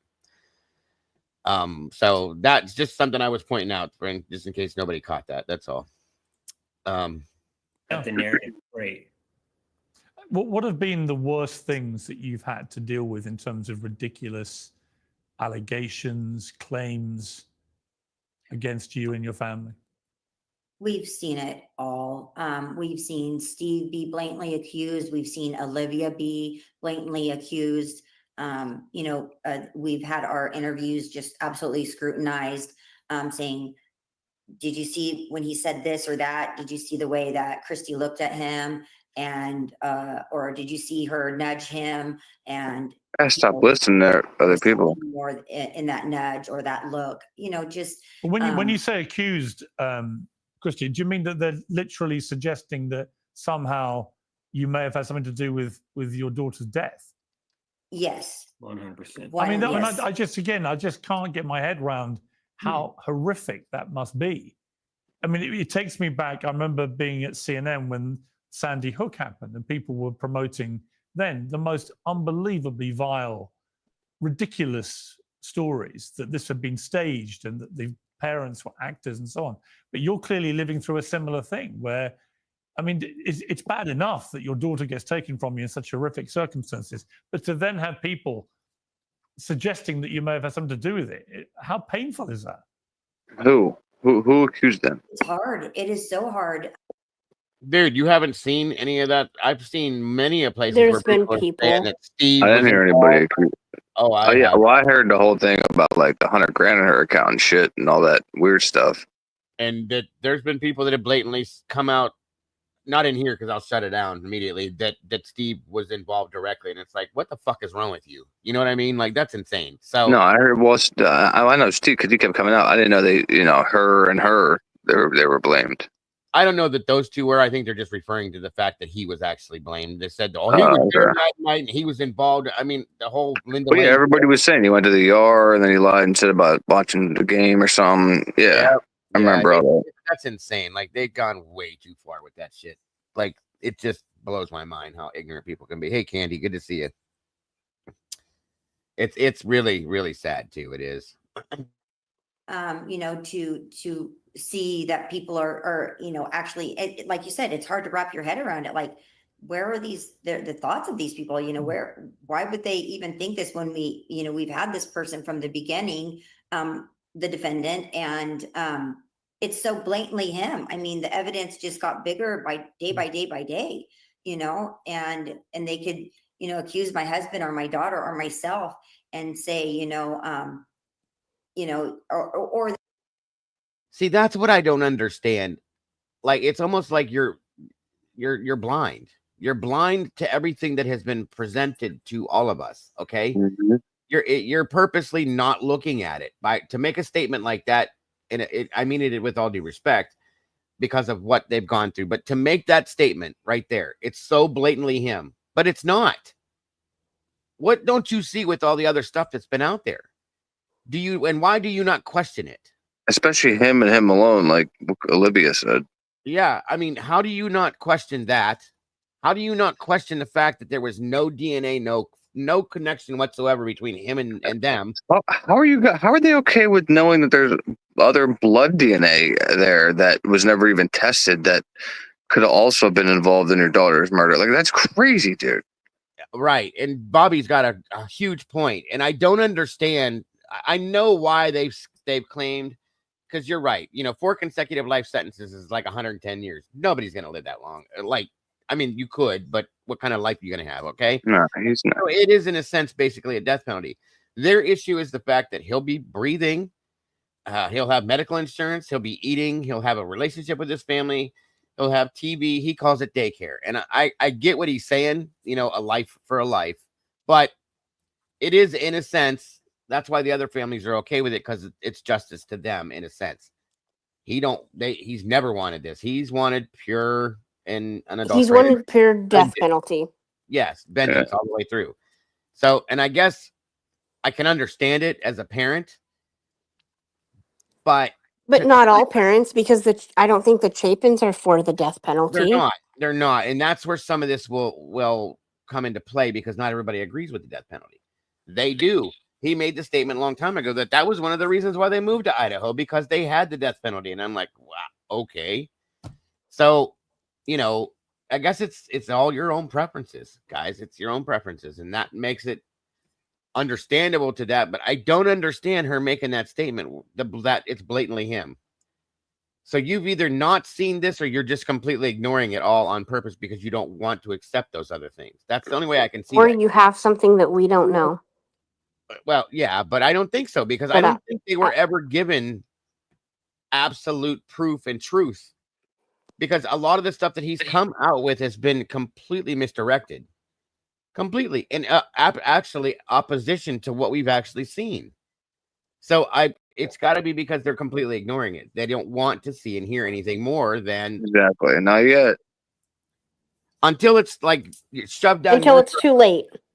Well, it's already too late now. So yeah. Steve is coming to the dark side. Yeah, I can feel it. He's going to be over here at some point. So yeah, I mean, I can agree with you at one point, because at that point, he's going to see possibly everything that has gone on. Maybe when the gag's lifted. Who knows? We'll see. We'll see. that it was, you know, drugs. That was a huge thing. You know, drugs were involved and these kids were druggies, which is absolutely not even, you know, the farthest from the truth. You know, it was just a party house. These I were think just, you know, a bunch of losers. It's horrible. It's horrible. I think there's a conglomeration of types of people in the house. I think there might have been some people in the house that did not do drugs, and I think there was some people in the house that did do drugs. Well, listen, you But don't get nobody was high even on at your the own house. supply. Everyone knows that.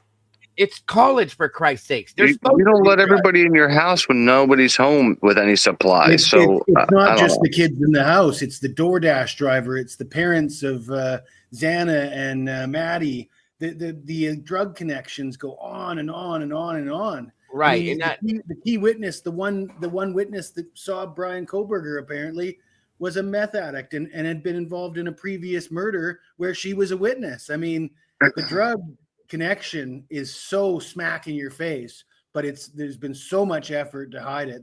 they're looking at it like it demeans their kids because there was drugs around them. But it Yeah, I don't get that. It's Well, college. look at the Gonsalveses, though. That I mean, they're the type of people that would think that, like they're high, you know, want I guess, they yeah, want they want a high class image, and sometimes drugs don't give a high class image.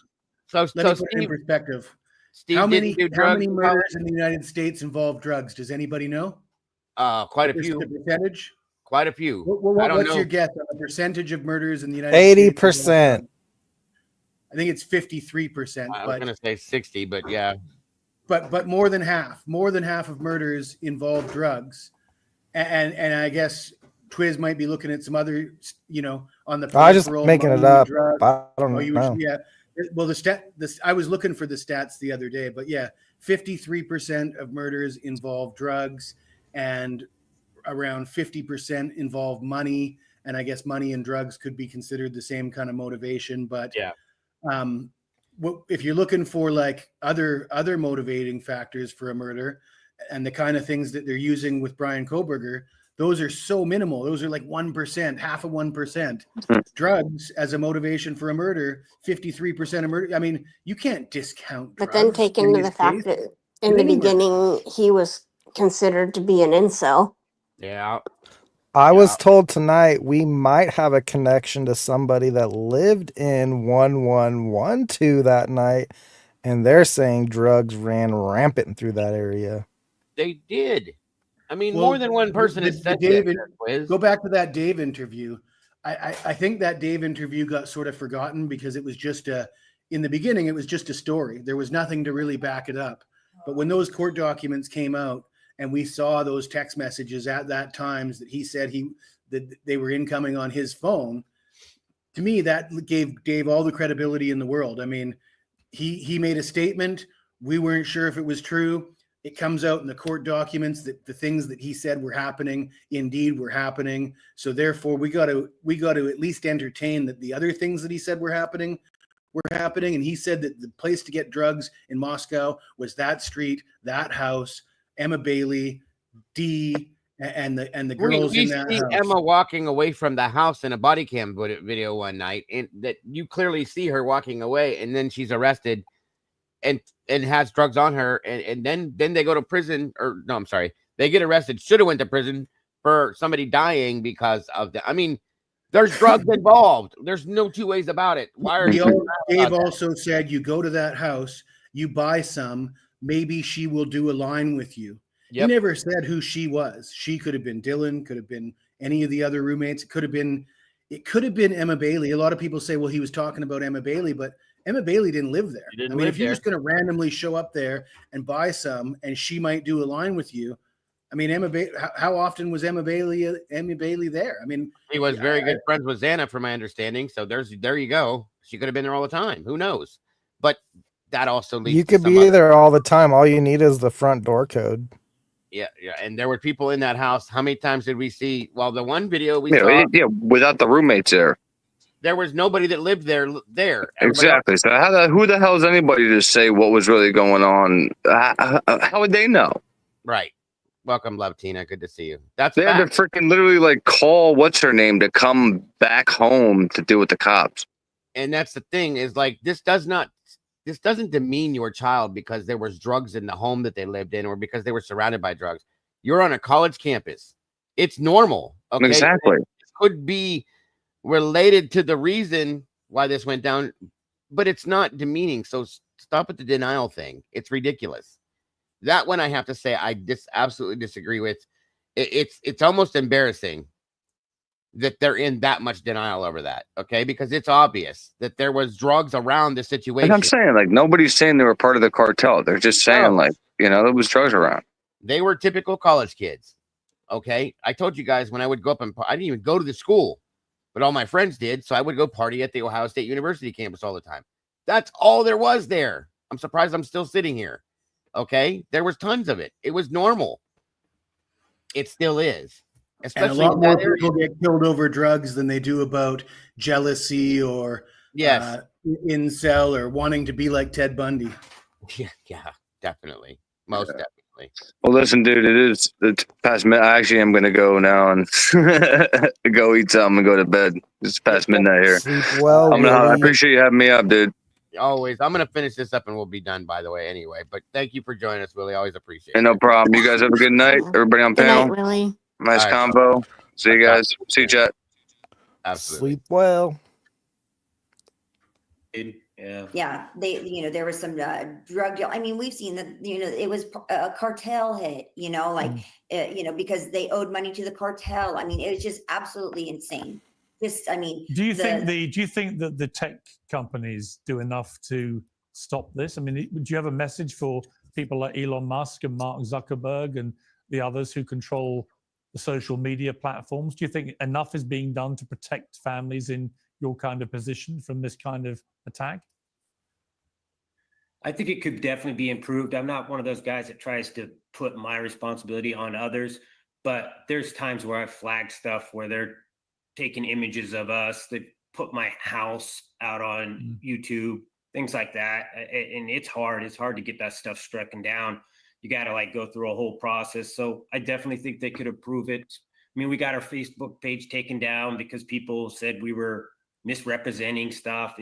It is not, I don't want to talk out of both sides though, because without the media, we would be victimized way worse than if we were just dealing with the prosecution. They would have, I don't think the defense prosecution would have ever given out the truth. They hide behind a gag order after they even get a plea.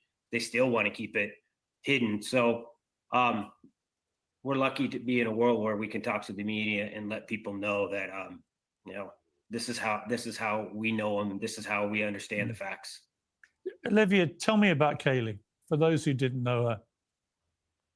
Yeah, Kaylee was awesome. I know that that's a little cheesy to say, but she was really cheeky. She was really funny. She was super smart. She was super friendly. And one of my favorite things about Kaylee was how, she was a little bit more, gentle when you first met her, but she would stand up for what she believed was right, no matter what. If it was a situation, even where, someone was, uncomfortable and clearly uncomfortable, even if she didn't know that person, she would have stood up for them and made sure that they were okay. And I think it takes a lot of courage and a lot of bravery to do that. And she had that. And she was really true to herself all the time and super multifaceted. It's hard to even put it into words, but she really was just a lot of fun to be around and had a lot going for her. And there won't be a day that goes by that I don't miss her. Steve, you've lost your beautiful daughter who had the whole life ahead of her at the age of 21. Again, it's hard to imagine anything worse for a father, parent to have to deal with. What are the things you're saddest about that she will now never enjoy in her life? Kaylee was the one child in our family that just wouldn't take no for an answer. So she was the one that would be like, we're going to go to Hawaii. We're going to do a vacation. We're just going to make this happen. And then, I got a laptop in front of me with everything booked and I just have to hit okay. So I'm going to miss that spirit of hers where that spontaneous spirit that she had of getting everybody rallied together. Let's go do something fun. And you know, there hasn't been a lot of fun in the last 2.5 years. So we put a lot of that, attribute it to that person missing. And all my kids are amazing, but it's hard to not think about what you're missing and you know, try to make sure that all your kids understand they got a special place in your family. But, you know, it's nothing I would ever wish upon any other family to go through. Christy, do you think you'll attend the sentencing, or is that a step too far for you as a family? No, we're really, we're trying to figure that out right now because unfortunately, not unfortunately, but our youngest daughter is going away to college, and that the 21st to the 25th is her orientation week. And it's not close to home. It's not close here to Idaho. It's a few states away, few time zones away. So, you know, we have to be there for Aubrey. You know, she's, but yet we really want to be there for the sentencing hearing as well to give our impact statements. So we're just trying to work something out right now. We're trying to figure it out. So See, just the other day, sometime last week, Steve said they wouldn't be making an impact statement. So they go back and forth so much that tells you there. Well, didn't he just say that he wasn't going to make one? Well, I don't know if he was talking about him or the family. So that's what I'm saying. Either way, who's yeah, that's a good point too, JC. Do you guys notice the common theme that they continue to say that Kaylee was very driven, wouldn't take no for an answer. She would go, if she wanted something, she'd go out and get it. There's no way she's going to go without anything. And I keep on thinking she got that Range Rover. I was going to say she just got a new Range she had Rover. $100,000 in the bank, and you can be as motivated as you want. I don't want to say anything bad about Kaylee, but the fact of the matter is you can be a go-getter as much as you want. I think a lot of us want to be go-getters. There's just not that much opportunity. America is not what it used to be. You just don't go out and get $100,000 in the bank and a brand new Range Rover and go to college and get wasted every day and get lipstick and pretty dresses. All that stuff costs money. They don't pay a lot of money, no matter how talented you are when you're 21 years old or 22 years old or however old she was. And all the descriptions of Kaylee seem to fit with somebody who would be a prime candidate to get involved in something that, you know, around the peripherals that would be would go toward motive, whether it be drugs or some of the other things that have been rumored. They're describing a young woman who would go over and above the norms to get what she wanted. And I'm just saying that. I know it's going to be an unpopular opinion, but that's what I'm hearing. No, I mean, I agree with you, Jesse. I do wholeheartedly. Makes perfect sense, sir. Another thing I want to say is Olivia, I know that she was pregnant before, but that's not the same person. I just went to Google and looked at old pictures of her. I'm talking like when she was 16, 18, before she was pregnant, after she was pregnant. This is not the same person. This face is. She's completely people that are that thin when they get pregnant, their faces don't swell up that much and get so, you know. There was some kind of plastic surgery done here because I think I was going to say, has she had plastic surgery or something? She had the same nose that Christy does, and look at it now. It's like. Well, I don't know if you guys aren't onto something with the Ozempic. I kind of took that as a joke in the beginning, but if you go to Google Images and look at a ton of pictures of her, different, completely different person. You are absolutely right. And yes, she is her husband works for I think it's Paramount as a producer, I believe, and from my understanding is she's gotten involved with acting or something somehow. So that could all take part in all of this. Who knows? Yeah. So I don't know 100%. Oh yeah, see, Annie. How old is she? An actress. I think she's 28. I think Tara says her car was secondhand, valued at $20,000. She financed it and sold her other car. Yeah, that's great, Tara. Does everybody that go to college have a Range Rover? Did we all have Range Rovers when we went to college? I understand that it was a secondhand car. It's still a little bit more than what you'd expect a college student to have that worked at a coffee shop, in my opinion. They're just a little over the top. There was multiple bank accounts as well, and that's not just a standard thing everybody does every day. So yeah, I mean, if the whole she financed it thing was true, you'd go to a college campus and everybody would be driving Mustangs and Range Rovers and Lexuses, and that's just not the case because college kids don't have that much money. Yeah, and she worked at Dutch Brothers Coffee part-time. That's a lot of money to have in an account. Multiple, whatever it is, in turn from working at part-time. Some of these college kids be driving some really nice cars, though. I've seen BMWs. Yeah, and their parents usually pay for it, or they're into something. Yeah, agreed. That's typically where it comes from. Yeah, I mean, they're not getting it from working at a coffee shop. No. You don't work at a I mean, how many people out there have worked at a McDonald's or a Subway or at a restaurant? And you can't afford to finance a $20,000 car. You just can't. No. You probably drive a beater. If you drive you either take the bus or you drive a beater. Yeah, not and pay the rest of your bills and survive. Agreed. Fully agreed. But doesn't Steve make quite a bit of money though? He's never indicated that that's why she had these things. He's always said that she was he's used. She did it on her own. Yeah, he said she did that all on her own. So he said he paid for their schooling, but the car, he said she was proud because she did that all on her own. So yeah. Well, she did something to get it. Agreed. There was, like I said, quite a bit. Tammy says my 16-year-old niece just bought a brand new Range Rover, but definitely does not have $100,000 in the bank. That's her parents' money. Well, we don't even have it confirmed she had $100,000 in her bank, do we? No, it's just that's something that was. I was going to say, is that even?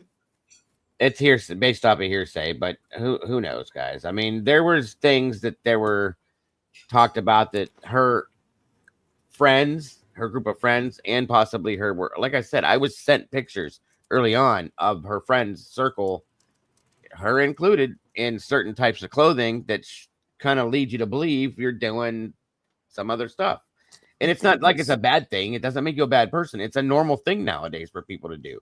So, they supplement their income through college to get through college because it's not cheap and to have the things that they want because everybody needs this generation, especially this gen nowadays, has a very high, it's very expensive taste. Okay. It's just part of life. So you would do what you got to do to get the things you want. I can see it. Once again, I just think the comments that they're making in this video and that we've heard them make over and over again, the way they describe Kaylee's personality. Yeah. You're describing somebody who would be more likely to embark on such ventures, whether it be drugs or sex. But, the boundaries of what you would do for money are lower than the regular person because you're a hustler, so to speak. Yeah. Hustler was a term that came right out of Steve's mouth. Steve called her a hustler. Yep. Very true. Very true. Very true. And yes, I did nothing half-assed. He thought it was hilarious. All right. To a school in Texas, and we're super proud of her. And just goes to, these children that have just, it was so hard for her to get through this. And she still got a full ride. That's amazing. Steve, how do you feel about this monster, Koberger? He's trash. He's absolute trash. And I'm coming for him, I'm coming for him as best as I can. I know that his people want him to be studied. I do not want him to be studied. I don't want him having anybody paying attention to him. He's not worth it. There's nothing of value inside that human being. I guess the best we can do is just lock him up and let him become an asset for the state. But that's not what we want. Well, I wish you all the very best out of this hell. It's great to hear about your daughter doing so well. Amazing, really, given what's been going on with your family, that your family is still thriving.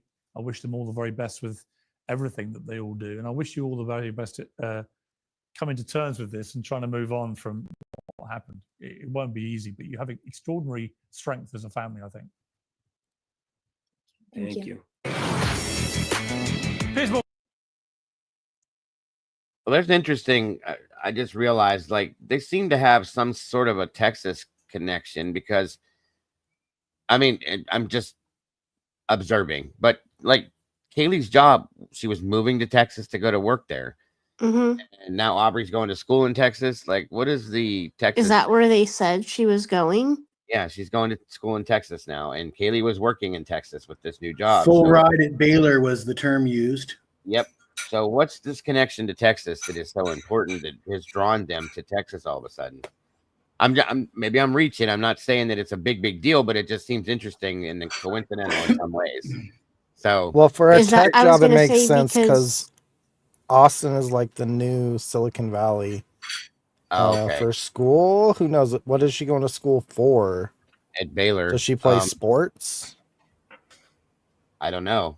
No idea, bub. She I don't got know a full anything. ride, so I mean, Yeah, maybe. could Unless just she's be like coincidence.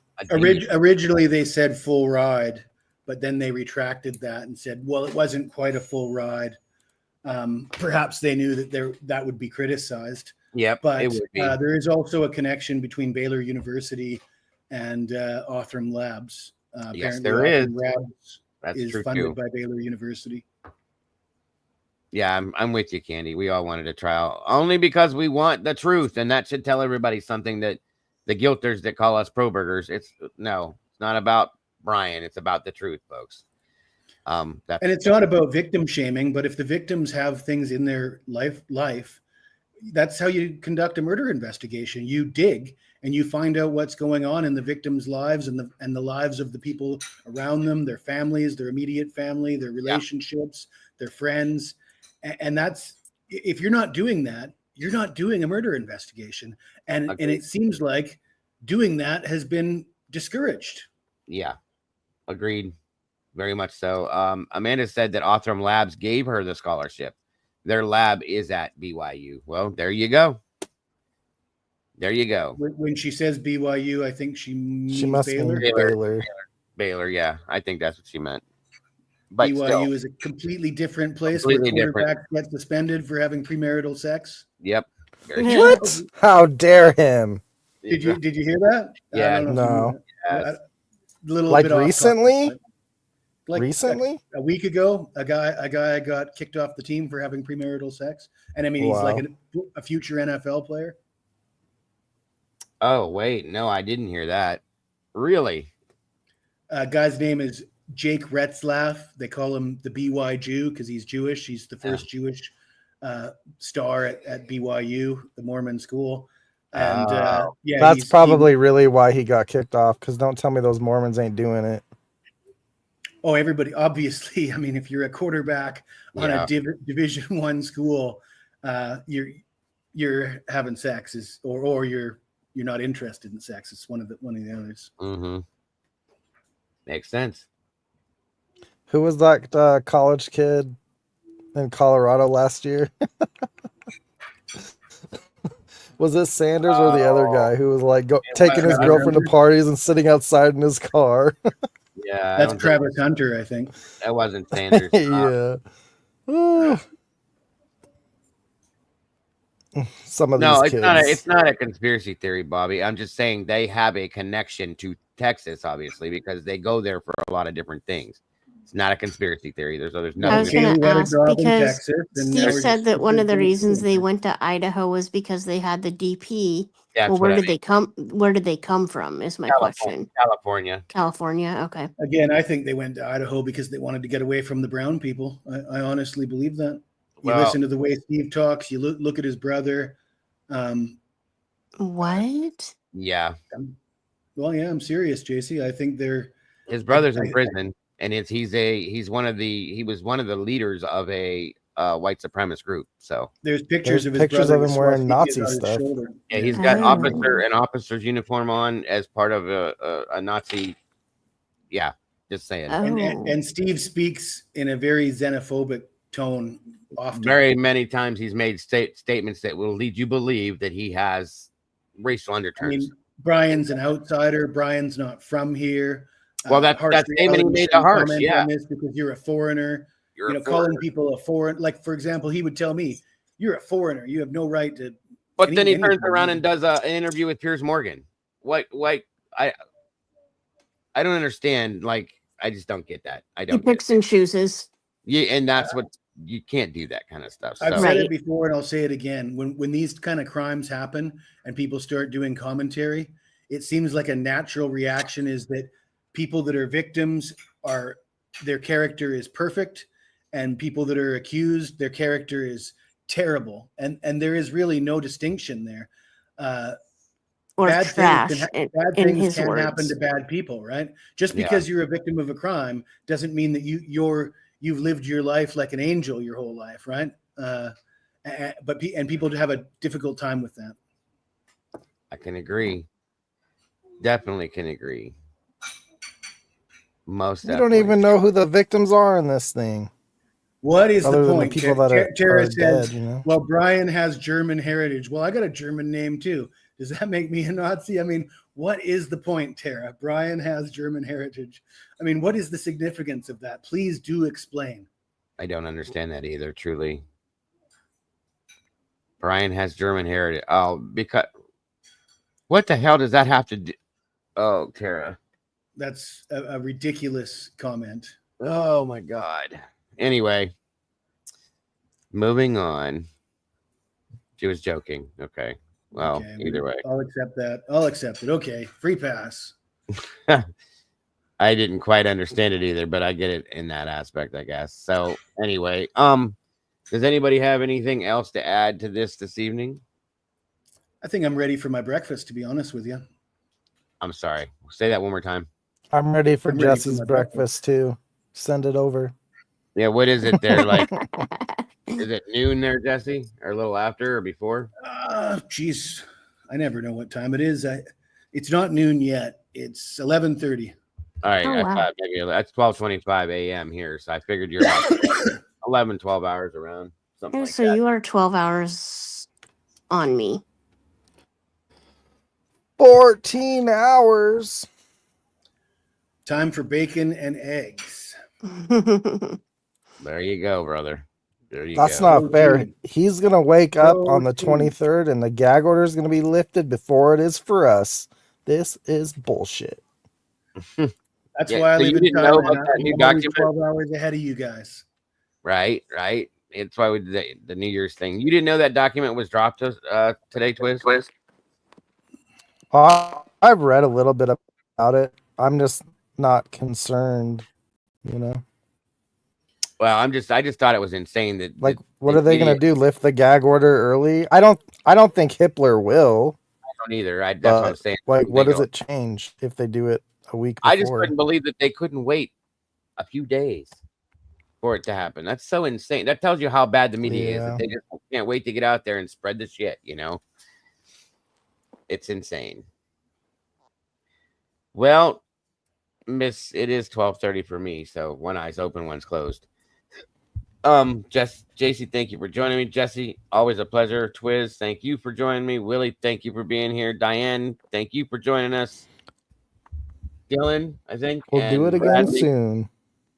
Oh, of course we will. Yep. We will. So everybody, thank you for joining us tonight. I appreciate it. Like I said, it was a wide open discussion with a wide open topic level, and I knew where we were going to end up, and that's okay with me because everybody wants to understand because nobody does. I mean, I guess we can talk about this another time, but I kind of wanted to know what you thought about Raul's verdict. I didn't even follow that. I haven't even followed that, JC. I didn't get to see it. Oh my gosh. I wondered, I don't know. I like he did it. I don't think it's a question of who did it, but when he gave his testimony, he claimed self-defense, and I think that's where it all went south.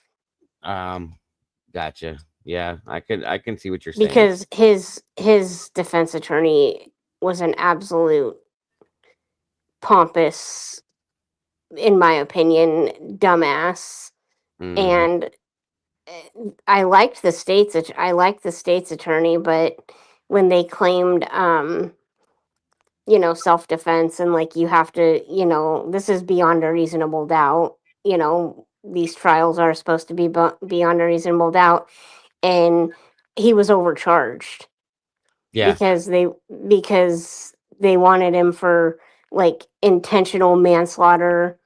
Same thing that happened to Brian. He was overcharged too, in my opinion. In the first degree and all this stuff. And I don't, but then I'm like, oh, this kid is guilty. But then I started thinking about it and I'm like, I don't think that he went to the party with the intent to kill anyone or whatever. Yeah.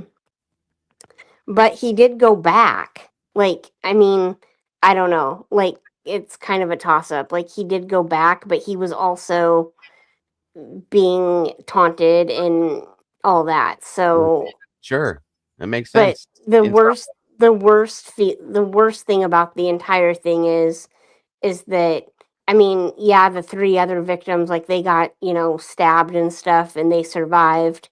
And they're gonna have to deal with that for the rest of their life. But Jimmy lost his entire life. Yeah. And so that's the worst part about the entire thing, is that there was a death involved, like an actual death, and Jimmy's got no justice now. Right. That's what it sounds like. Yeah, I didn't get to watch that at all. But they definitely. But the problem is he was overcharged. Well, it seems to be a thing because it was talked about with this case. It was talked about with a few other cases that they seem to be doing that a lot. Well, and someone just said that, like, they think that juries are finally understanding how juries, like, people are understanding how juries work. Yeah. And how hard it actually is to actually beyond a reasonable doubt somebody. And, I guess once again, like, states have to do things legally too, and the burden is on the state. It's not on the defense. The defense just has to prove reasonable doubt, and the state has to prove beyond a reasonable doubt. Absolutely. So I don't know. It's just been interesting to, follow all these cases that I do and learn, like, just, I mean, yeah, deep dive into the cases and, the specific cases, but just kind of learn overall generally as well. It's because each case in a sense is different in its own way, and it is very interesting to see how it goes for each situation. Agreed. Yeah. Very But much so. I mean, the sad part about this Connecticut case is that I think they interviewed, or I think 21 to 25 people took the stand, and these kids were absolutely phenomenal. They were outspoken. They were, direct. They were professional. They were, and it didn't sound like this party was an out of control party until it was. Yeah. And the thing is, these kids were absolutely phenomenal, but I think they wanted to make sure that every single one of their stories added up, and it did. But the problem was the defendant claimed self-defense. Yeah, that's And interesting. Thank you, yeah, Justin. I would look into it. You'll be I will amazed. definitely check it out now. Specifically, I'm interested for sure. But also, the kid was also 16 years old when it happened. So that plays some of it too, I think. Yeah, that would make sense. I mean, if he was found guilty, I don't think he would have gotten life just because of his age at the time. Yeah. So that plays into it, in my opinion. I agree. Yeah. Definitely. I just feel bad. I feel the worst for Jimmy's friends and his family, but then again, like, feel terrible for the other surviving kids. Sure. Yes, you 'Cause they're should. gonna have to deal with that, and Raul, I guess, just kind of got away with it. Yep. Very much. So, but that just goes to show how hard things are to, prove, and how much everybody needs to have their shit together Amen to that one. for this to all come together and total justice to be served, and everyone to be, held completely accountable for their actions, and just lessons can be learned on what needs to change in the future, I guess. If it ever will, I don't know, but Amen. just a lot of lessons for a lot of things. Yes, ma'am. A Oh. whole lot of lessons. That's a good point. Yeah. But all right, I'm going to step down. Have a good night. Thank you so much for having me. Always, and I hope to see you again soon. Have a great rest of your night. Yep, you too. All right. Bye-bye. Good night. Good night. And everybody else, guys, thank you so much for joining us. Much appreciated. And much love to each and every one of you guys for supporting this channel and each other through these cases that we cover, because we are all on the same team, folks. We may have different opinions from time to time, but we are all here for truth, justice, and what should be the American way. I appreciate you all so very much. Once again, hope to see you all very soon. Don't forget to love yourselves and love each other. Don't change a thing. You guys are the beautiful people. Bye-bye, everybody. Have a great night. God bless.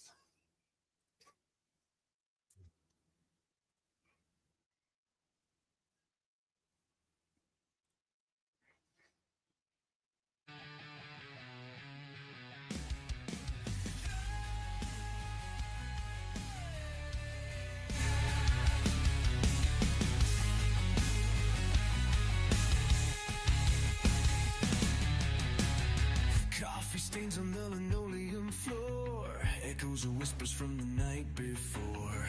Shadows crawl where the light won't stay, dark stories told in the True Crime Cafe.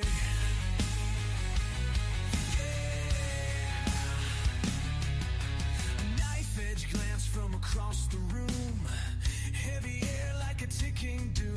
Secrets traded in a smoky haze, lives unraveled in the True Crime Cafe.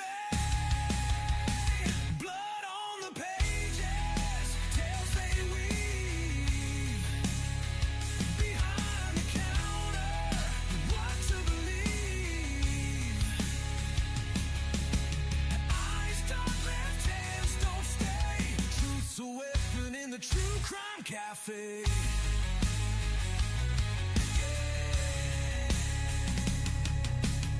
Broken cups and the creak of chairs, eavesdropping souls with their guilty stares. The smell of fear mixed with burnt decay, justice whispers in the True Crime Cafe.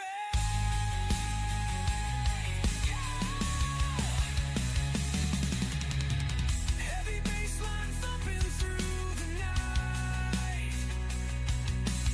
Drumbeat mirrors the pulse of fright. No escape from the games they play. You're a prisoner in the True Crime Cafe.